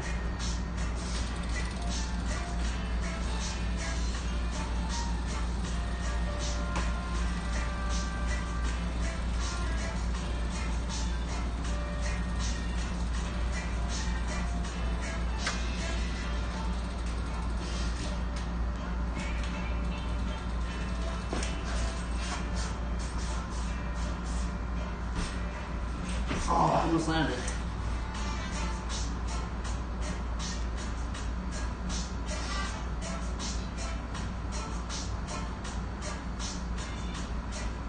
Yeah, I've never really been to San Diego. I've only been there like one time for a job. Because I used to work for the church, and we did this stuff at these horse, like the horse racing stuff. We went and did a horse race thing over there.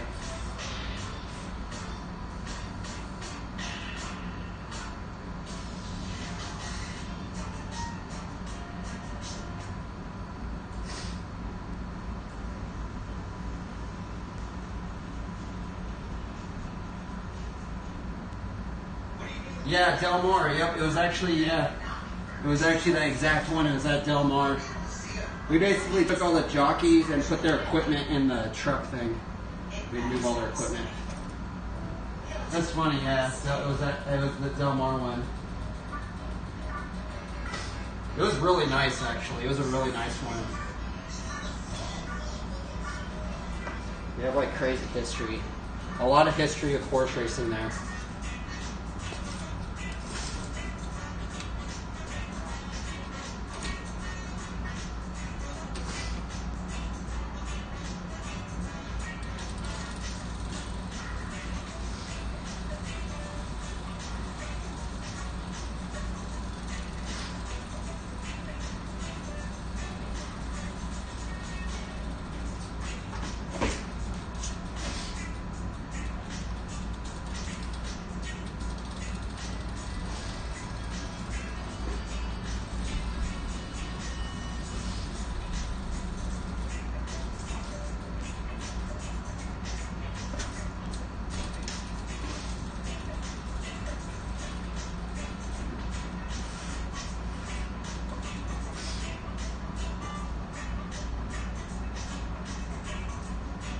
Only been there a few times.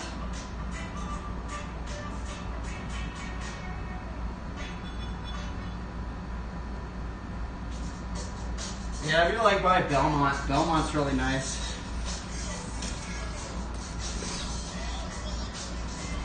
Some parts of Long Beach are kind of sketchy. If you just go more inland, I guess.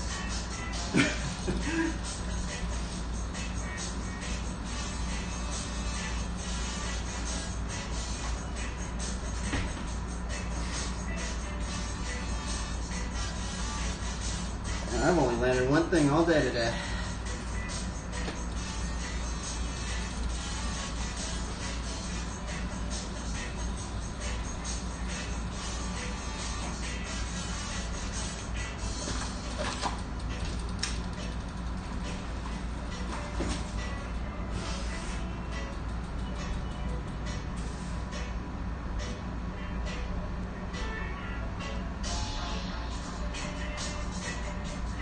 So there are a bunch of gnarly BMX riders in San Diego.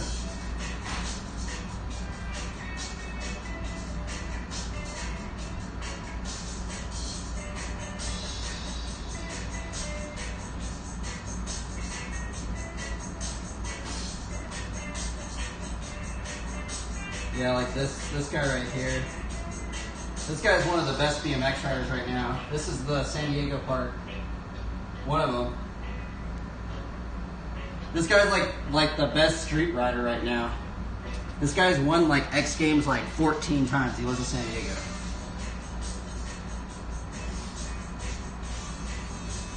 His name's Garrett Reynolds. He has a skate park in his backyard.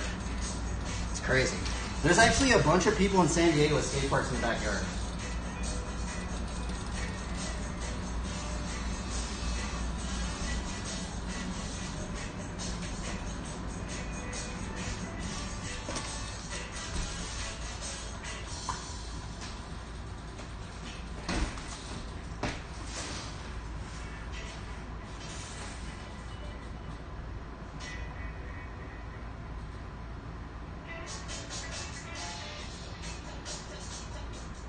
There's that guy. It's weird. I'm gonna be honest. I don't really know any of the San Diego scene. I'm not friends with anybody from San Diego.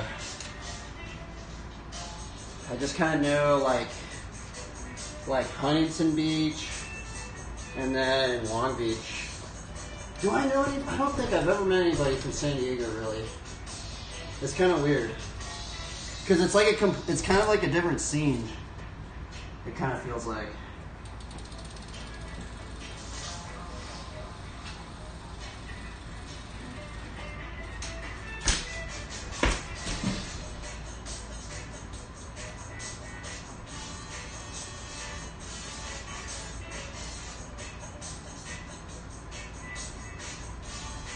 Yeah, surfing and longboarding.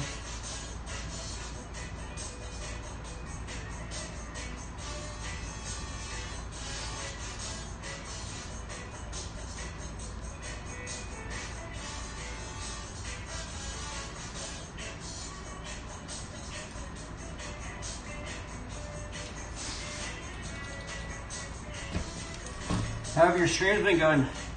You been streaming?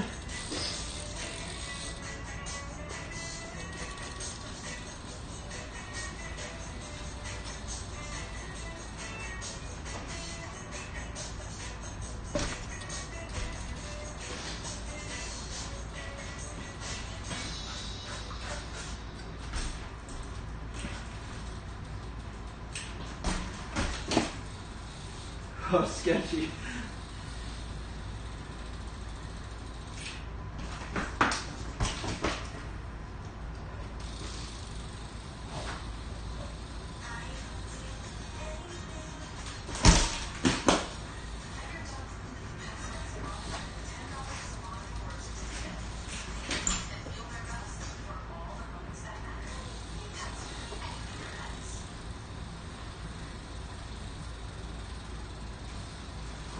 Oh, he got me.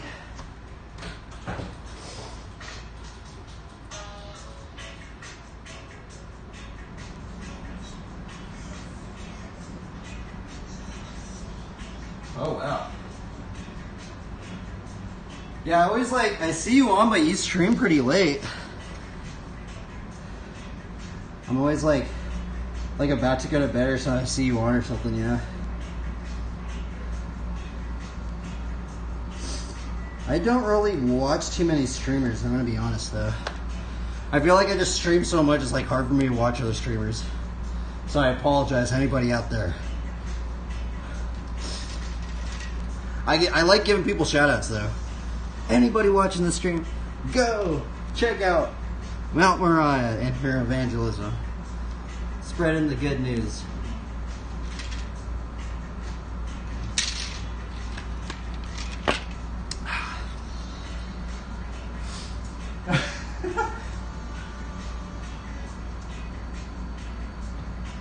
I'll give you a shout out right now. Anybody that's watching the stream, because there are a bunch of believers on my stream. Shout out Mount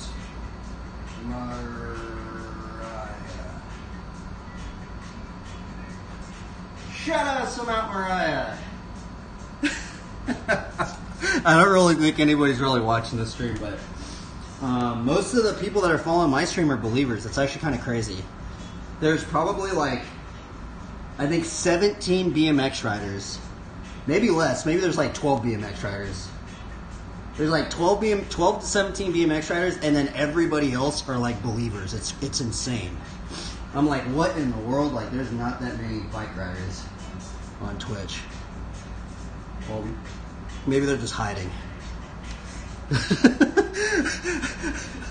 It's crazy.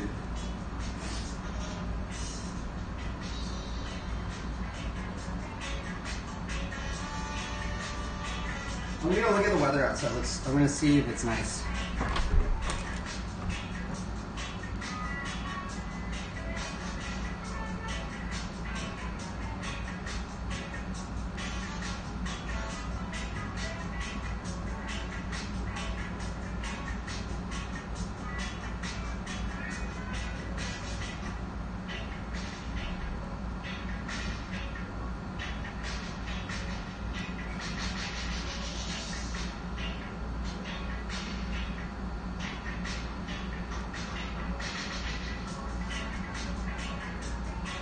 We're gonna ride outside. We're gonna go draw. Yeah, I have the Christian tag.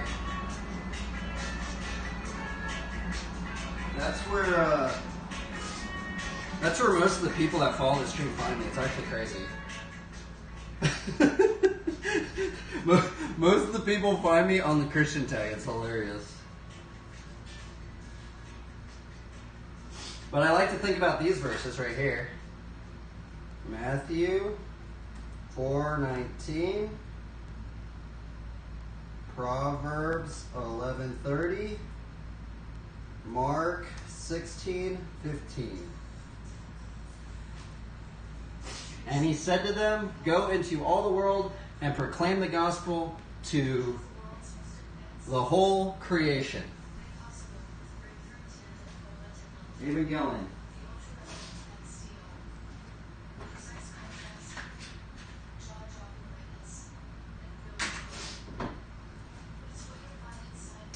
I mean, eventually, I think I gotta. The setup's really expensive, but you know those IRL streamers that go around and they can just stream anywhere. They have this. I don't know if they're just doing it off the regular phone. But some of them are using this like crazy setup where they tether a couple phones together. They tether their Wi-Fi together on their phones, and then it makes you be able to stream anywhere. I'm thinking maybe, I mean, if I get the funds or something, it would be cool to get that set up and like just ride out in the city and stuff. Like that would be rad.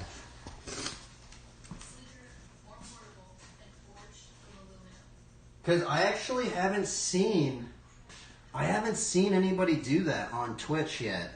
Because there's like a bunch of these IRL streamers, but I don't see any of like the Christian tag people doing it. I think it's because it's kind of expensive to have that set up. Because right now I can only be by the Wi-Fi.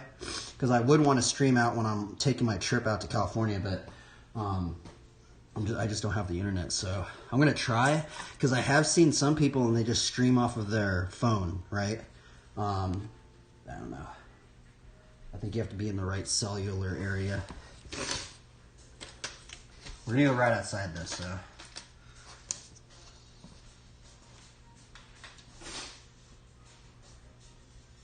Like connect a GoPro? Kind of like that. It's kind of like the $700 program. It's actually really crazy. So some of like the big IRL streamers, what they do is they have like this backpack setup. And it's basically this setup where you have multiple phones, right? And you connect all of the Wi-Fi together onto one phone. So you have you have the full bandwidth that you need to stream at like a high quality. And there's actually a believer that came on my stream and he said it's like $700. It's like $700 to set it up, and then like you have to pay like a monthly thing at your. I think you have to pay for like 2 phones or something like that, or something crazy like that. I really don't know exactly how they're doing it, but it's something like that. But that would be cool to have that set up. Because then you could go to the skate park, you could go to a whole bunch of places. But that'd be cool. That'd be cool, like doing like street evangelism. But I don't really like read the Bible. I'm not like one of those street preachers either, right? I do it very subtly, honestly. I honestly don't even really like. Besides the Bible studies, I kind of like share verses. I don't go up to like random people and just start, you know.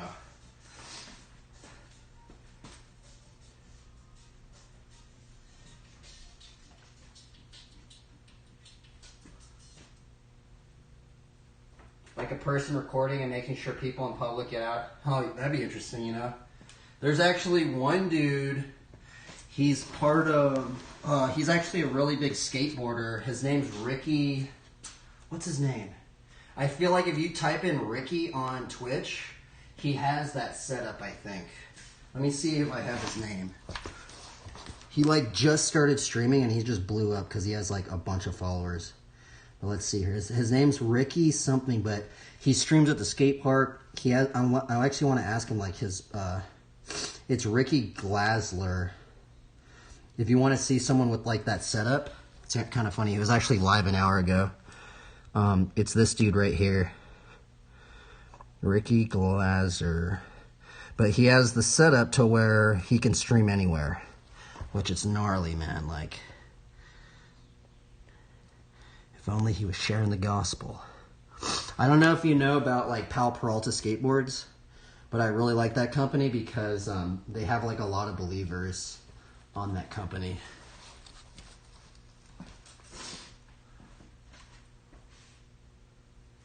Okay, I'm gonna go right outside and then we're gonna go draw. So I'm gonna pack up the things and we're gonna go right outside for a little bit.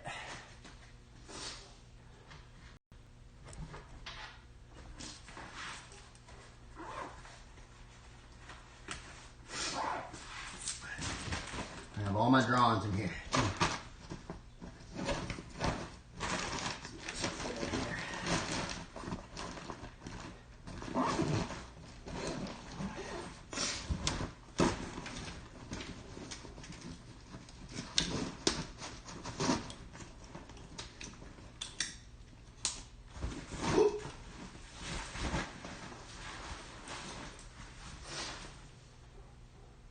You're learning so much.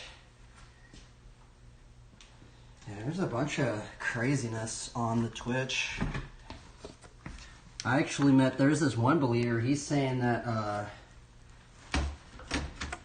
like because of AI, watch, I already see it too, because of like the onset of AI and stuff like this, that streaming's going to keep getting bigger and bigger and bigger because we're almost at the cusp of where we're almost like at the cusp of human technology, where like people are having trouble distinguishing what has been made by a man and what has been made by a robot. And so it's actually crazy. A lot of people actually for this company too, that does the MTG cards and a lot of these artists and stuff that are in the entertainment industry right now, a lot of them are actually starting to stream because like it's gotten to the point where some people, they can't even tell if this painting has been done by a person or if it's been done by the AI system, right? And so now a bunch of these artists are starting to stream because it's kind of like showing some sort of human element, and it also gives you kind of that that integrity, right? Being like, oh well, I didn't use AI because I just drew this right on the spot, right? Kind of crazy. Technology is a trip. And I feel like we're just at like the precipice, and it's only going to keep getting gnarlier because it's crazy, because in the matter of 2 years, AI has gotten so crazy, like the expansion of growth with AI with other stuff, it's so insane. But that's another reason to start streaming, because like there might come an age, everybody, where we can't tell what's human and what's not. It sounds crazy, but and it's weird because this believer was talking about it. I was like, what in the world? Like that's such a crazy thought that this guy had. And I'm starting to see it now. And the other crazy thing is imagine people like writing sermons from the AI, you know, like you can't even tell if they wrote that from the AI or it's going to be crazy.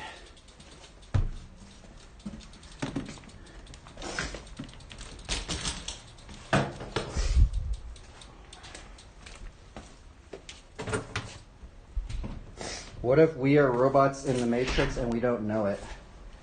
Well, you know, it's kind of weird. I meet a lot of crazy believers. There was this one believer I met, and he's actually a programmer, and he said that, like, the Word of God's like the program or something because of John 1:1.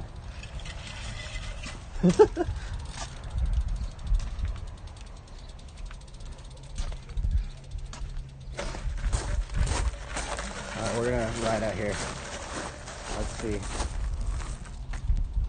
Yeah, if you look up John, put in John 1:1 in the chat. Yeah. In the beginning was the Word, and the Word was with God, and the Word was God. There was this programmer I met, and he said he was like really tripped out about that verse right there because he was saying it's like, I don't know, because it's crazy because the Word in the last part of it says the Word was God. Like, it's so crazy, right? Actually, I don't know if I should be streaming out here. Huh. Maybe we'll go draw. Yeah, maybe we'll go draw. Draw.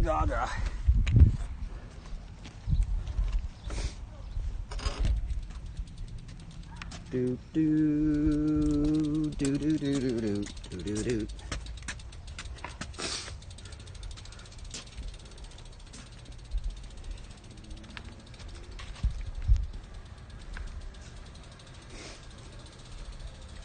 Yeah, I was gonna stream out here. It's just my neighbors are out. My neighbors' kids are out. I don't want them. I don't know if they want me streaming them. Thing. I live somewhere between Arizona and Texas. I was gonna stream out there. It's just my neighbors' kids are out there.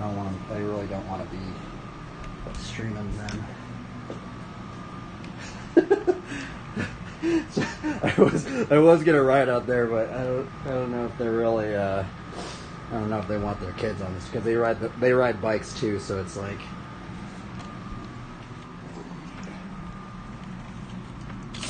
oh well, I guess we'll just draw then.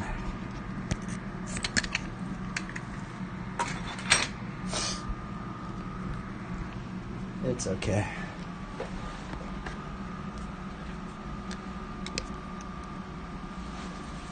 Yeah, yep, you got it. You got it. I don't like saying where I live, but it's okay. I need to,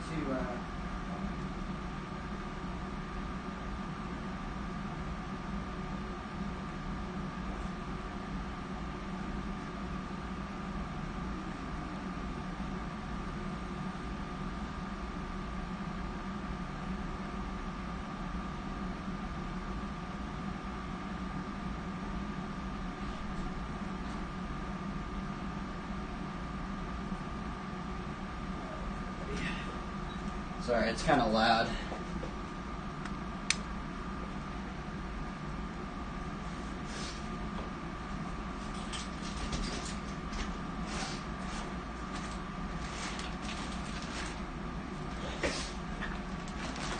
We're gonna ride outside, but I guess not. It's okay.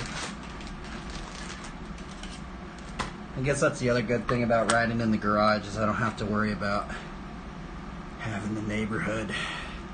I guess that's the other thing if you're streaming in public. I feel like it's just a little more strange for me because like my neighbors are like, "Why are you streaming my kid?" Like that'd be weird. So, I don't want to make things weird, so we're gonna draw.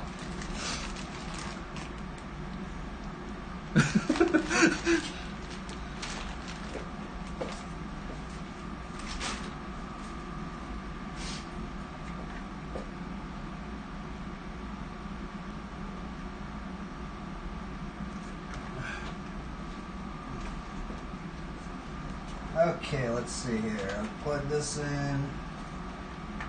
Plug this in. And I'm going to take a little break because I need to clean up. I was going to keep writing, but I guess not, so. Clean up my hands a little bit. I'll be right back.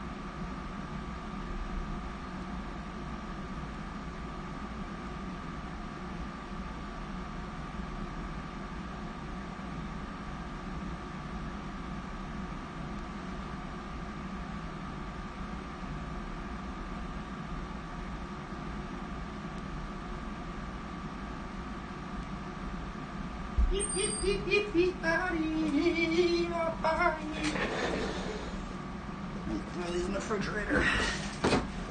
Hoopa!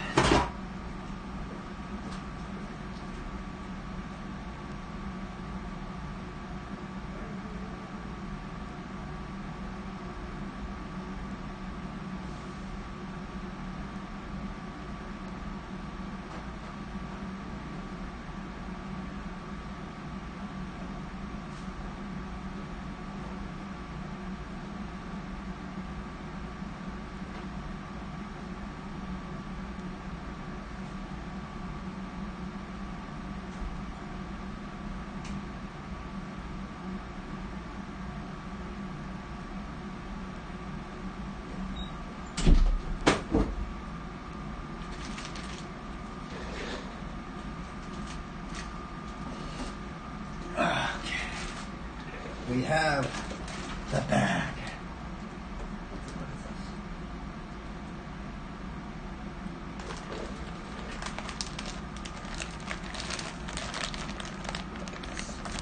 This is the bag of goodies. I think we're going to experiment today.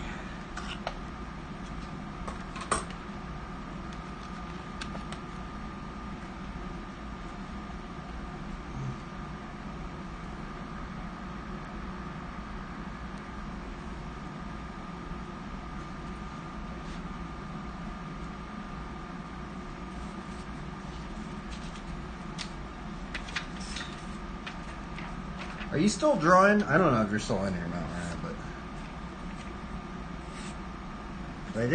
the stream I saw you in, you were drawing on that program. Oh, that's what I need to put in this bag. I need to put in this tape. We're going to play artwork. A-R-T.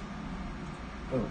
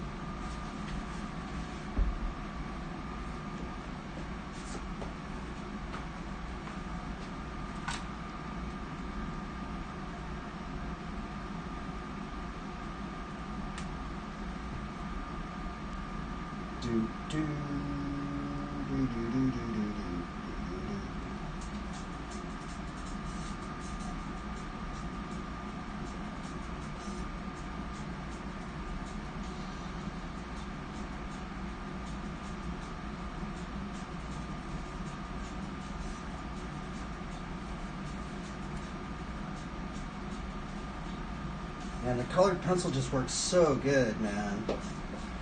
I did kind of want to try maybe a new, different technique, but...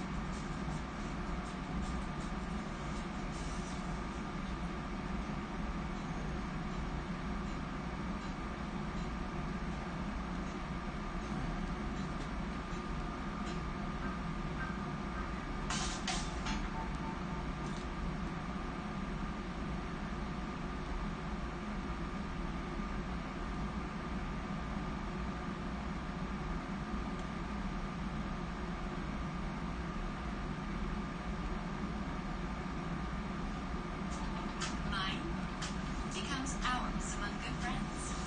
Nutella biscuits. The crunchy golden baked biscuit with a creamy heart of Nutella.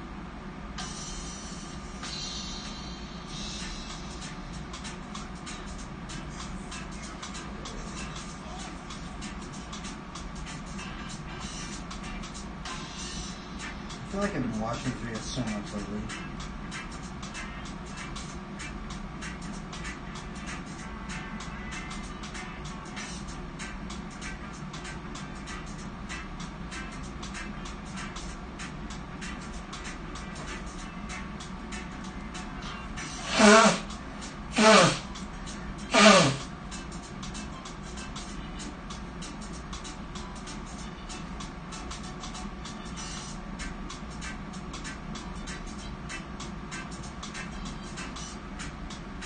Need a different video.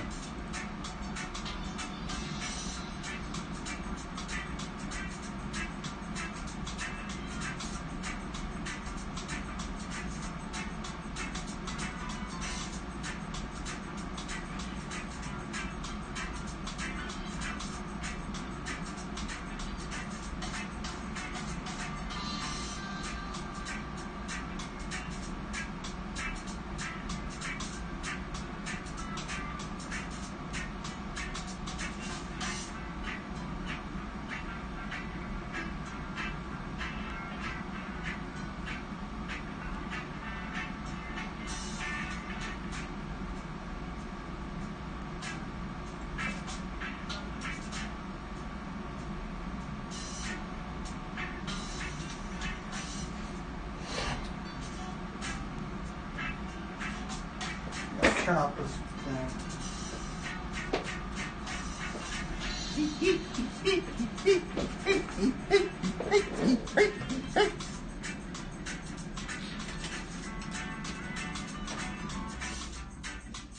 Sorry, everybody had to cool down the room.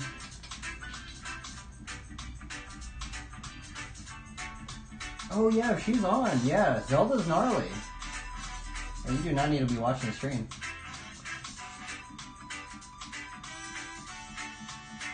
She has a pretty loyal following. She knows a lot about the word too. It's crazy. She knows a lot about God's word, and she's doing a great job with evangelizing as well. Tell her I told you to follow her or something like that.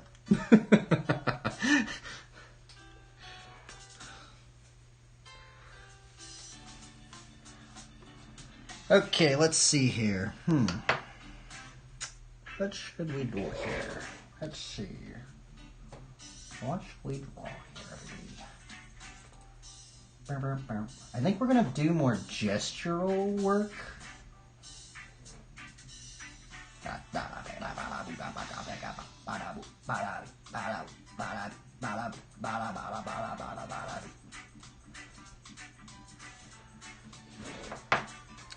So I think we're just we should. I think I'm gonna get into just doing like faster.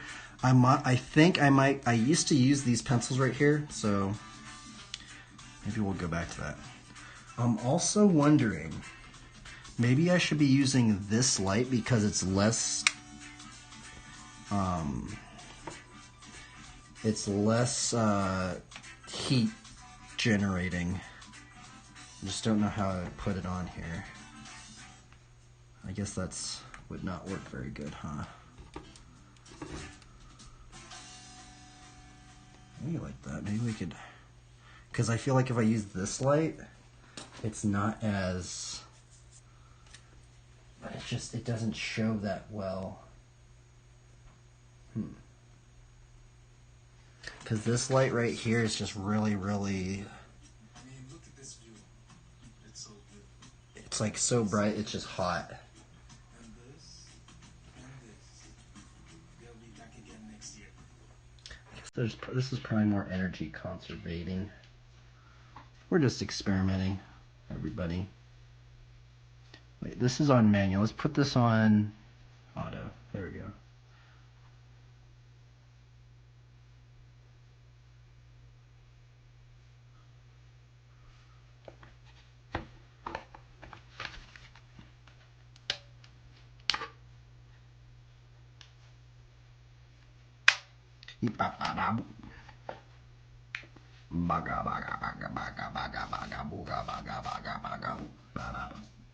Man, that light though is much brighter. Look at how much brighter that one is. Which one should I use, everybody? I guess no one's even really watching this, but man, that's just so much more professional, isn't it? Yeah. I guess we'll use. Maybe I need to find a light that's like not heat generating ish.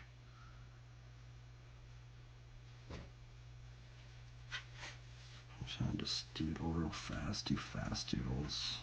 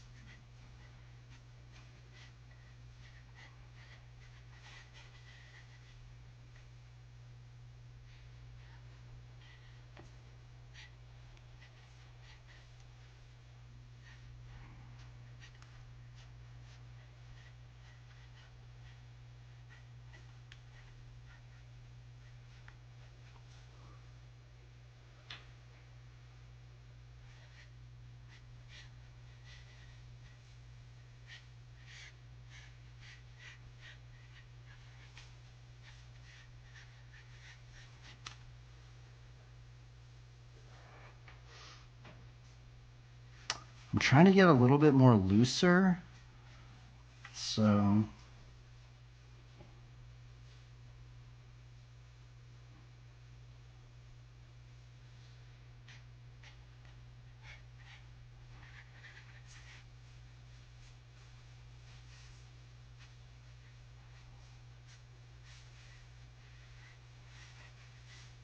I feel like, yeah, this pencil is nice because, you know, you can erase them really good, much faster than the other ones. But I do need to start working faster, so.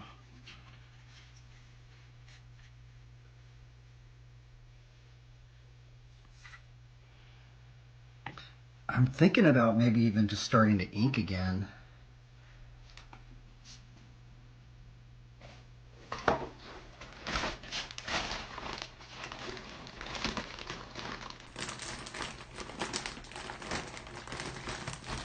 too fast sketches.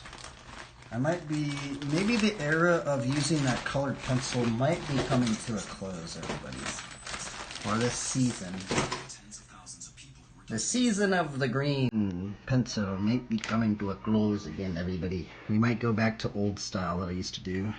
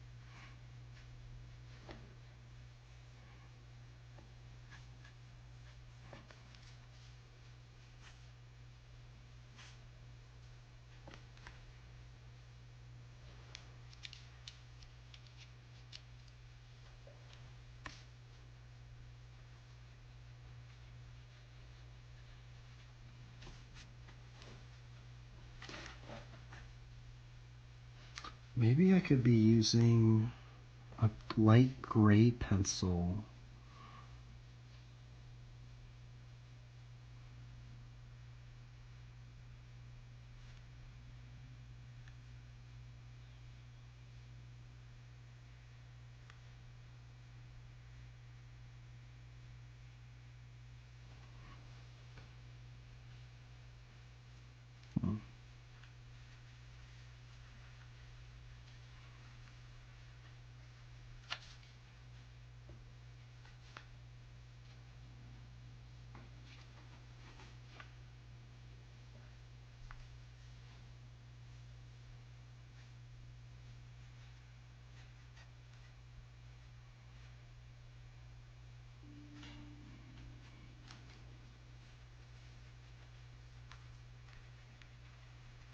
There's so many combos. That's why I don't like using these pencils. Feels like my underlayer gets broken. My underlayer gets broken.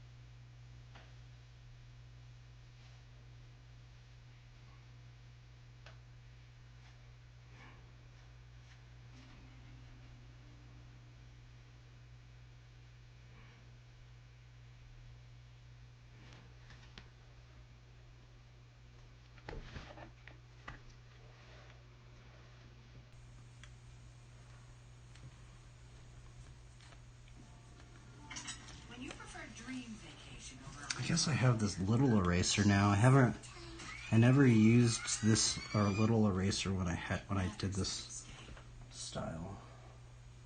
Which I'm basically doing the same style. It's just we're just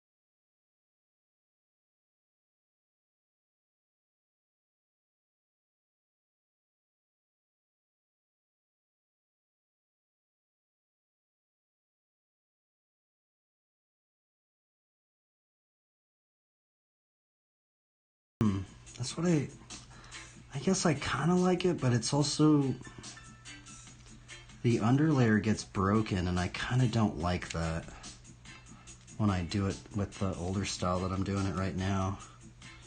I'm really fond of keeping that underlayer, not having it get broken up as much, but I don't know. Just keep experimenting, I guess. I used to draw this way, so that is the thing, is this is how we used to draw. It is nice because you can keep it much more loose. You don't have to adhere to it, but the other thing I don't really like about it is because I'm able to erase so much more and change it, I'm much more like finicky. It's like, oh, I'm going to change, I'm going to keep changing it, I'm going to keep changing it. I don't know.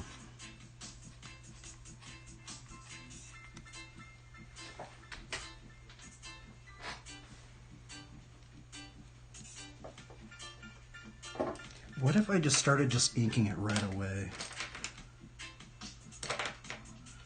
I know some people were using this brush pen. What if I just started using... I was maybe trying to... Let's see here. What about the 0005? I think that's too small. Because I do have this pen right here. This one that I've been trying to maybe start using. I've just never really used it that much, so it's more like a marker instead of a pen. That's kind of why I don't like using it. But I guess we can maybe try. Just like give it a go.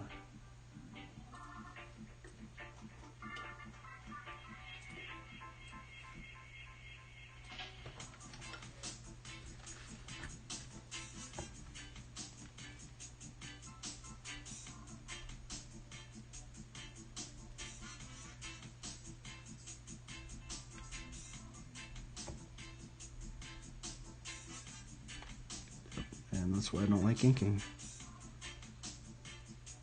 I just messed it up right there.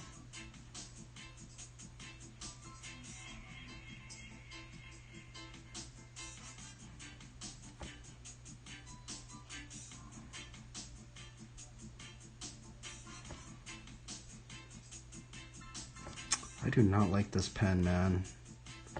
Ugh, this pen's just brutal.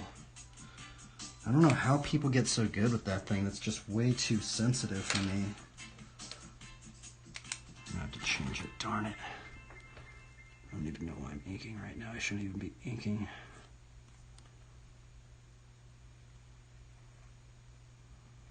I'm just experimenting. We can't get... And we just did a Bible study on irritability too. It's kind of hilarious.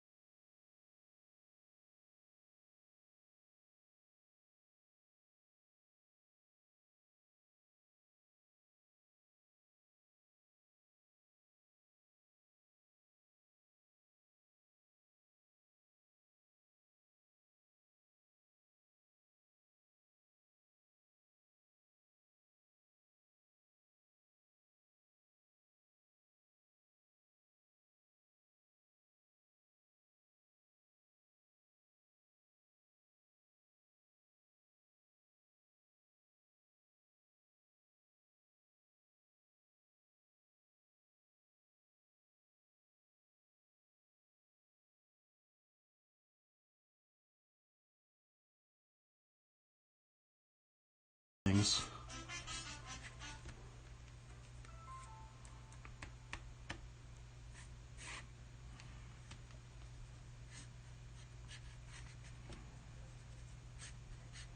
Hey friends, who wants to say with me? Are you an influencer now? Yeah, pretty much.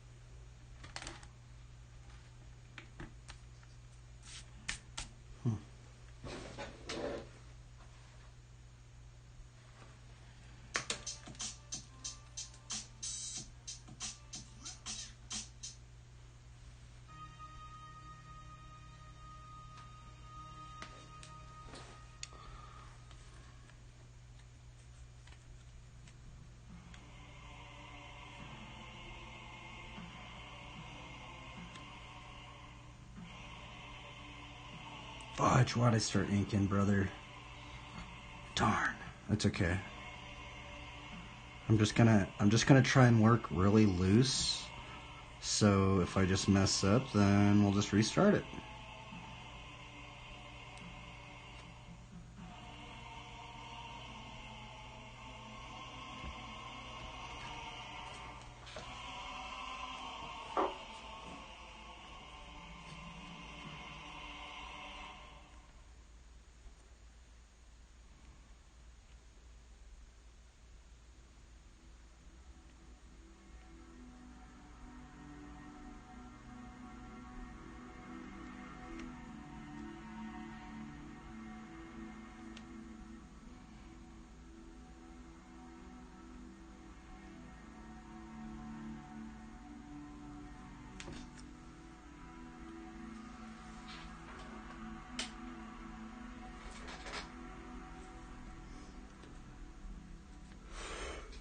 Excuse me.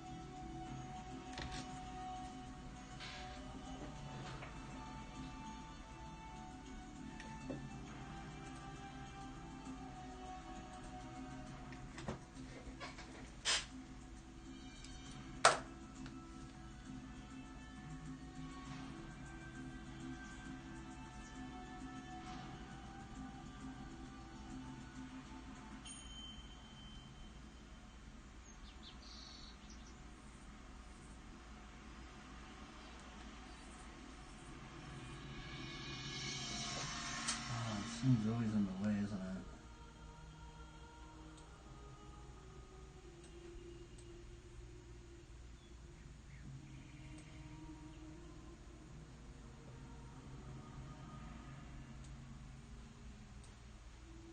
How do I change this? Let's see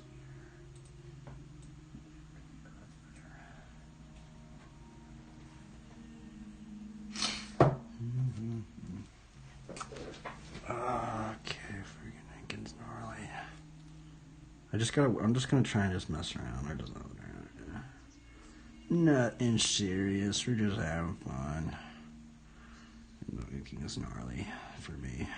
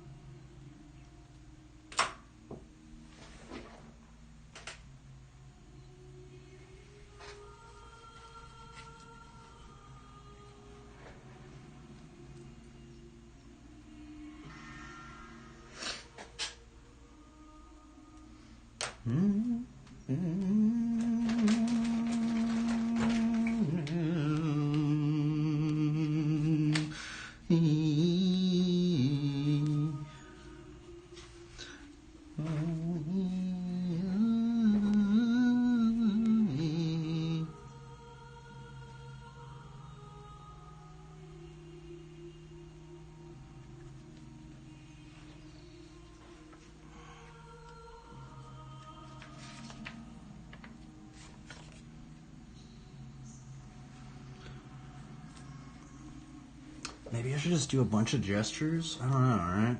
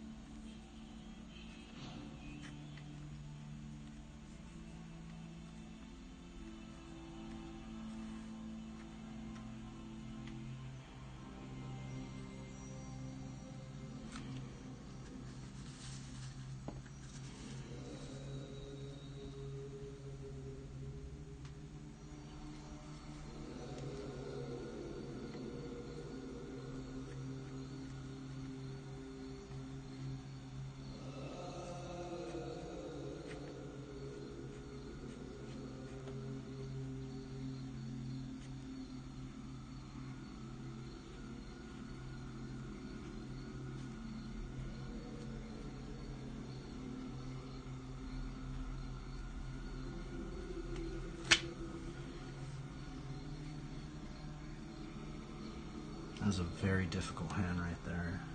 Because it's like, it's the weight of the cross. It's like you have to... That is very challenging. See, I guess that's why I like using this. I mean, maybe that green pencil was actually making me draw slower. But I kind of like drawing slower because then I have to think about it more.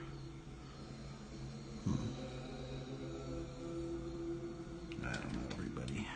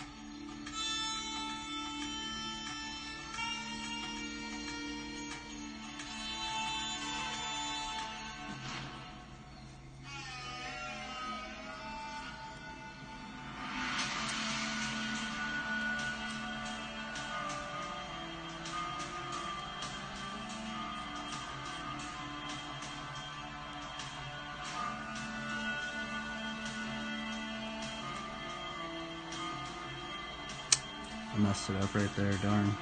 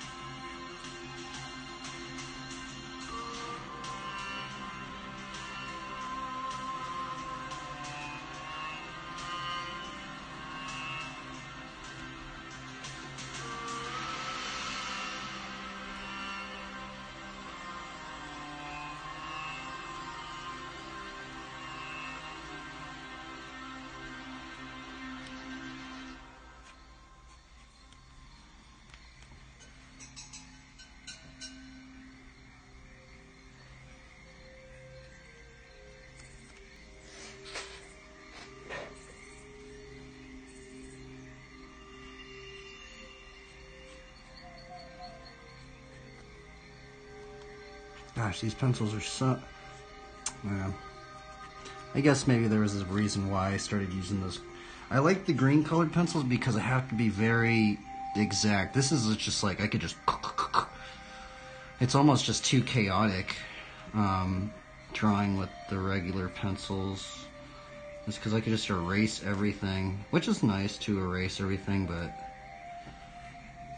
I feel like I don't commit as much. Which maybe that's why I should just start inking right on top.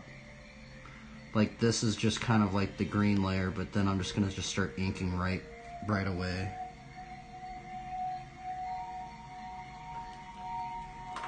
Maybe. Because look at that, you could just totally just, if you don't like something, just boom, just totally erase it. Whereas that other green pencil, you really got to think about your actions a bit more. I don't know, it's weird. But it is kind of, it's kind of nice, it's kind of freeing being like this, where I'm just like, oh, if I mess up, I can just change it.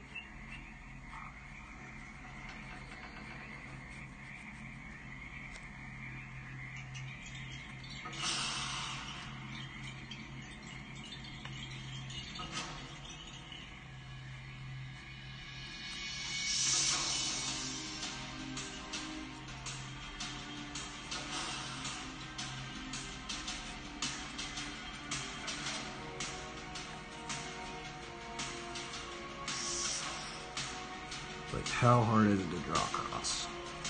I just wish every video game could just put one cross in their game. You know, just one cross, it's all we're asking, man. Just, can't you guys put one cross in a game? Or one Bible verse? I mean, MTG's done it. If MTG can do it, any game can do it. It's like, it's ridiculous, right? It's straight up hilarious, actually. What in the world? Holy macaroni. Holy macaroni.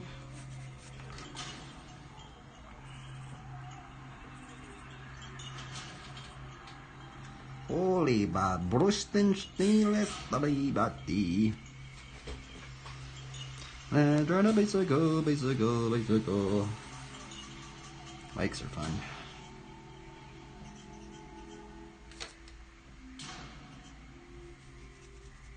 Alright, should we just start going in with the Bibler?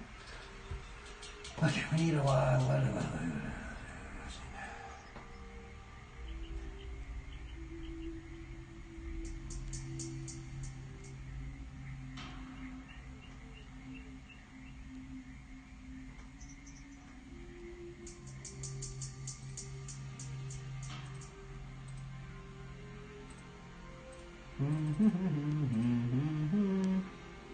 We need to find another playlist.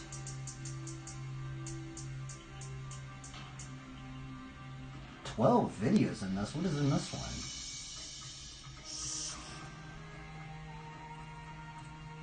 one? Oh, darn it. Fudge. What happened to it?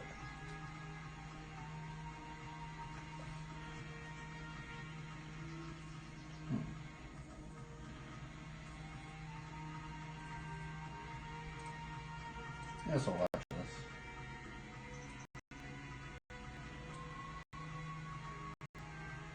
Grant Castelluzzo? What the? I did not know he made a how-to video. That's so funny.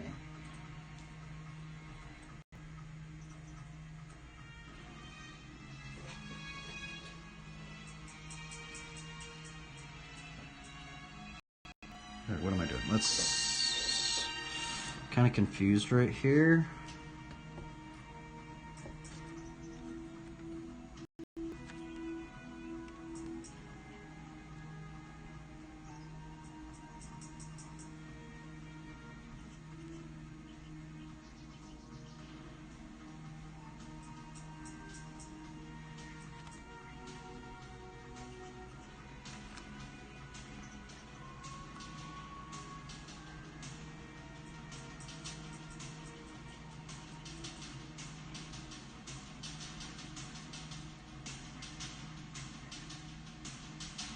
Fudge.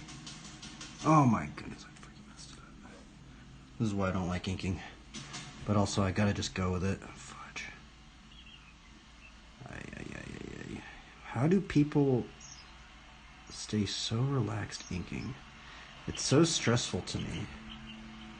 I just gotta you know how I gotta think about it? I'm just gonna be like, okay, if I mess this up, boom, we'll just redo something. Just one and done, right?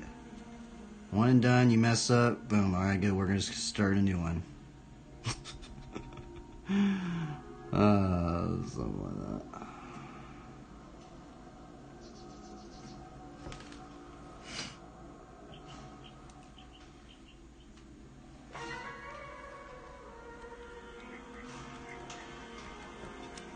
Alright, Lord, let's honor it to you. Put a big old cross up in here. Whether we eat or drink, let us do it all for the glory of God. We send in it for the Lord.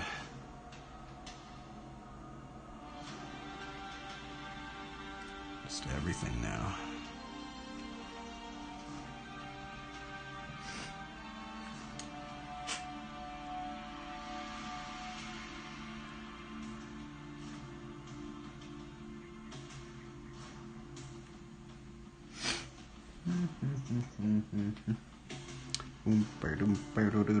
I kind of want to put a shield right there.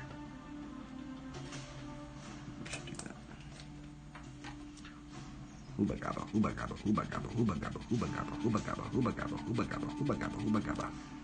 Man, it's actually really nice using these pencils. Just like, bro, you could just erase. Holy moly, it's like a breath of fresh air. The other pencil you can't really erase very good, so it's just like you really have to it's almost like you have to think too much into the future.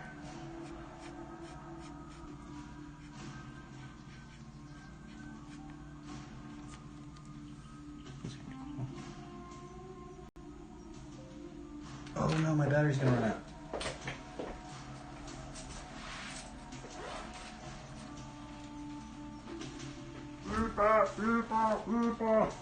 No! My stream might end.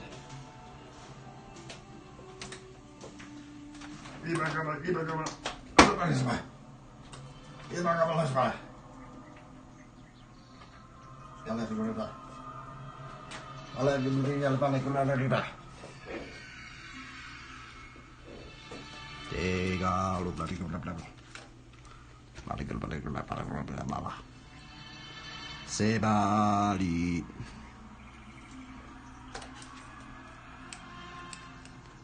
What if there's a couple little arrows in here? Like she's like, what? It's like one. Actually, maybe we should put it a little bit higher.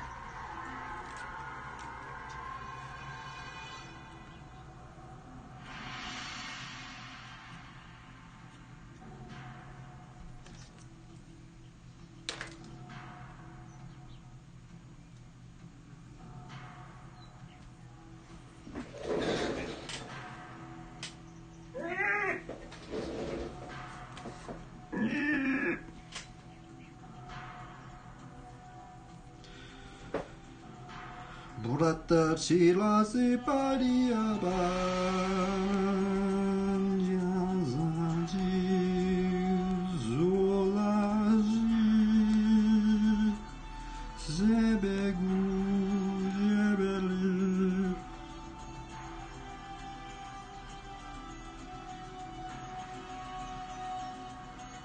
mazali dailybibleverse.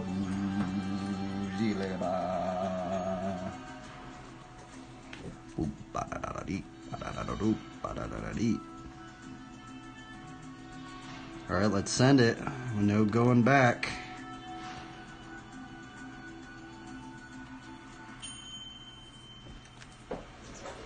Ugh, fuck, man, these things are scary. Pretty scary, homie. Homie Dundingo, we free sending it. We sending the NAR. NAR core, brother.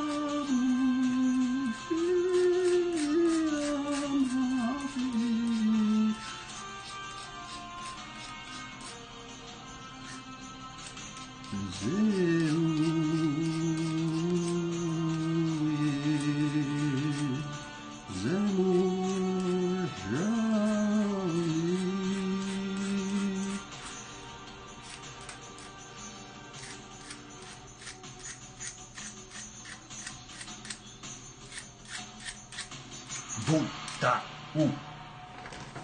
Beep, da, ooh. Ba, ooh.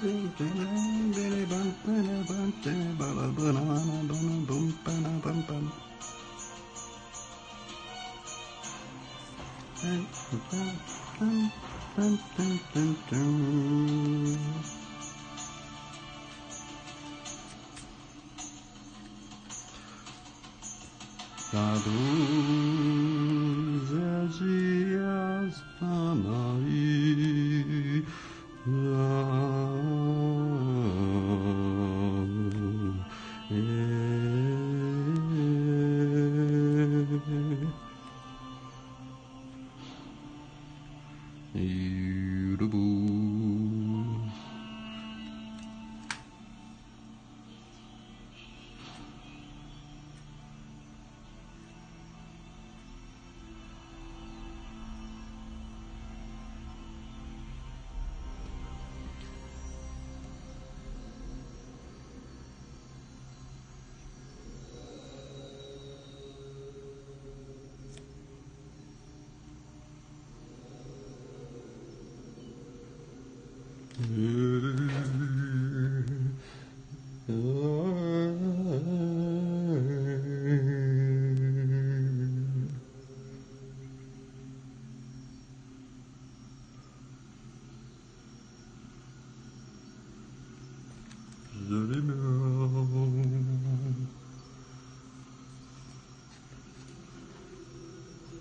I gotta let it dry for a little bit. I was gonna actually redo that.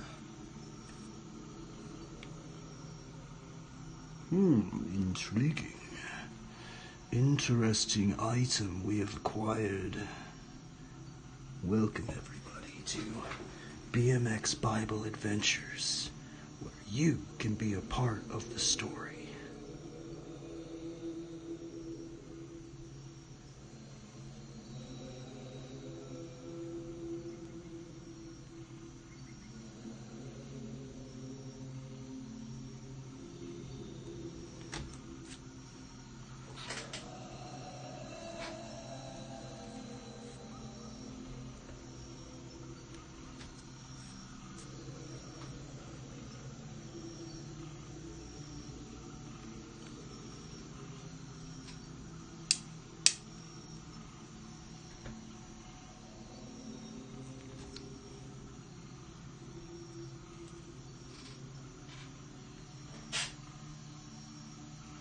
Annual dares.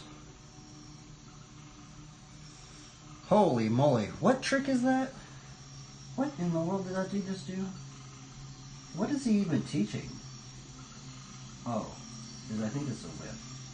Can tail whip. What in the world?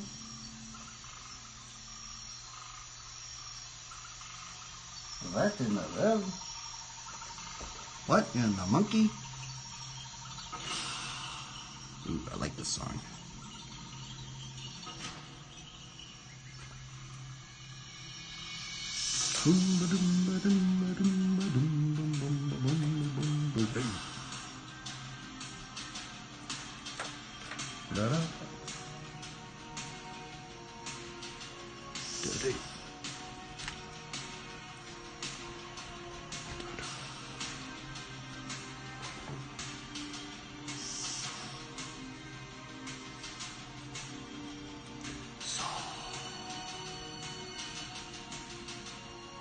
See.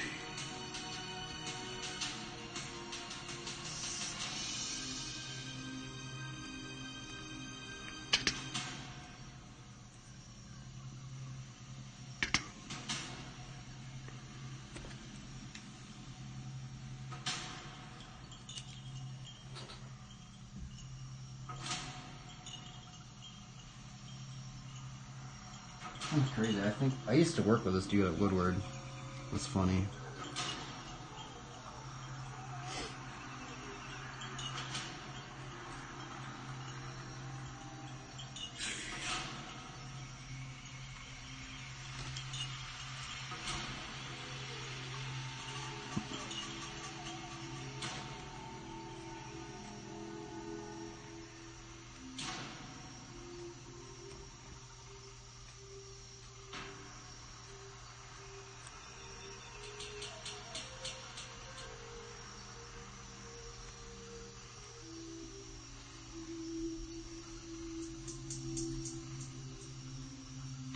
So I'm not sure how this is really.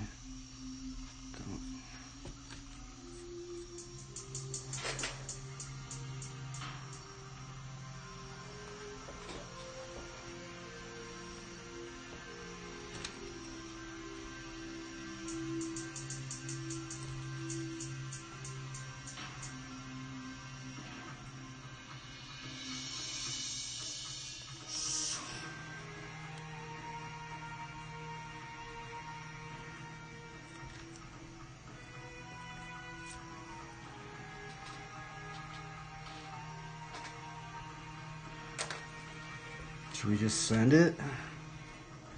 Just commit? Still not. I'm still kind of guessing right there. I messed that up too. It's, man. I guess we'll put a little cross right there. Let's freaking put a bunch of crosses. Honor it to the Lord. When in doubt, put a cross there. That's funny.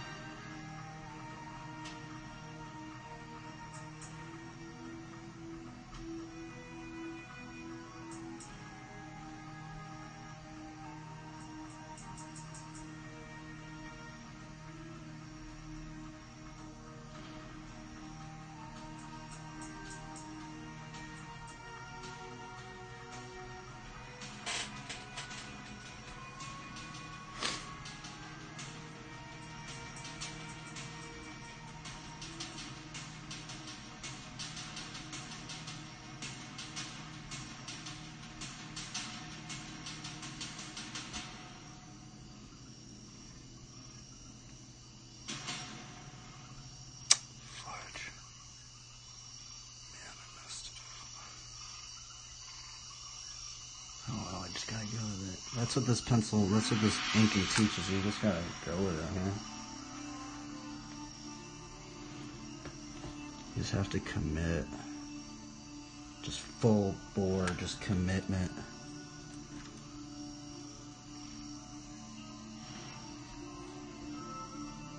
I'm still not quite sure right there.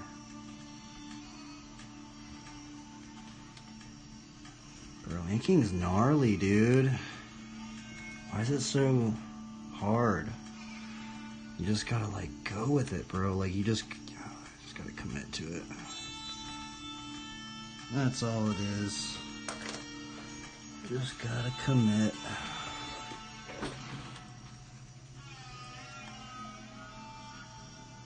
So not sure right there.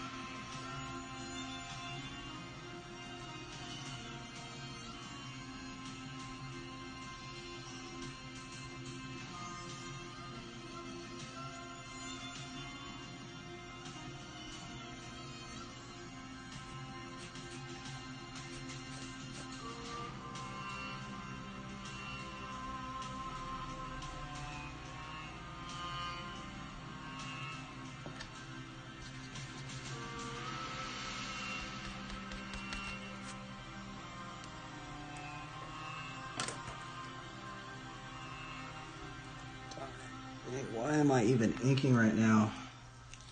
I was just experimenting and now it's turned into a drawing.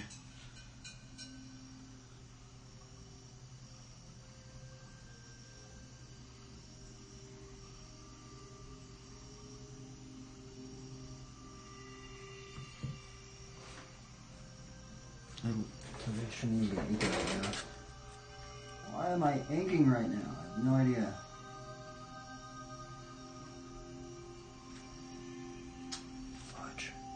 Oh well, let's just keep going. We can't go back. That's what I guess that's what inking teaches us, right? We just gotta go with it. We gotta go.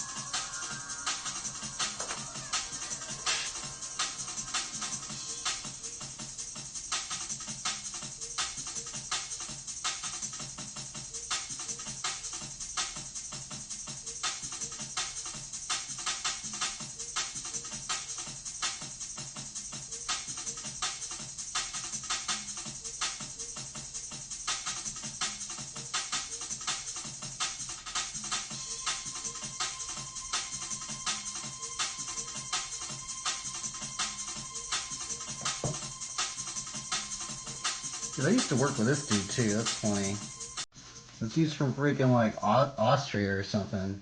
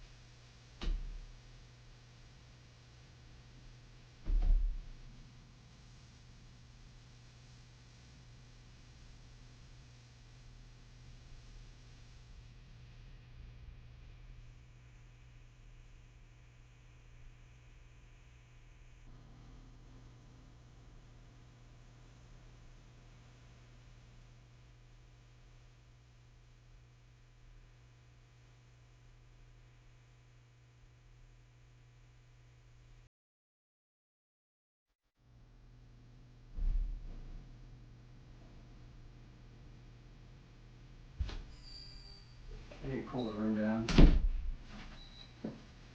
It's hot in here. What am I doing? Oh, we just gotta commit, huh? I keep saying that, but I mean, that's the thing.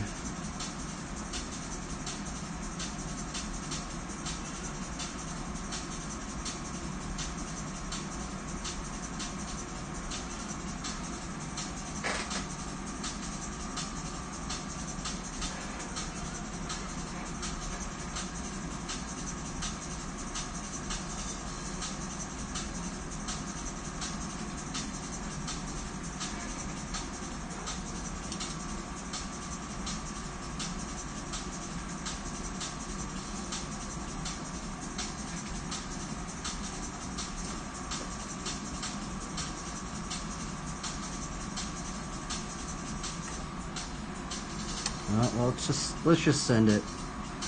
Ah, darn. Yeah, we just gotta send it. Let's do it. Let's just go. Instead of wasting time.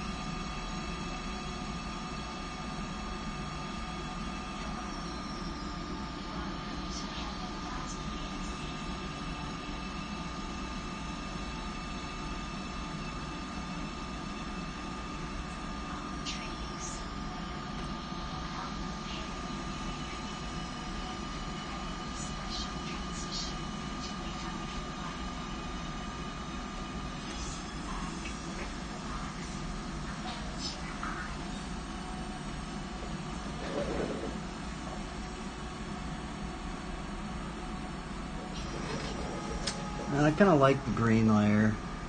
Oh well.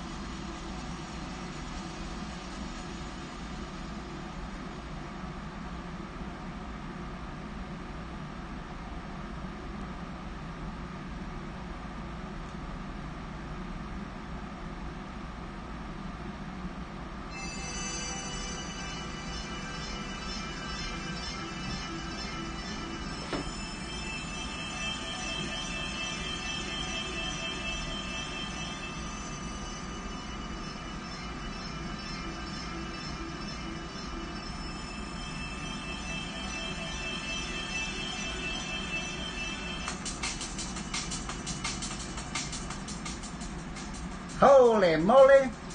Sorry, I need to turn off the air conditioner.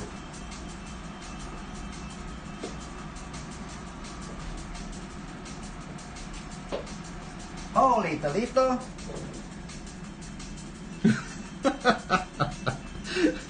Thank you for the raid, Zelda. Holy moly. What are you guys doing? I'm just messing around. I don't even know what I'm doing. I'm trying to draw a person with a cross. Bearing the cross or something like that. How was your guys' stream? You guys have a good stream? What verses did you guys talk about?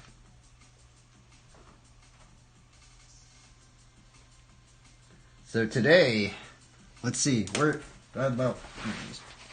today we went into, in terms of the verse that I pondered on, which, I don't know, do you guys, I think it's really weird to think about this verse, and it's this verse right here.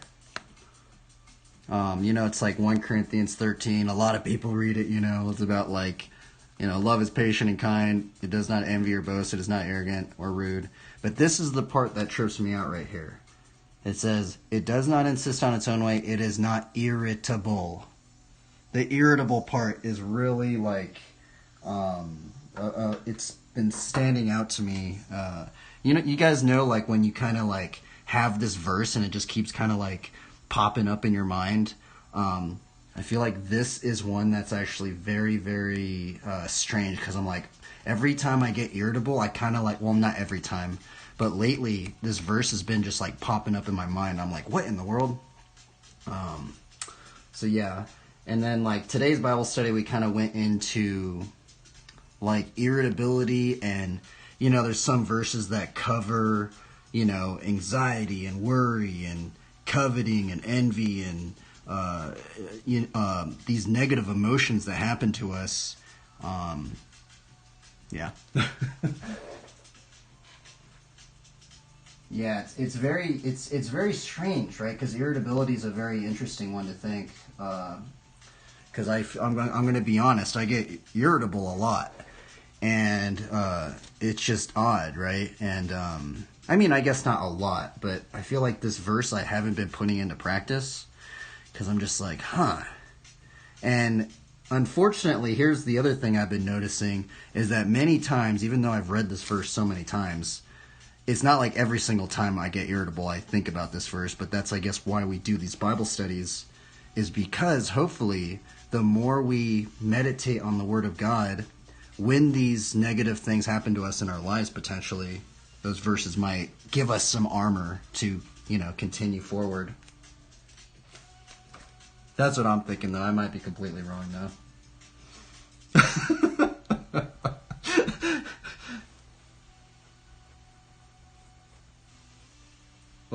What verses have you guys been thinking of? I don't even know. By the way, I'm just messing around. Normally I don't ink, by the way. I haven't inked in a very, very long time. So, I might just put this aside and we might just do some doodling, because I feel like I gotta really, really focus in to get into inking and stuff like this. It's already been a 5-hour stream.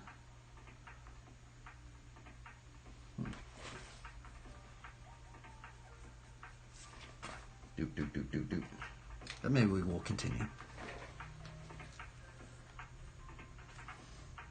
Lately I haven't, so I'm actually kind of doing a new technique, by the way. Well, actually, it's actually my old technique that I used to do. Because prior to this, normally what I do is we do this kind of layer, right? Which I actually like this layer because it actually is much more cleaner. See, this one, it's much more chaotic. But the thing about it is that I've been noticing with these drawings, I'm using this Crayola colored pencil here. I'll show you guys. We're using this Crayola colored pencil. By the way, all this stuff you guys could get at your local Walmart. Shout out to Walmart. But we're using this Crayola colored pencil, right? And the reason why I started using this Crayola colored pencil is because it's hard to erase, right? And so it kind of forces me to really think about the construction a lot more. And like when I make a mark, I kind of have to just commit to it, right? But now going into something like this, now I'm using this pencil now, which this is, you know, your regular, that is a strange word, Ticonderoga HB pencil, right? You can also get this at your local Walmart. But the thing about this pencil is that it's much more easier to erase, you know? Like I could just totally just go out and just erase. But the thing is even though I really like to erase things, it kind of like makes me a lot more like, I'm like, oh, well, I could try this, or I could try this, or I could try this. And I'm kind of more like ADD when I'm using this pencil a little bit more.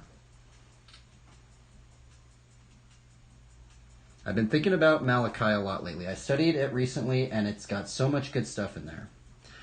Man, I'm going to be honest, I have trouble with the Old Testament. I need to start studying more of the Old Testament. I normally stick with like the Psalms and the Proverbs, but I do know the Old Testament can get kind of brutal. It can get kind of gnarly to get into the Old Testament stuff, you know? And unfortunately, here's the other thing that's been kind of like, I've been kind of observing, is it does seem like sometimes there have been denominational splits because some people think, oh, well, this carries over into the New Covenant, and then this one doesn't carry over into the New Covenant, you know, and then and if you notice, there's different denominations that kind of like, they have their own like take on what carries over into the New Covenant, and it's it can get kind of confusing at times. I don't know what you guys think about that, you know. But as a general rule, I think it's kind of weird because I'm using this little ESV Bible. This little, it's actually a little Gideon's Bible that I got in Long Beach. Who are the Gideons? By the way, if you guys didn't know, what's really strange about, I mean, I don't know if you guys have heard about the Gideons and stuff. It's kind of strange, but I guess you can't buy these Bibles. Well, that's what somebody told me. I might be wrong. Maybe you can buy them. But the thing is I guess you have to like find them, and they have actually a really deep lore on how they started. So they started this business, or I guess not a business. They started this printing thing, and their whole goal was to spread the gospel, right? And so now if you guys go to a hotel or you go to different areas, there's these little Gideon Bibles that you can get, and you pick them up for free. By the way, if you find one, they want you to actually have it, right?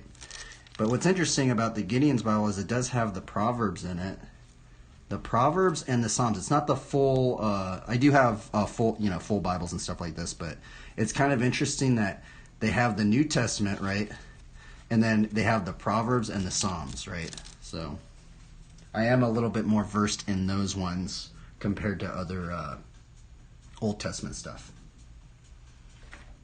But I do really ponder on Elijah. I don't know about you guys, but I have heard some believers say that the two witnesses, right, the two witnesses that are mentioned in Revelations, some believers have hypothesized that it's like Moses and Elijah. I really don't know. I don't know what you guys think about that. I don't know. Have you guys heard that? It's strange. I don't know why they hypothesize that it's Moses and Elijah, but something like that. Which those two witnesses are very interesting characters because, I don't know, it said that they're going to preach the gospel for like 1,200 days or something like that, and then they're gonna like, I don't know, they're gonna like die or something, and I think it's just really strange.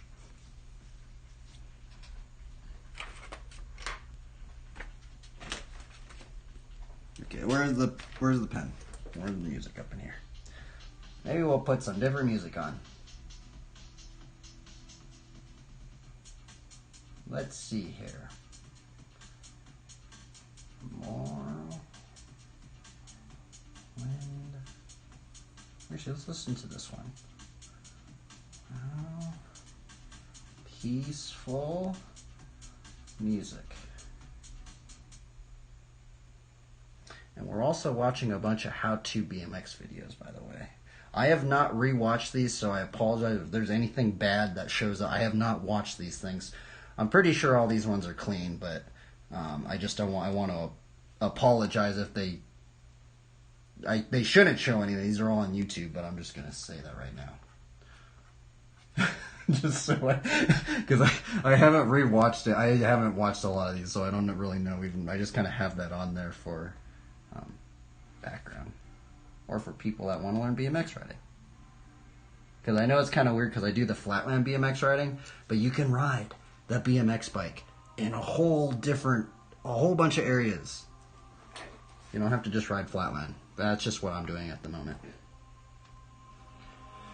Okay, well, I'm not used to people watching me ink, but I'm trying to get better at it.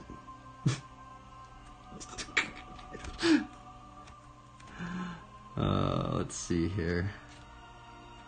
What are we doing here? Inking's kind of brutal, by the way, everybody. Does anybody in here, do you guys ink? Because I'm going to be honest. I actually have not inked something in probably months. So you guys have stumbled upon a somewhat of a rarity of a stream for me, because I generally just do not ink, because it can be kind of frustrating for me. Yeah. But we're going to try. You just gotta like commit. That's the thing about inking that's brutal for me. It's like once I make this line, I can't go back. And it can be a little stressful. It's actually weird. I actually have heard a lot of artists that get into inking. They're like, oh, inking's really relaxing. I'm just like, what in the world? Like, I just do not feel like it's relaxing. Maybe it's more relaxing digital inking, because digital inking you kind of go back. But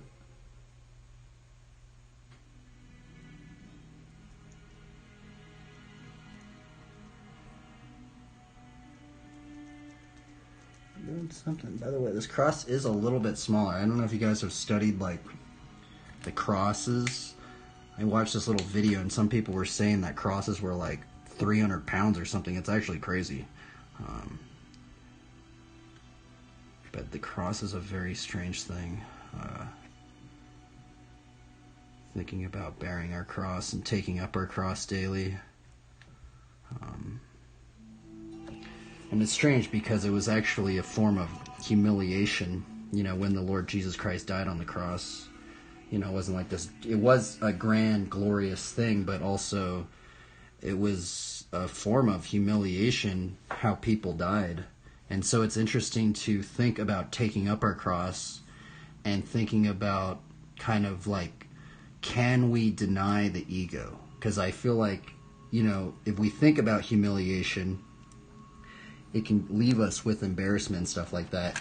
There's a lot of crazy Bible studies on taking up our cross daily, which it was weird because I did some studies on taking up our cross daily, and a lot of people, and I see where they're going at. A lot of people kind of consider it with kind of like taking on our burdens daily, right? Like, you know, our burdens, our trials could be our cross that we bear, right? But what's interesting is a lot of commentaries that go into taking up our cross. It's almost like, can we face humiliation and persecution for Christ's sake, and can we lay down our lives in humiliation, in some sort of humility, for His glory, which can be actually very strange to think about. But the weird thing is that's actually what the Lord did for us, and it's very complex. You guys should do a Bible study on it. It goes really. I just covered just a little bit of it. They go way deeper into it. I find it very interesting. Okay, what am I doing here? What are we doing here? I also have to think of, am I going to put a little Bible verse somewhere?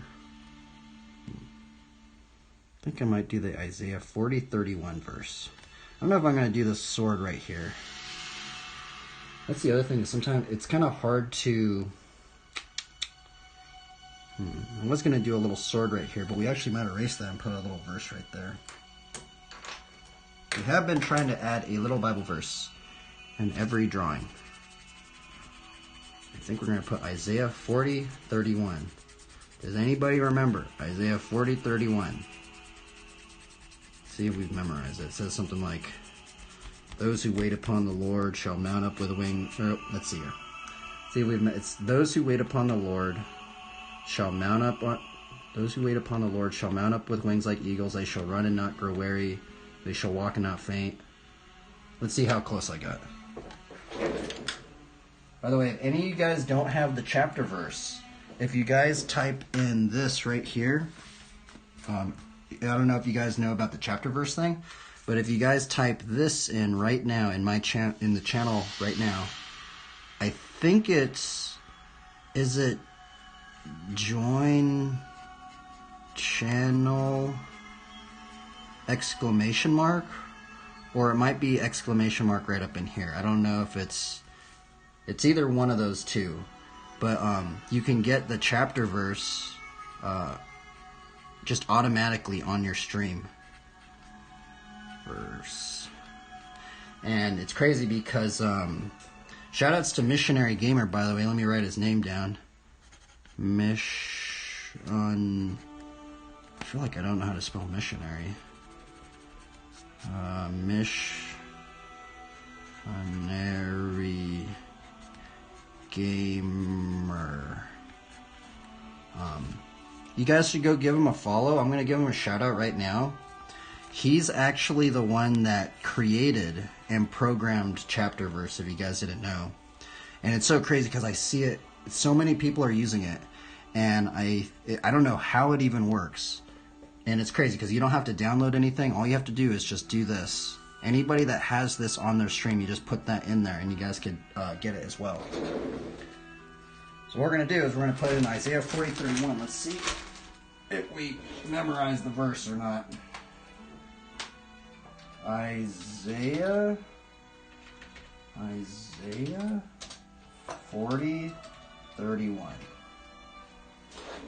But they who wait for the Lord shall renew their strength. They shall mount up with wings like eagles. They shall run and not be weary. They shall walk and not faint. It's an interesting one. Now, the reason why I actually started thinking about that verse more is because I have had some people say, "Oh, well, I'm drawing an angel," you know. But then it's like, you know, I wouldn't really consider this an angel. I just think this is a, you know, just winged paladin form or something. I'd probably make no sense at all, but I'm probably going to put that verse right here.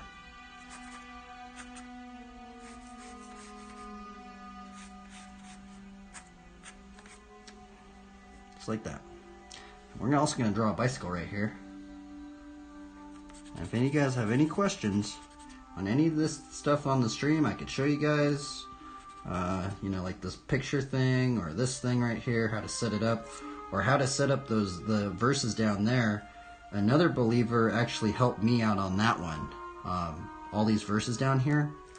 If you guys do start streaming, you guys can, there's this text string you can put on your OBS, and there is this other, I forgot his name, but he streams too, and he said you should import it from the notepad because you only have a certain amount of text you can use on OBS.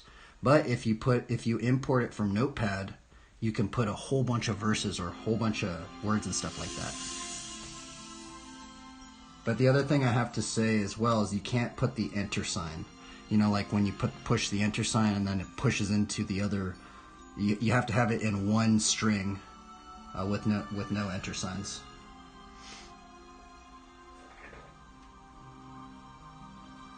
Okay, let's draw a bike, everybody. Okay, so how we're drawing a bike, I don't know if you guys see this thing. This is actually the proportion grid. So we got 1, 2, 3, 4, 5, 6, 7, 7.5, 7-ish. This guy's talking right now, but if we observe this spike grid right here, right? That was actually a crazy maneuver right there. That was like a bike flip to tail tap. That was actually insane. But we can take this proportion grid that we have set up. By the way, the proportion grid's actually very, very important. This grid right here. If you guys get into drawing figures, this is very, very important, especially if you get into animation or animation, you know, other stuff like that, because here we can do stuff like this, right? So if we were to put it into a perspective, right, and say we wanted to do a top-down view of this exact character. Imagine we wanted to draw this character, but in a complete different view, right? What we could do is we can actually go like this and take this proportion grid that we have set up like this. We can go 1, 2, 3, 4, 5, 6, 7, right? 7.5 sometimes. And we can push this and actually draw this exact same character in any single angle. It's actually pretty crazy. We could do like a top-down view.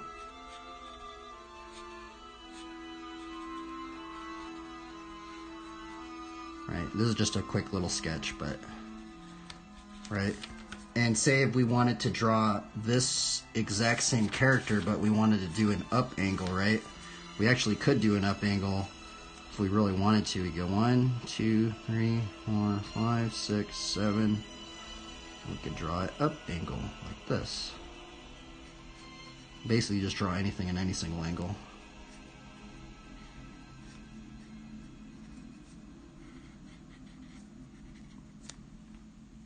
In the perspective grid. If you guys get into like animation stuff, that stuff they'll teach you. But I've never really gotten good at animation, but I do know that they do stuff like that. Because if you guys notice, if you guys get into animation, they'll give you like this big background thing, and there's vanishing points, and you can construct things from the vanishing points. Okay, what are we doing here? We're drawing a bicycle.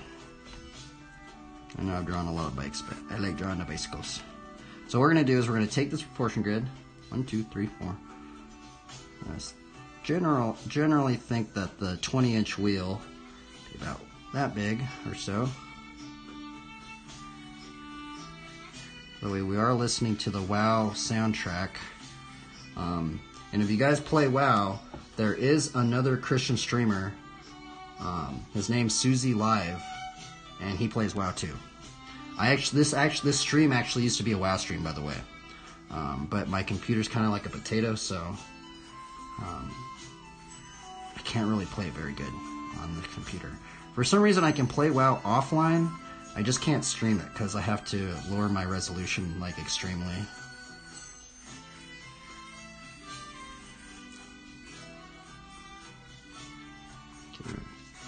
Square this out. We're going to take this point and this point, go like that. Find a little hub. Put the hub right there. Put the forks.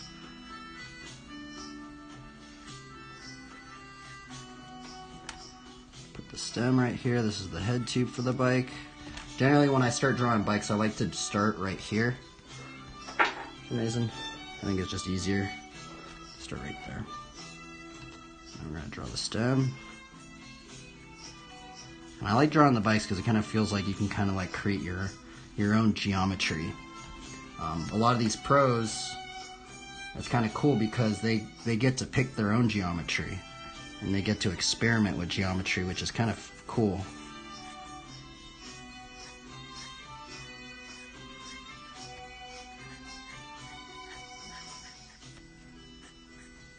Bars are very hard to draw for me. Kind of janky to draw.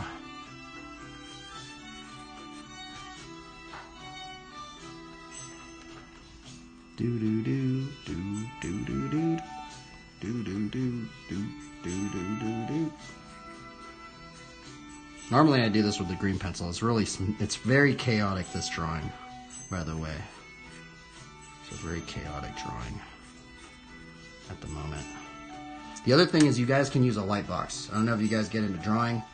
We do have a light box, which they're not very expensive. You can get one at Walmart. I get most of the stuff at Walmart, by the way. This is the light box that I use. This is a... is the brand on here? It's a Crayola light box.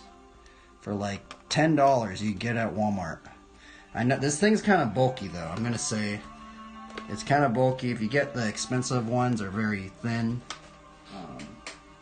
But if you also don't have a light box, what you can also use is you can also use a clear piece of plastic like this, and you can put a light underneath it and also use that as a light box if you guys don't have a light box. And the light, but the thing is, lately I haven't really been liking the light box because you have to just redraw the entire thing, and it's kind of brutal. It kind of makes me feel like I'm just like wasting time just having to redraw the entire thing. It's like putting a bunch of layers on Photoshop or something like that.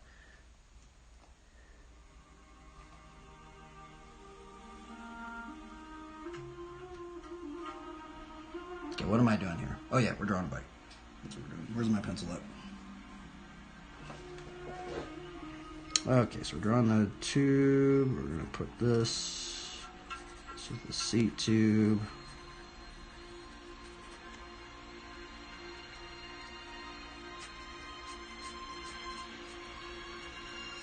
That.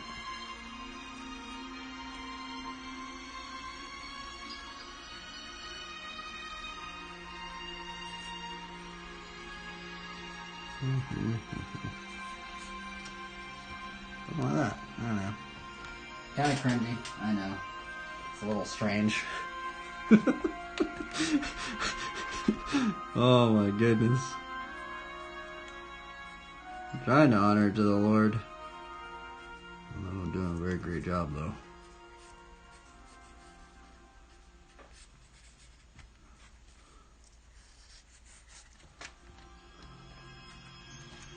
Okay, I think we're... By the way, normally I don't just hop around. I'm just hopping around today because if you notice, a lot of inkers, they don't hop around. You know, because I'm like hopping around from like pencil to ink to pencil to ink. If you notice, a lot of inkers, what they do is they get the pencil drawing down, right, like pretty dialed, and then they ink it right on top. Today I'm just kind of like winging it, so we're just kind of just going in and out today.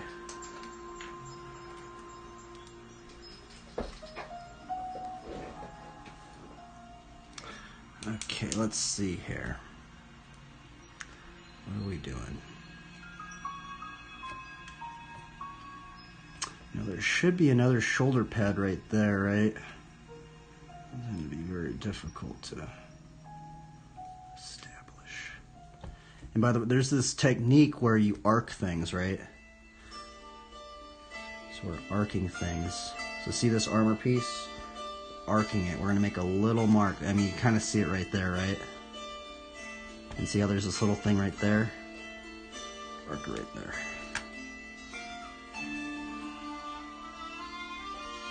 And we're basically playing an RPG game. That's how I treat these drawings. But this is like, what's kind of nice about this RPG game is that you don't have to grind for hours and hours. I mean, I guess you kind of do have to grind for hours and hours sometimes to get some items. But you know, in some video games, you have to like grind for like, you know, sometimes days for a legendary, more than days, to get a legendary item, right? And it's kind of nice because if you're just drawing, you can kind of just draw it.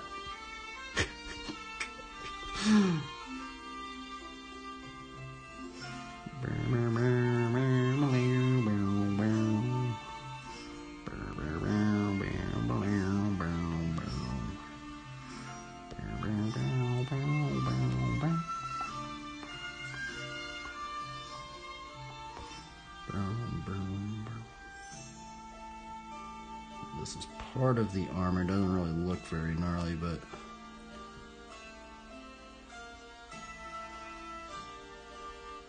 by the way, I'm not a very good inker, so I haven't inked in a very long time, so it's a little janky today.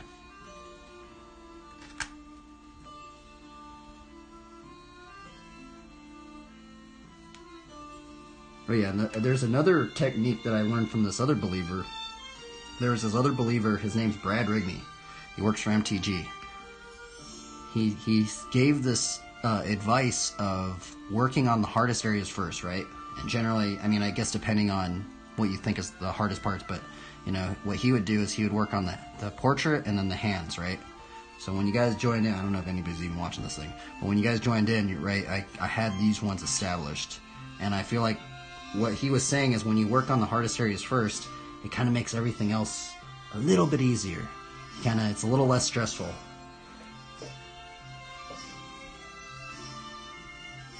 Something like that.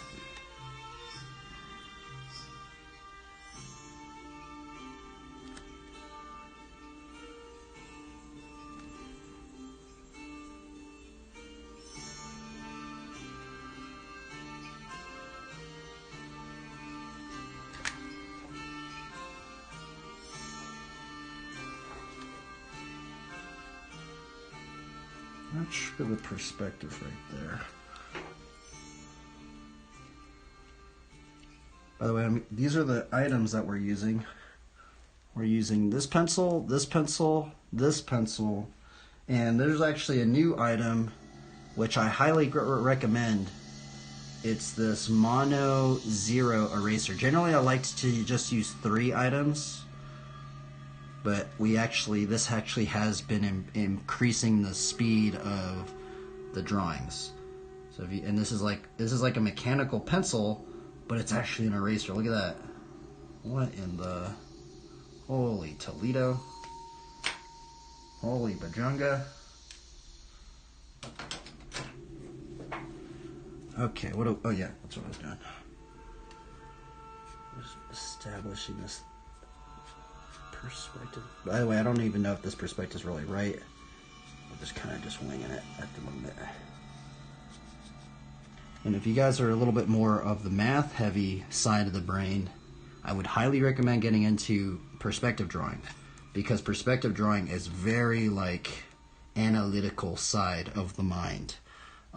It's crazy because you can actually, once you get into perspective drawing, you can look at reality and just figure out how all of this stuff is just yeah, I don't know, it's so crazy. You start seeing how the eye works, and there's fundamental things that actually how we even perceive anything, and why it's established like that. It's actually very interesting. Maybe I should change the music. Let's listen to this. Wololo, wololo, wololo, wololo.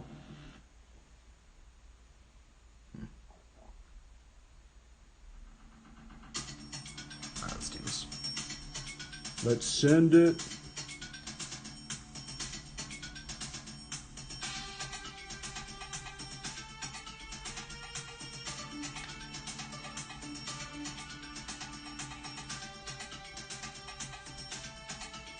That's what inking feels like too. It kind of just feels like you're sending it. You just got to no hold bar. You just got to commit to it. It kind of makes it kind of scary, but it also makes it frustrating, but it also makes it fun. It's like a mixture of it all. For me, anyway.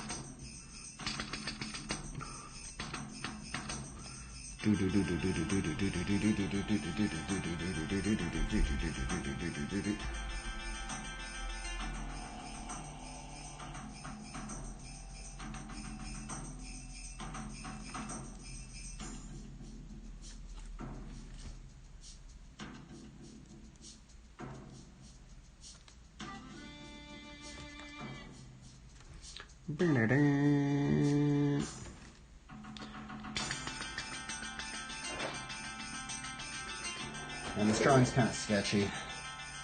Let's see here. I'm just going to have to go with it, everybody. I'm too far into it to just kind of give up now. I mean, I guess I could give up on it, but I haven't inked in so long. It's brutal, everybody. What are we doing?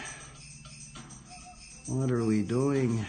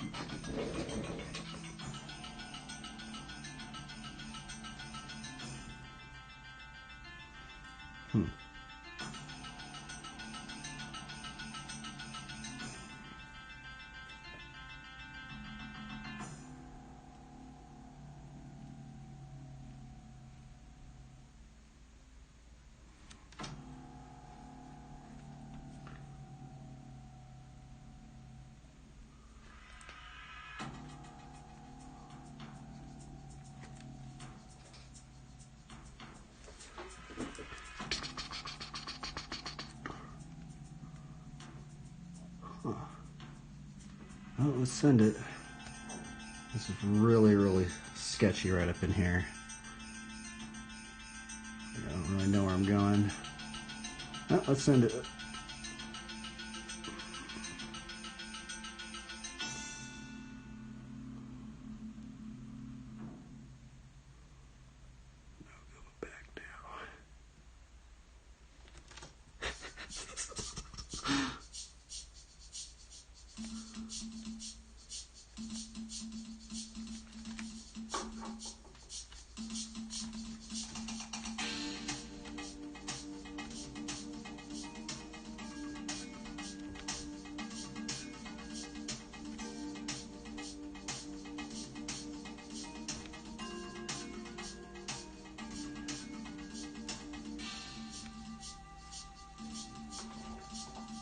Put another cross right here.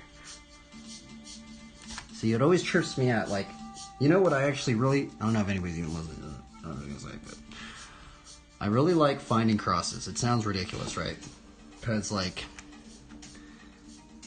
I feel like it's... I like finding crosses in video games. I like finding Bible verses in video games. Because, like, quite frankly, like it's really not that hard to put a cross in things, right? And it always like makes me ponder on biblical stewardship, right? If you guys type in biblical stewardship sermon on YouTube, basically every single pastor, they say that we're supposed to like steward everything for God, right? And like it always trips me out because I'm like, does everything really mean everything? Like, because like I just wish more video games would like just put a little cross. I mean, even if it's just like that, the littlest cross. I mean, you know. And I find it interesting when video games put Bible verses and things because it's at the point where it's not that difficult to, you know, put a Bible verse. Especially nowadays, you can literally go to the internet, copy and paste any single Bible verse, boom, put it into, you know, a textile, texture, boom, put it out. Millions and millions and millions of people could be seeing a Bible verse, but the thing is it's kind of controversial, I guess, right? In some areas of society, right? That's actually one reason I really do like In-N-Out. Shout outs to In-N-Out, by the way, because they put a little Bible verse, very, very tiny, right, on things. Okay, what are we doing here? But yeah, I've also been very perplexed on the topic of biblical stewardship in this season I'm in, right? Because, yeah, it's kind of strange. I don't know if you guys have felt confused about it, but I have. And now there is kind of like a nice improvisation that you can do. You know, with this kind of like, because we didn't really indicate that right there, but we can kind of just put it in there.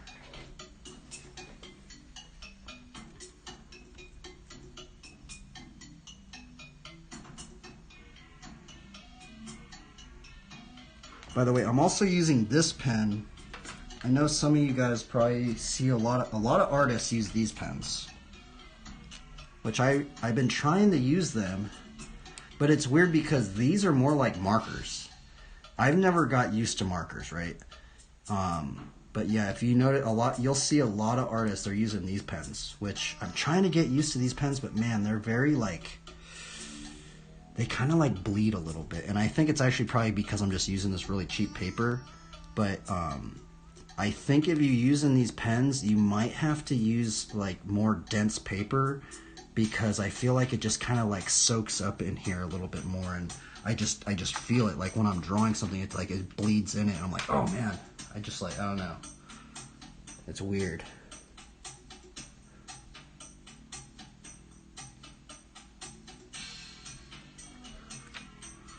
Should we do another? I think we're going to do one more. Or maybe should we just do two? Yeah, I guess we'll just do two.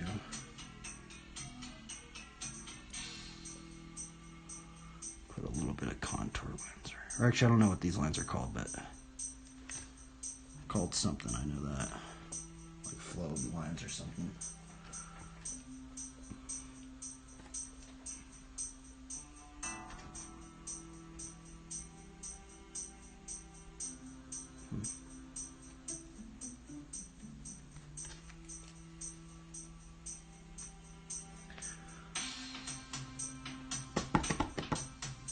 We need some new music.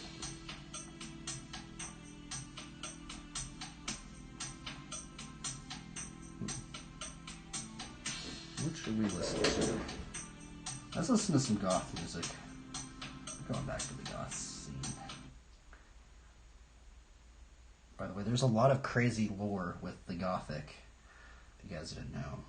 It's very interesting, actually. Notice the Ryan Nyquist right here, by the way, too. This guy is the USA Olympic coach for BMX. Ryan Nyquist. Well, I think he should still be the USA Olympic coach. Last I heard he was, but he actually might not be. I don't know, but I'm pretty sure he is. And what's also crazy is supposedly this guy has been riding without an ACL for like over 10 years. The universe is crazy, ain't it? Get your son out of jail.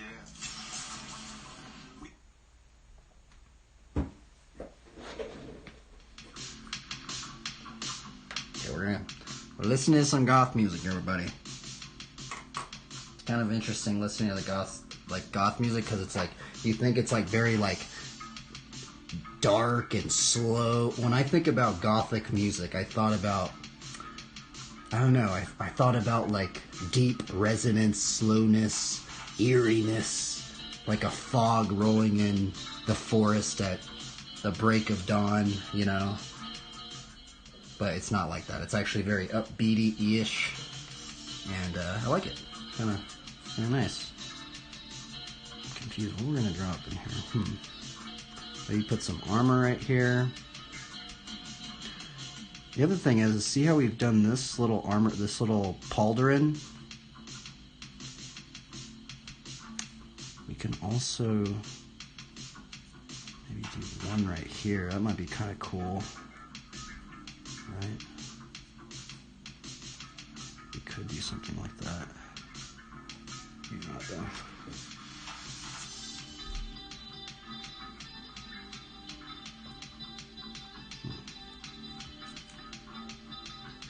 See how it has like two little spikes right there? There's a spike on this one.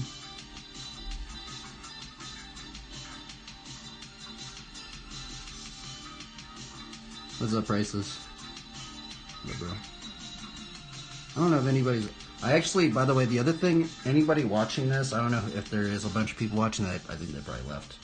But the thing is, I don't like seeing the viewer count, so actually I don't even know how many people are even watching this. So I don't like seeing the viewer count because I feel like I start acting different if there's like a bunch of people watching me. I'm like, what am I doing? I'm wearing like a leotard. But some of the new Olympians are kind of like, we need to wear the leotards or something like that. Shout out to the Olympic athletes out there. You guys are gnarly. I don't know. Should I do another like little armor piece like this? I'm debating putting one right there. Yeah, I guess not that hard to do.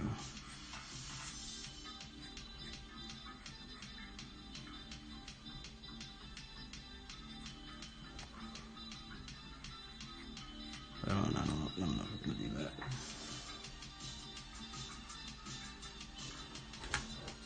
Lower body to speak. By the way, we're doing the old school technique. I used to draw like this. I guess this is kind of like old school, but we're doing the ink on top.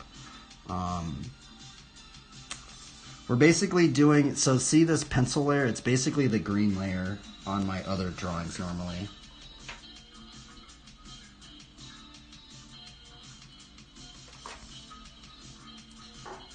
I don't know if we're going to put that little armor piece right there. Ask her, let's send it, everybody. This is what inking's brutal, is it? You just gotta go, man. Especially if you start, by the way, the other thing, if you guys start working for some game studios or in-house studios and stuff, the thing is, sometimes you're on the clock. Like, it's not like you're going to be just drawing, you know, doing a painting for like a couple weeks on end, right? It's, well, I guess depending on what studio you're working for. But some of these studios, they just like, you're just cranking out work. Boom, boom, boom, boom, you know?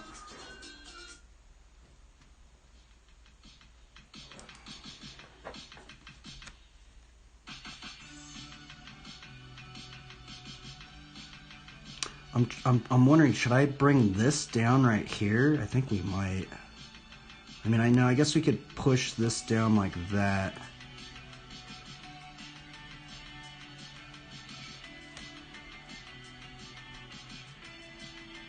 Okay, so it was that one, so we have to bring it down from that one.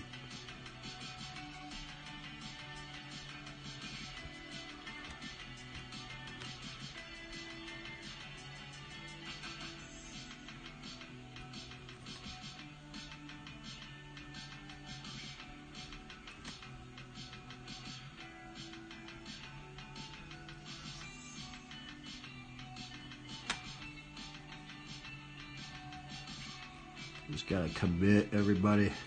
I know this one's a little cringy.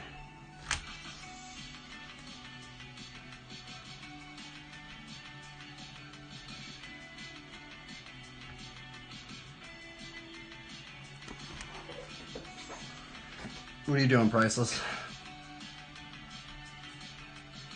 My bad I didn't respond to you earlier. I was like just, I don't know what I was. I was making like a little YouTube video thing.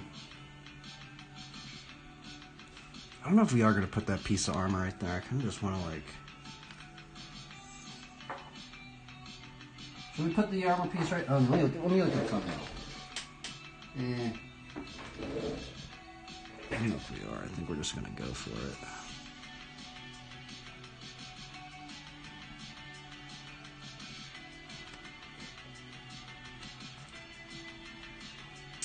So we're going to try and put an armor piece like that, but over here.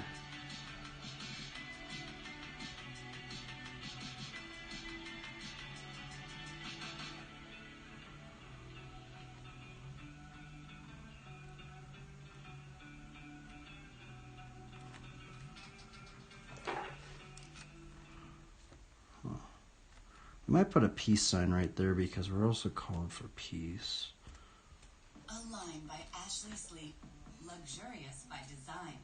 Body contouring with superior support.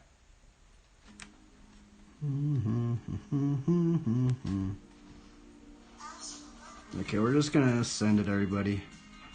Which I don't even know if you guys are watching, but I know I always say that, but that's actually that's what inking feels like. It kind of just feels like you just gotta go for it.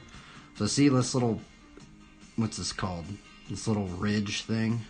We're gonna try and, it's actually interesting. If you guys get into like graffiti, there's actually like this thing in graffiti where you kind of like match like little elements of the drawing. So we're gonna try and get that little thing up in there. You gotta hydrate? Holy moly. Actually, I do need to hydrate. Thanks, bro. Shout out, surprise us.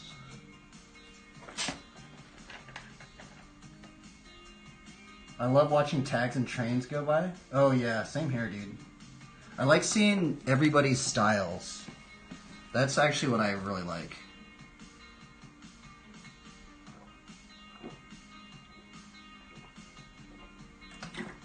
I honestly think it makes traveling more fun. Cause there's some styles where you're like, holy moly, that guy has a crazy style. Like, I also kind of, it sounds weird too, but sometimes it's like, I wonder if like God like got me into that stuff because like what do you do if you're a graffiti artist, right? You're going around you're going around putting words on things, right? And it's just so funny because like what do evangelists do, right? Evangelists are basically going around spreading the word, right? And it's just I just find it kind of ironic. I'm just like, huh, that's interesting. Okay, what am I doing here? Okay, we're gonna see how this thing is like this. We might actually do something like that right there, but maybe not. I don't know. Let's put the cross right here. I know I just totally just changed it right there, but I'm just gonna improv it out right now. Something like that. Something like that, everybody.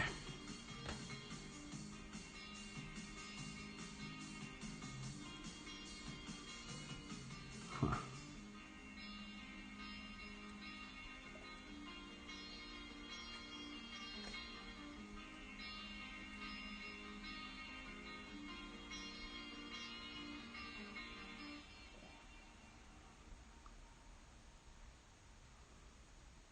Another cross right here.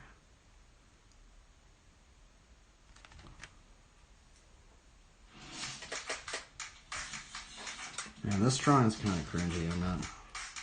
Like, every time I start these drawings, I'm just kind of like, cringy, bro. I just got to go through the cringe, everybody. I mean, that's why I like doing the characters, is because I know, like, once I start something, I'm just like, all right, well, we're kind of just gonna try and go on one-track mindset. I'm just gonna try and finish it now, but this one's kind of cringy, man. It's a little cringy. Yeah, then you see, yeah. But how I see it is everybody's got to start somewhere, you know?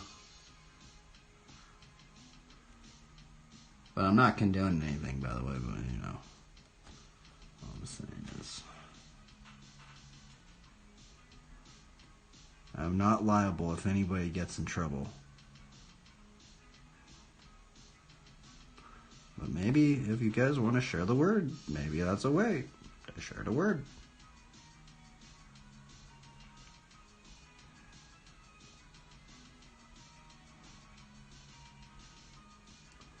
We're going to put a little, maybe not. Let's see here.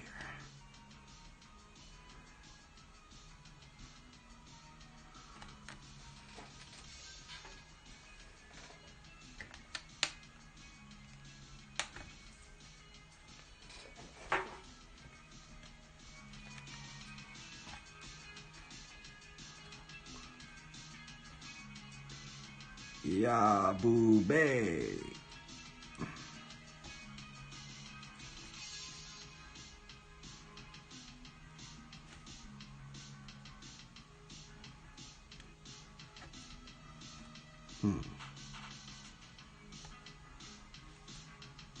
Intriguing. Interesting.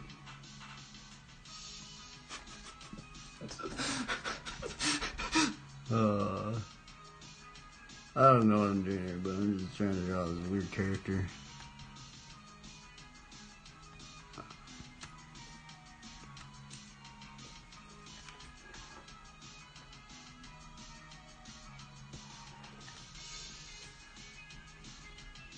I haven't inked in so long, bro. It's brutal, dude. Inking's gnarly, dude. Inking is gnarly. It's weird because, like, some people are like, I see some people on the internet and they're like, oh, it's so relaxing to ink. I'm just like, what is this guy on? Because, like, the thing is, you could be inking, like, it's happened to me many times where I'm inking, it's like, or like I'm like inking and it just starts bleeding down the page and you're just like, well, I just wasted like 2 hours right there.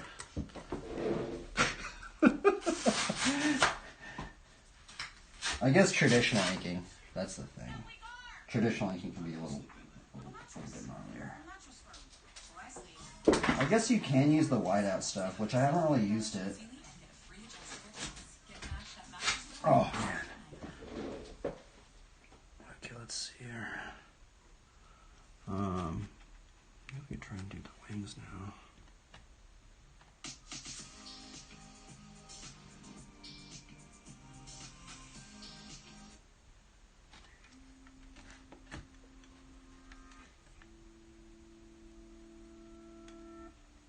Just send it. I know I've said that like 20 times, but we're gonna do it.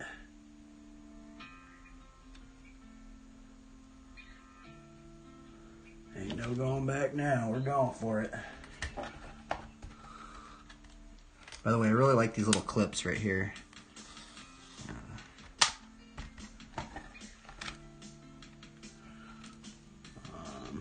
What am I doing? Wait, I got confused.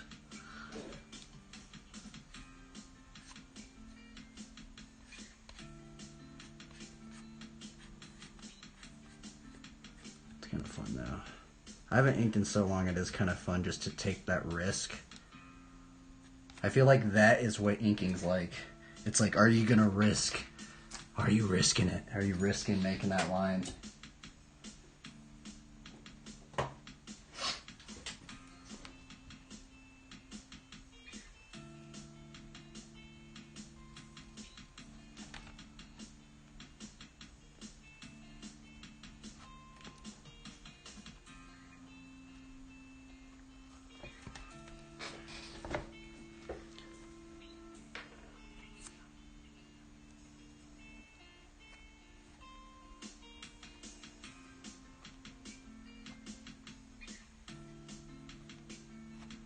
Oopa. That was close. That was a close one right there. Jabaga.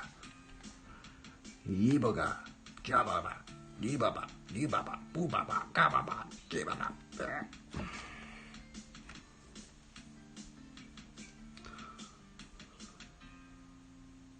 Holy moly, I haven't inked in so long. This is my first. Actually, no. Yeah. It's been a good probably maybe like 2 months since I've inked. Like a full-on character. I used to ink all the time. That was what was crazy. What am I doing here? Yeah, we're gonna do that wing now.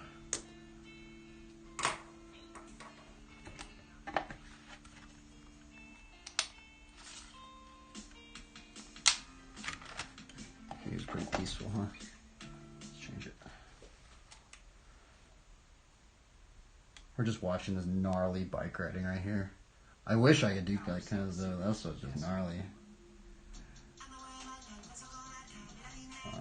We need more peaceful music. Let's watch some let's listen to like reggae stuff. Yeah.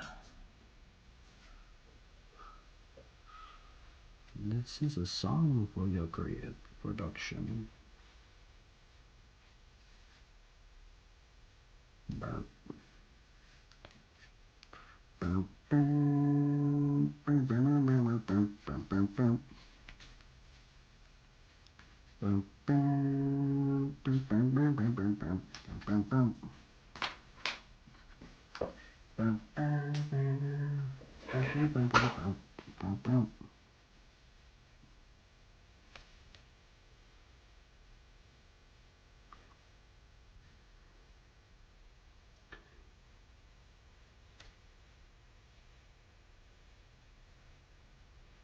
Oopa.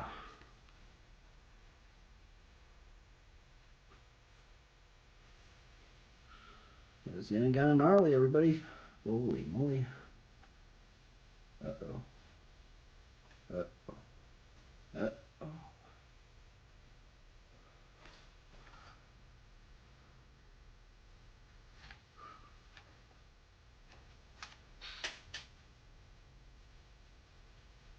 Welcome to BMX Bible Adventures, everybody, where you can be a part of the story, where we go into the Great Commission and proclaim the gospel to all of creation. And whether we eat or drink, let us do it for the glory of God.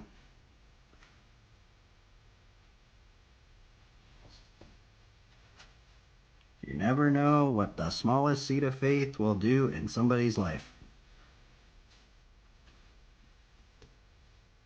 So I guess maybe I could put like a little... man, that's actually something I don't have in here.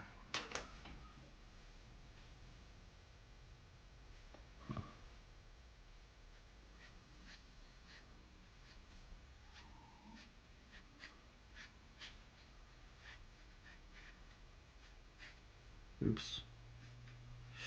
Oh man, I should have done that earlier.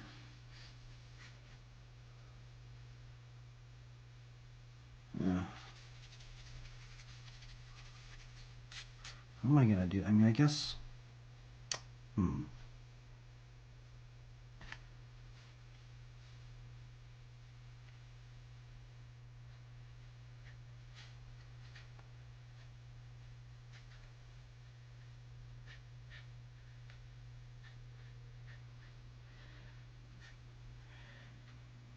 Put a little Bible in here. That's what I wish. I just wish every single game, every single video game, they put one little cross in there. Just one, all I'm asking. Just put one Bible verse in every single game. Like, how hard is that, you know? You know, it's like, especially nowadays, like super easy nowadays to put a Bible verse on things.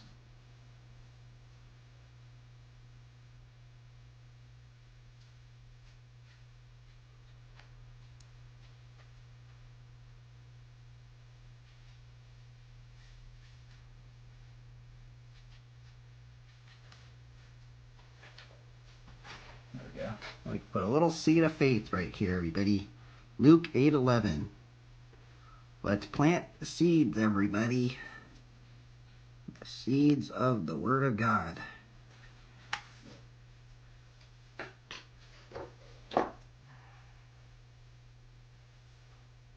Man, there are a lot of videos in here. Holy Toledo.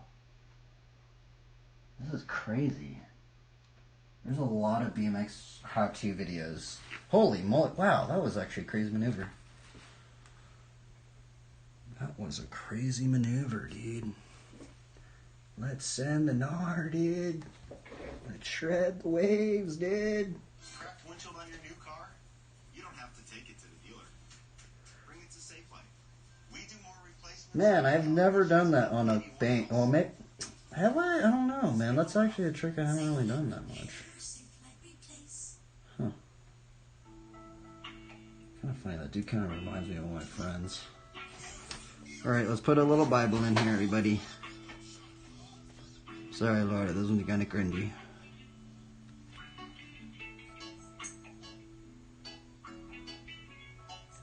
The fruits of the Spirit, everybody. Love, joy, peace, patience, kindness, goodness, faithfulness, gentleness, self-control, I think. I think I missed one. Something like that.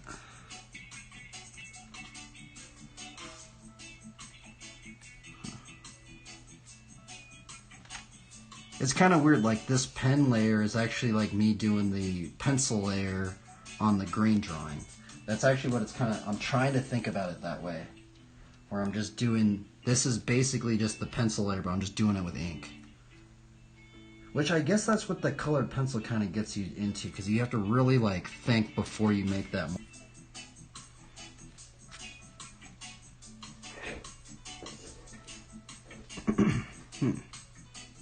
Intriguing.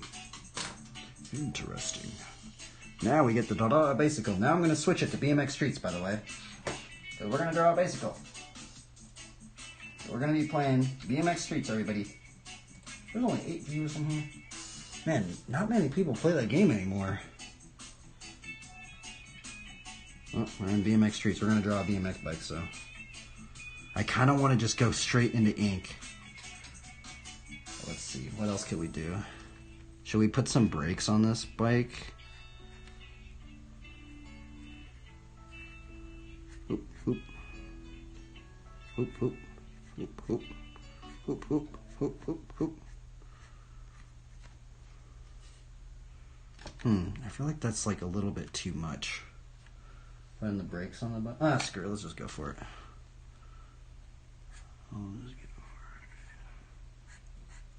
The brakes are fun to draw anyway. Lipton green tea. Delicately infuse our tea bags and enjoy 2 cups of Lipton green tea every day. With the goodness of flavonoids, the natural bioactives in tea that help support your health. Lipton green tea. 2 cups to goodness every day.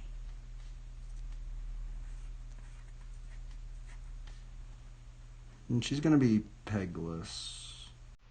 Darn. Oh yeah, I guess she's gonna be pegless. She's gonna be rocking front brakes and back brakes and pegless. Actually, this is the first one if I want to do that. I think I haven't drawn a bike like that.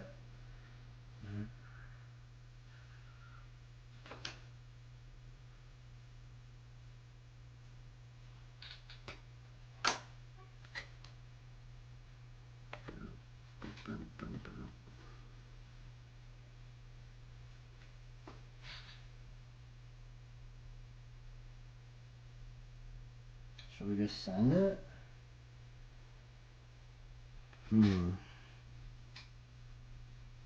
Let's just go for it. Let's try not to waste time. Well, let's just go for it, I guess. Okay, no going back now.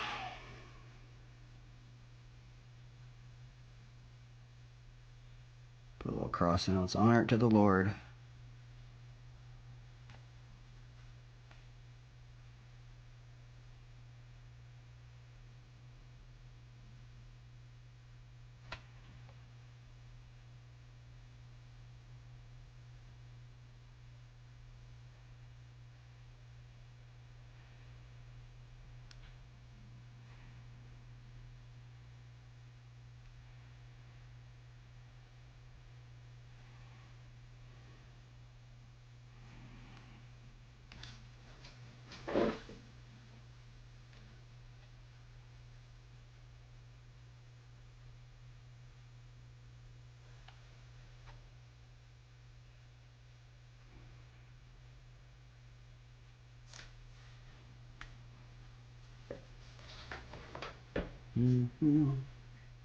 Man, you know what I should do? I should maybe put the subtitle. I wonder if there's subtitles that I can put on the video.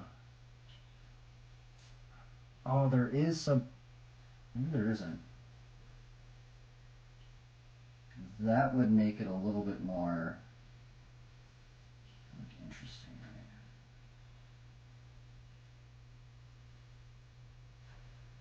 right? How's I doing?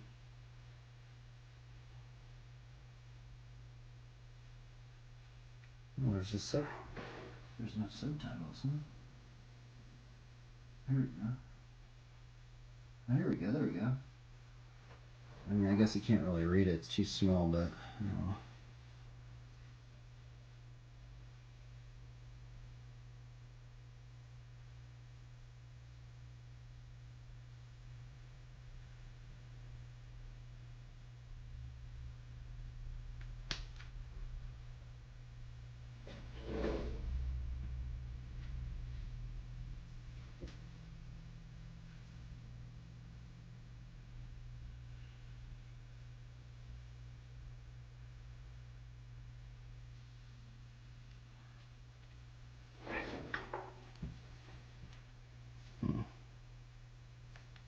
Okay, let's put the brake cable.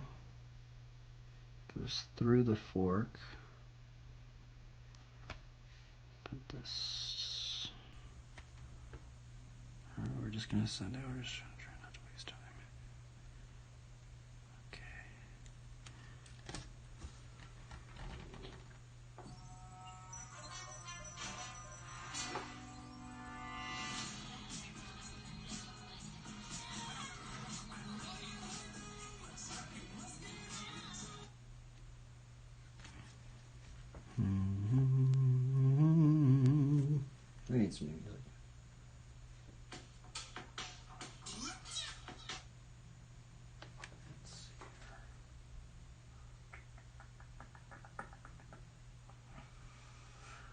What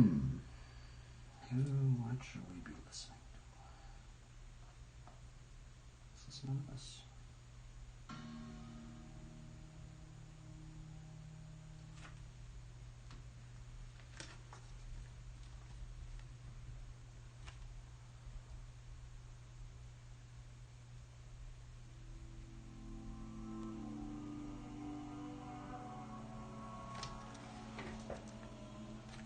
Let me get a piece of paper so I don't smear anything.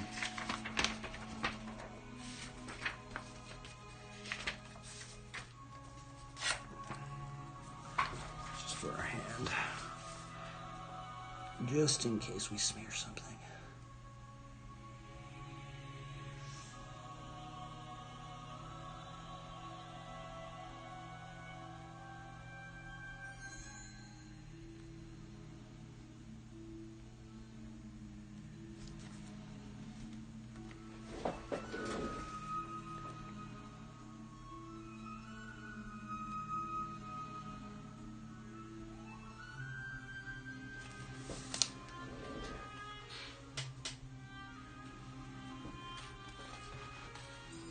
Man, this character's kind of cringy-ish, huh?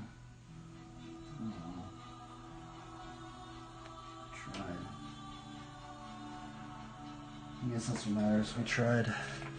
We tried to honor to the Lord. I guess that's what matters.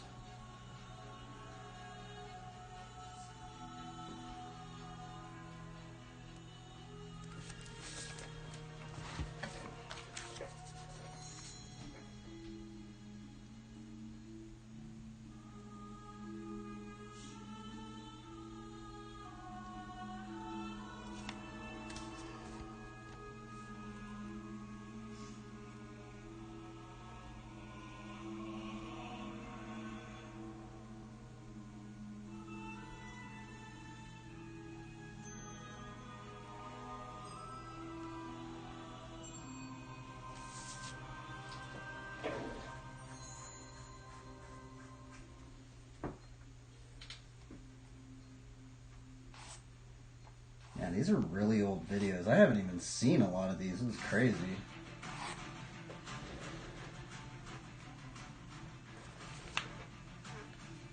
We're gonna watch some drill shell horn. Roll shell. Just because this dude has like playlists. Put them on and not have to think.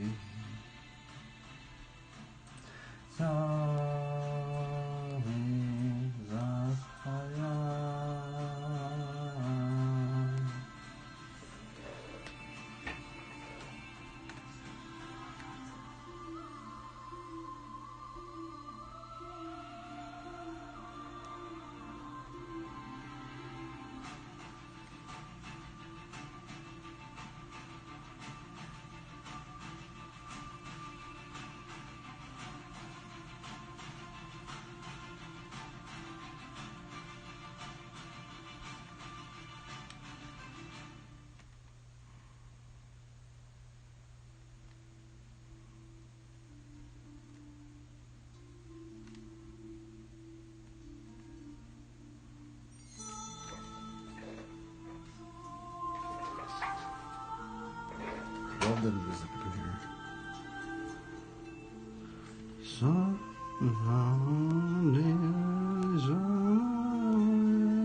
I don't even know what they're saying.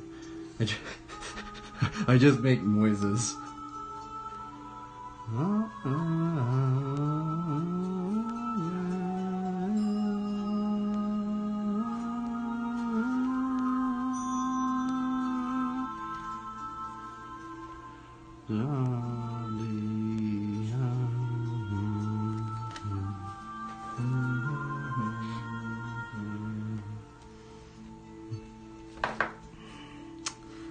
Should we just send these wheels? I need to do a couple more lines. I'm not that confident. I'm not that crazy. I'm not gonna just go straight into that. That'd be just ridiculous.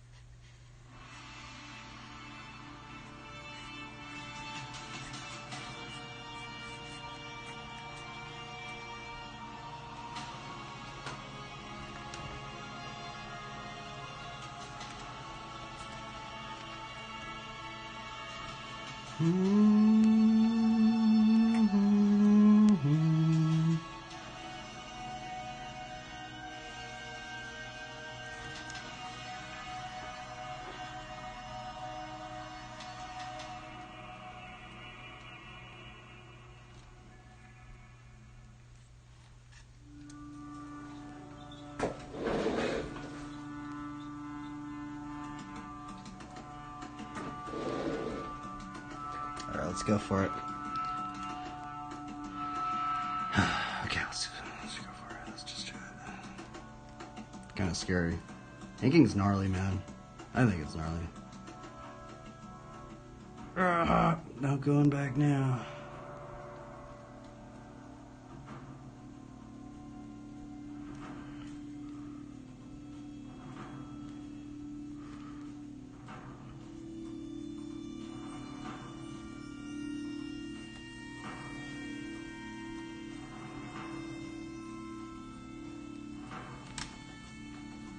Got that wrong.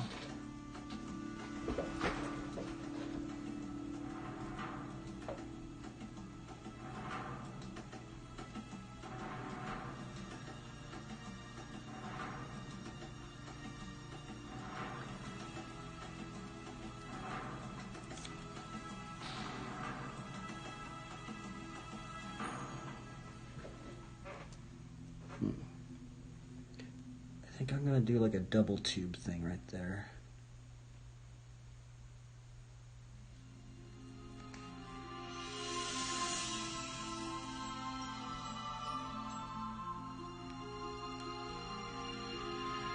How does that one work?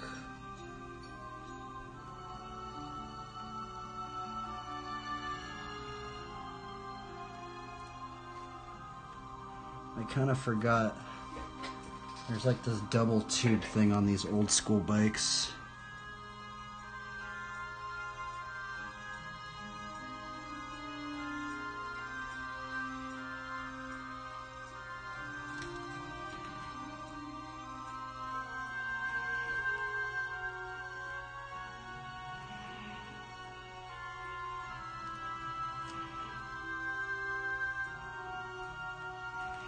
Oh, I forgot the... Oh, darn, I forgot the brake cable.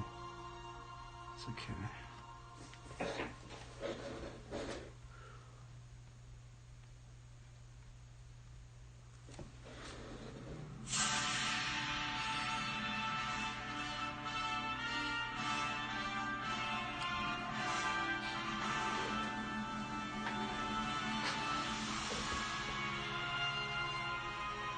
I think I kind of want to put like a little layback seat post a little bit on this one.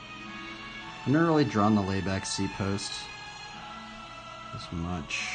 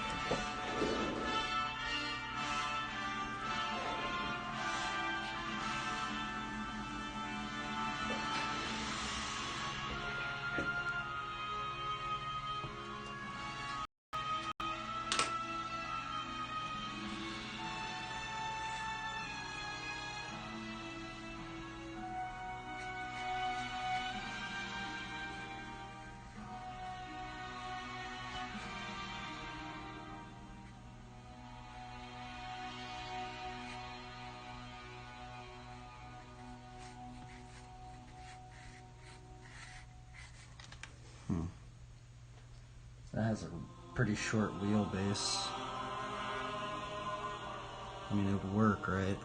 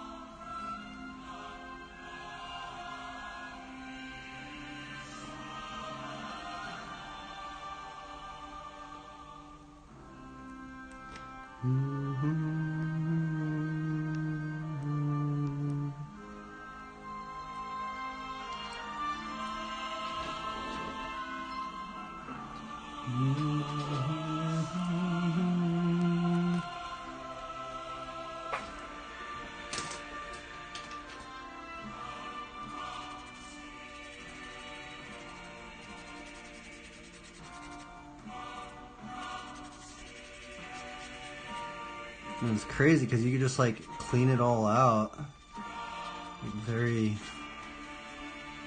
fast.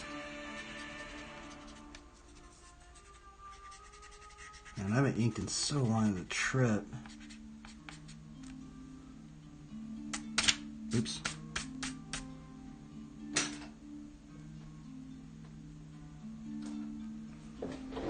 Where's my roller at?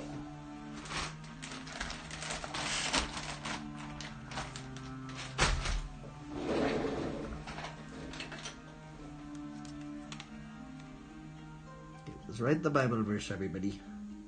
I kind of want to just go straight into ink. Actually, maybe I shouldn't. We're going to have to do a little bit with the pencil, right?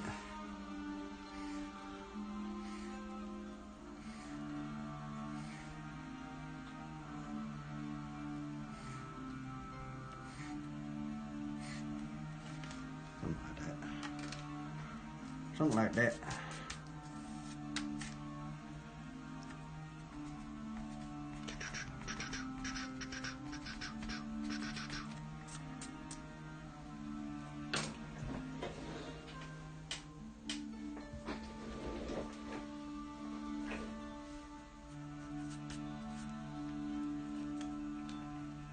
Man, I kind of missed the green layer, but I don't know. It's okay. Okay, what I'm going to do now... Where's my pencil? Oh, there it is.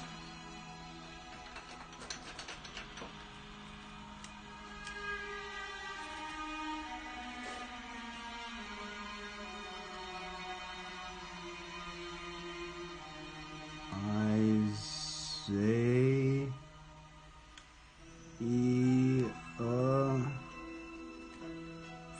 40:31.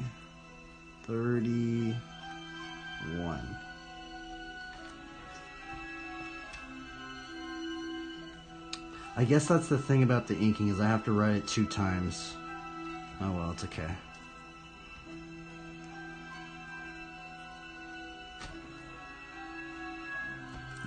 Zoom it in on here.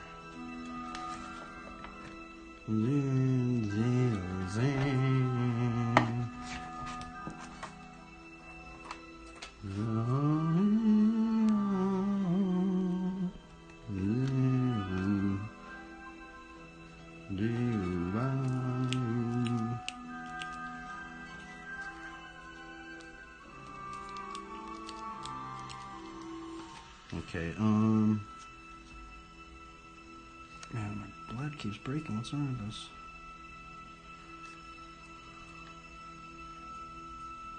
But maybe I should just go straight into ink. Oh well. They who wait for the Lord. I don't even know if I'm going to be able to fit it all in here. Shall renew. Oh man, I think we're going to have to write it smaller. I'm not going to be able to write the entire thing in here. Well, good thing I did not ink that. Holy Toledo. Holy moly. Holy Bajunga.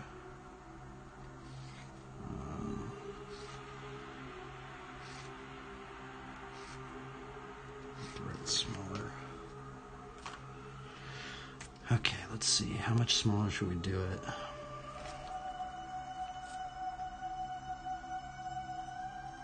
But they who wait for the Lord shall renew their strength. Shall renew. So I'm trying. I'm gonna be quiet.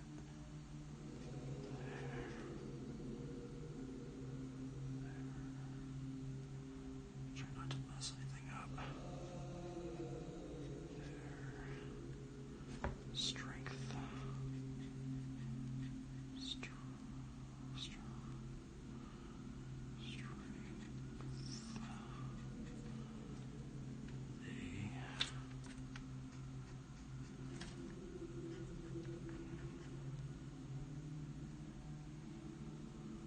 There's a little comma thing. I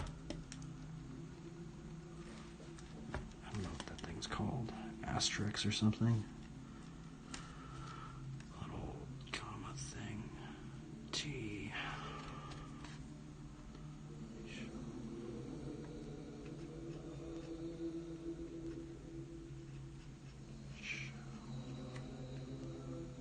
Shall mount up.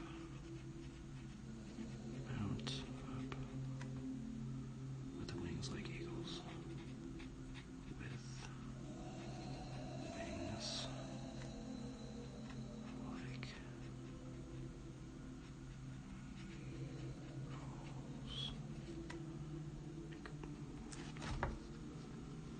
You shall run and not be weary.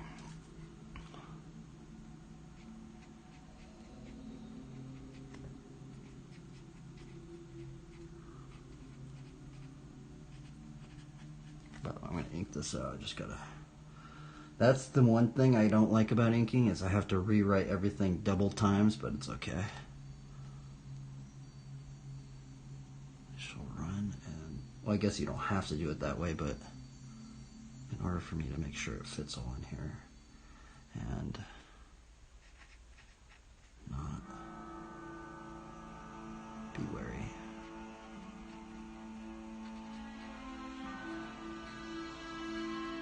They shall walk and not faint.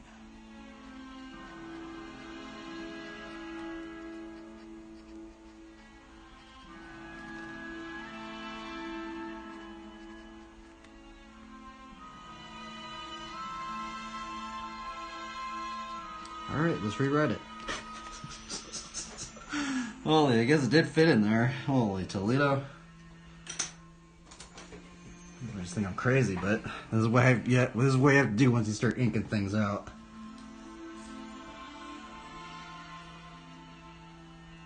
Okay, let's change the music.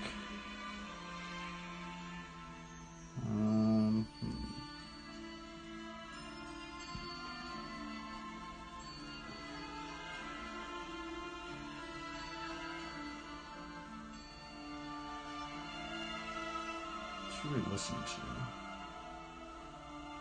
Just keep listening to this.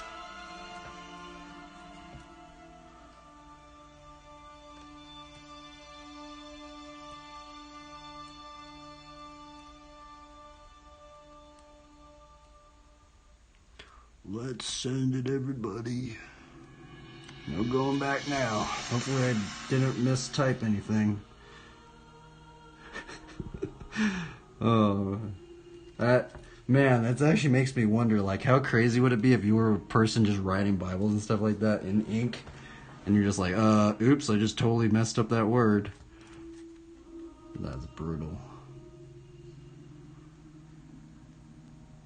Holy bajunga.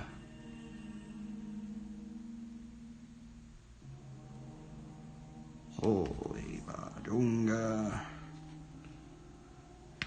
We need a different song.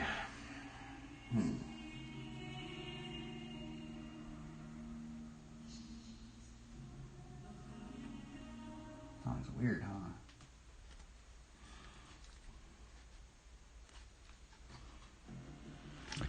Let's go.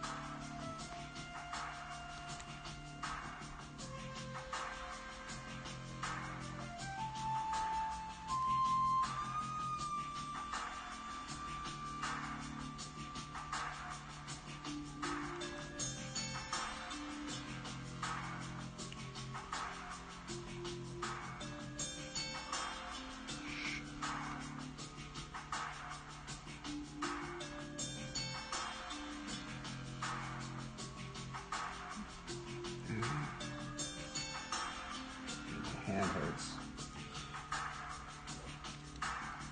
For some reason, writing actually makes my hand hurt. Like, for some reason, like, drawing doesn't... I think it's because it's like I'm doing these little tiny letters that makes my hand cramp up.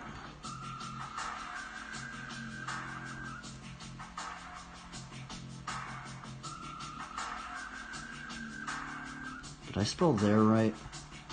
Thei. Okay, yeah.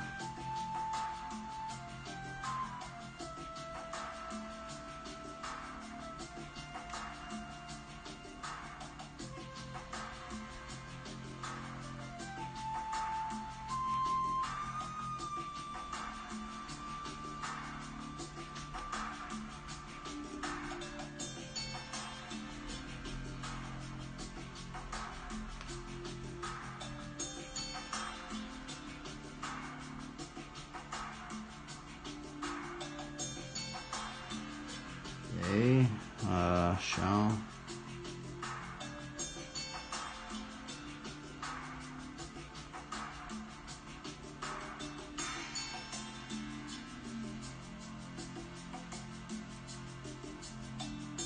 Out.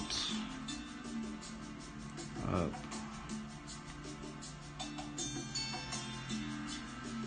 With. Wings.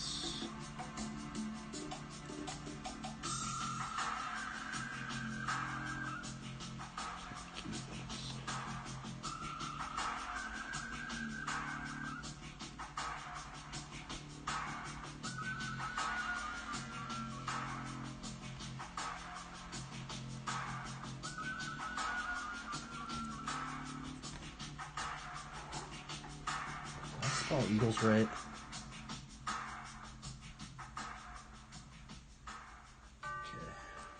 And then there's a little comma thing. I don't even know what that thing's called. What is that thing called? Asterisk? I think it's an asterisk. I never use that in my punctuation. I don't actually know anybody that even uses those things. It's weird. In like normal conversations.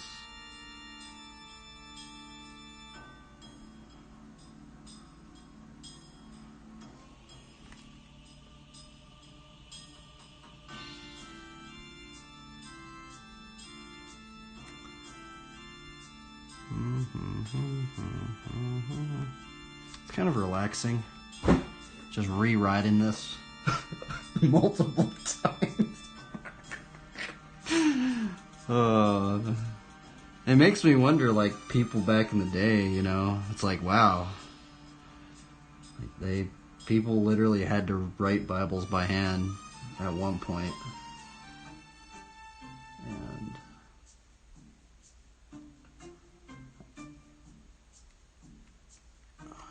not.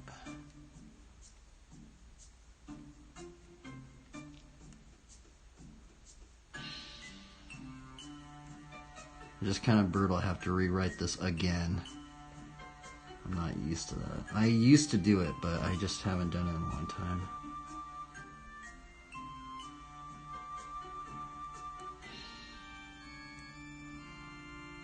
They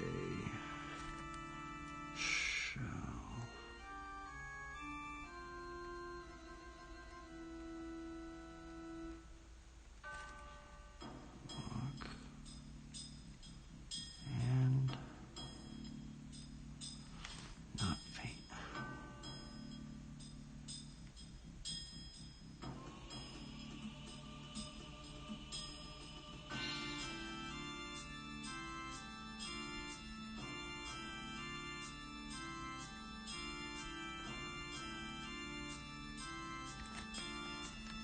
Holy moly, everybody. That was gnarly.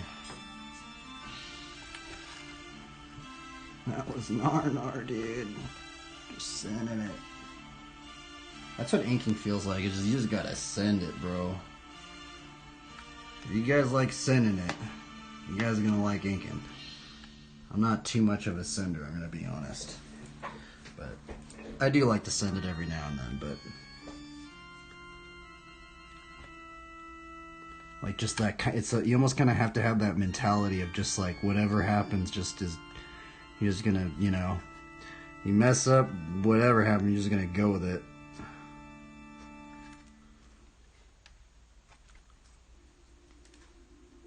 Put a little Easter egg in here.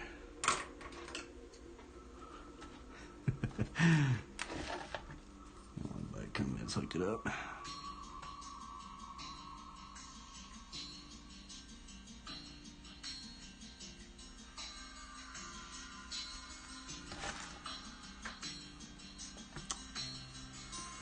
Sometimes I ask the Lord, out of all the bike companies, someone hooked it up, huh?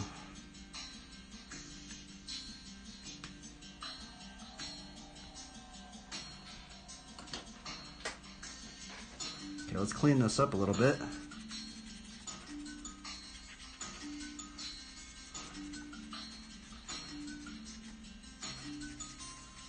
I mean, I could just totally erase it all. That's what I should do. Should we just erase it all? I mean, because that's kind of like, I kind of like that like underlayer.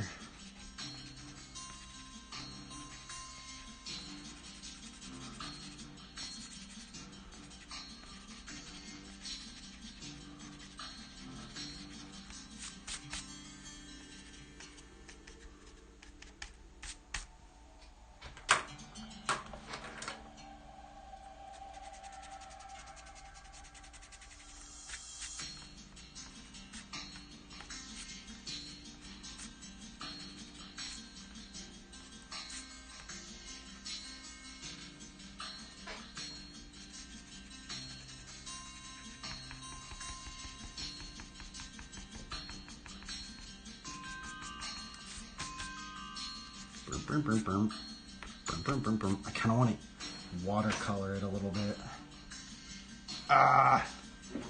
We do have these like little watercolors. I've been kind of, that's actually another reason why I've been kind of wanting to ink again too, is because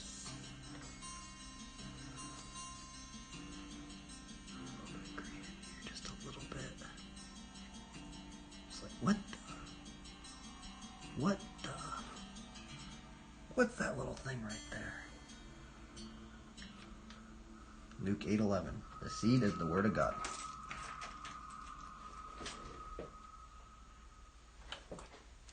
What should we put her? I think I might put my signature right down there. Just a very little one. I'll put it right here.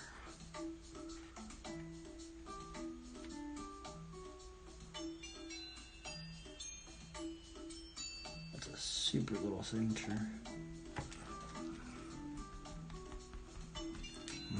Yeah, I'll put her right here.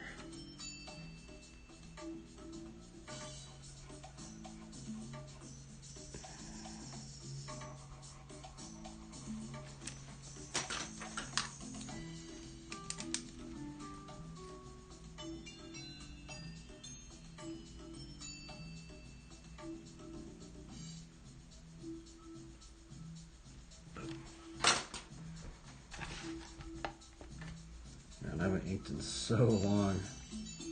I tried to just keep it as this was just the pencil layer that we normally do.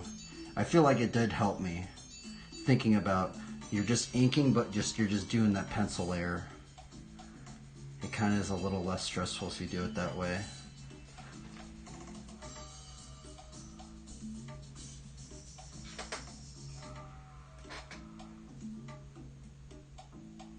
Boom, boom, boom. Boom, boom, boom. Boom, boom, boom. Boom, boom, boom. Doom, doom, doom. What else could we add? Could add a little squirrel right here. Doom doom doom. Do do do do doom doom doom doom doom. Do do doom. Doom do do doom do do doom do do doom doom. Doom doom doom doom doom.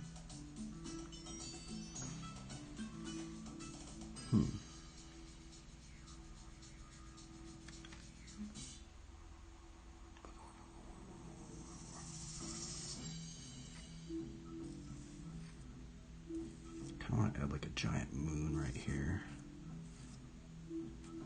I used to do that with a lot of pieces.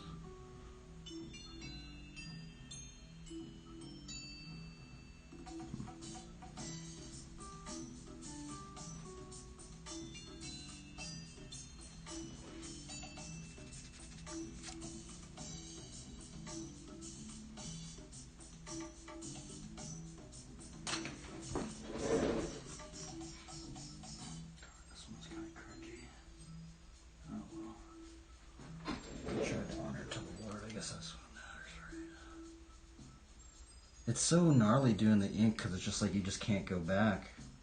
It's like, it is what it is. It's just like, I mean, it's crazy, bro. I don't know, dude. Inking's just so gnarly. It's like, even if it's the most cringiest thing, you just gotta go with it, man. Like,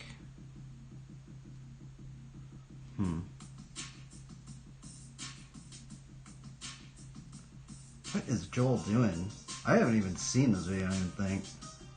Who's the guy? Just hanging onto a wall doing tail whips.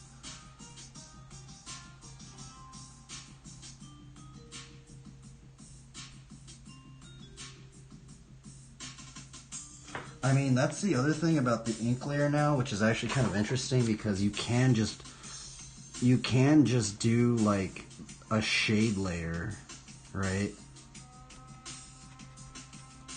Just right on the spot.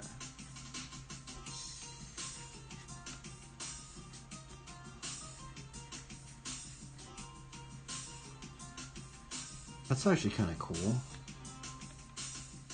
I never really thought about it that way. Like you can kind of just practice the shade layer before you commit to it if you do it this way. Huh. Intriguing.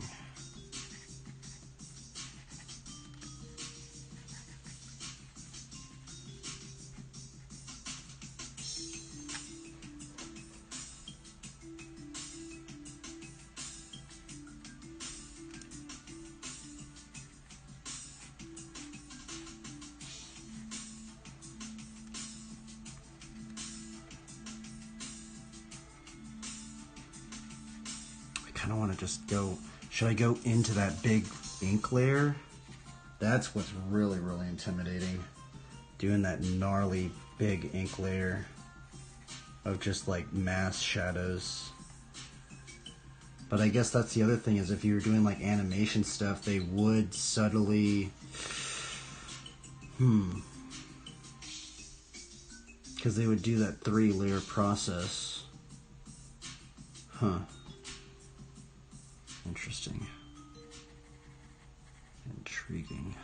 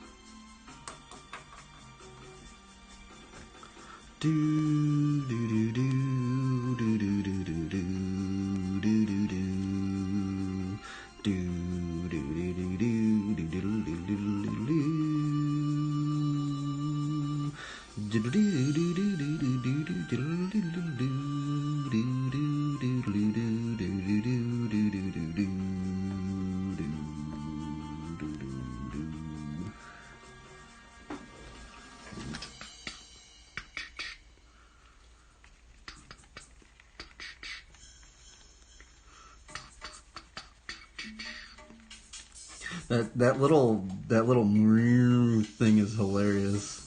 I don't even know what instrument that is, but it's just a hilarious instrument.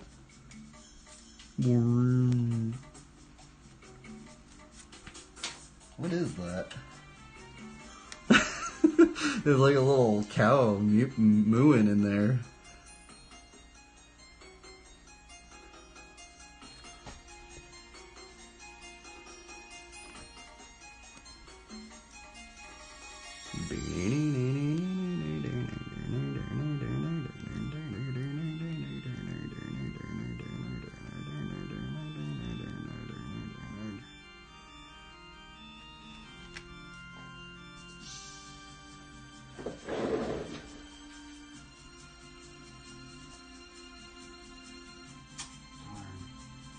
Oh, well, we tried.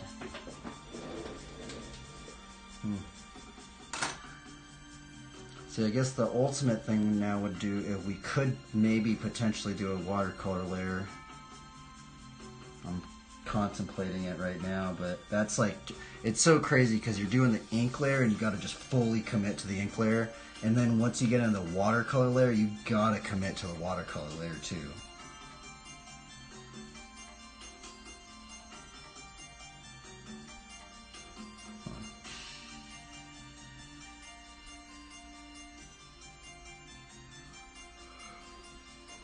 Oh well, I'm tired.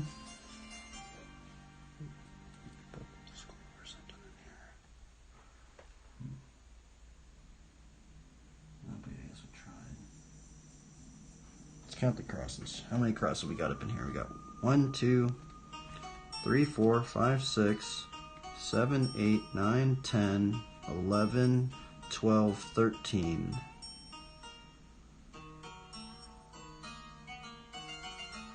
13 crosses in here.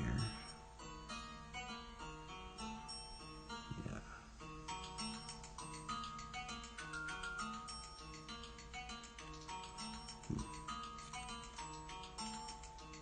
I kind of want to put a little fish sign.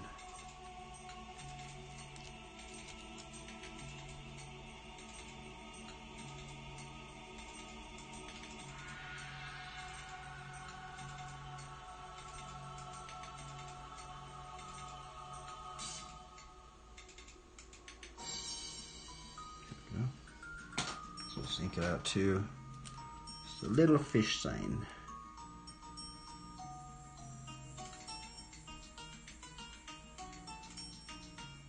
Boom. To become fishers of men, let us ponder on Matthew 4:19. We follow the Lord Jesus Christ, He will make us fishers of men.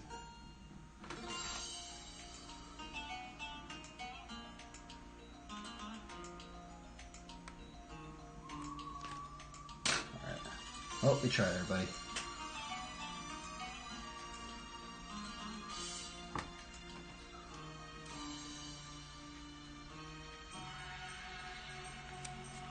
I guess we'll put a little bit of flame on that one.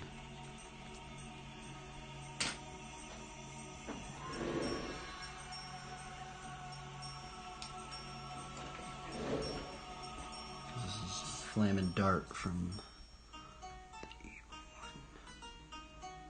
one. Let's take up the shield of faith by which we can extinguish all the flaming darts of the evil one.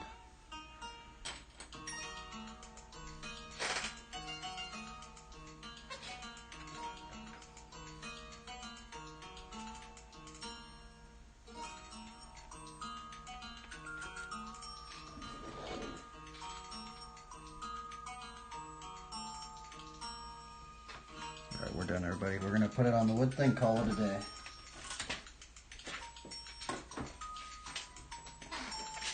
That was gnarly. I didn't even think, it was crazy. I said I was just going to doodle, and then I ended up just drawing the characters.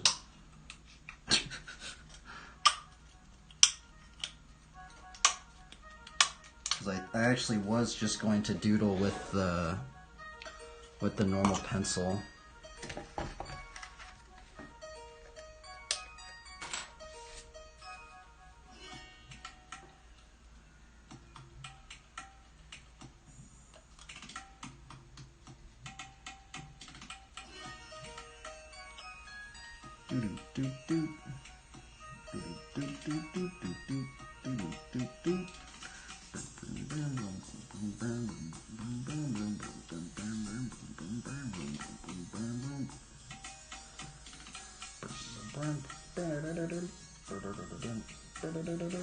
Okay, let's turn off all the gizmos. The gizmos have been turned off.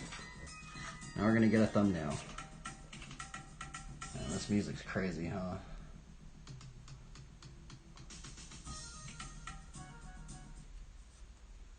Can you believe that came out in the 90s? I think it came out in the maybe early 2000s.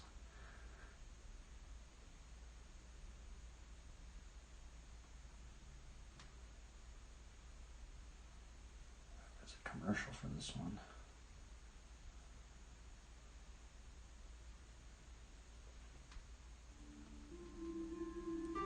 Alrighty, everybody. Well,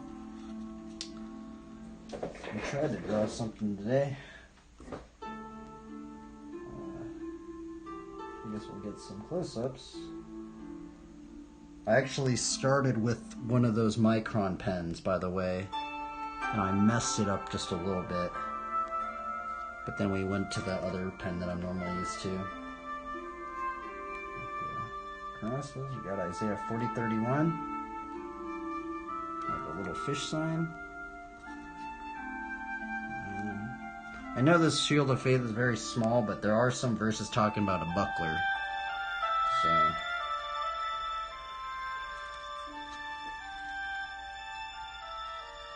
BMX Bible Adventures, the RPG game.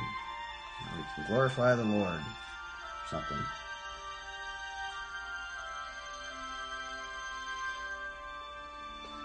These ones are much more bolder, though. Just the ink, just inking in general, it's just gnarly.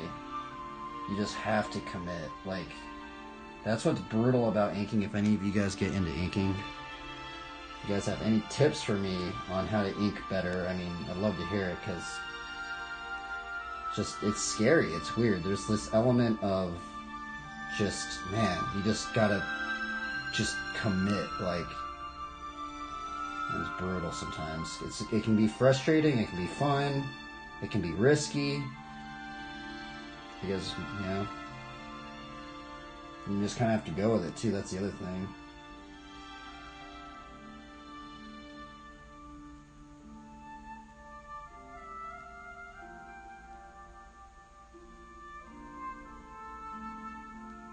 Well, everybody, that concludes the end of the stream. If anybody's even watching, I'm only going to be streaming for till Thursday or Friday, because I am going on a trip and I'll be gone for about 2 weeks or so. So I hope you guys have a good one. Let us continue to ponder on ways we can give glory to God, and ponder on how we can make disciples of all nations. That's a big one, actually, thinking about that, right? And pondering on John 13:35, by this all people will know that you are my disciples if we have love for one another. And thinking about the aspects of love, because there's so many things that go into biblical love is not, there's a lot of things, a lot more than I actually first realized. And I don't even have them all memorized, so. But yeah. Peace out, guys. Have a good one. Try your best. Have fun. If you guys learned anything, you guys could copy anything I'm doing. Hopefully I could aid anybody. Just remember, don't feel scared or anything. If you guys want, you could copy exactly everything I'm even doing. I think the big one is as long as we're trying to give glory to God. I mean, that's, I guess, the ultimatum, right? Peace out, guys. Have a good one.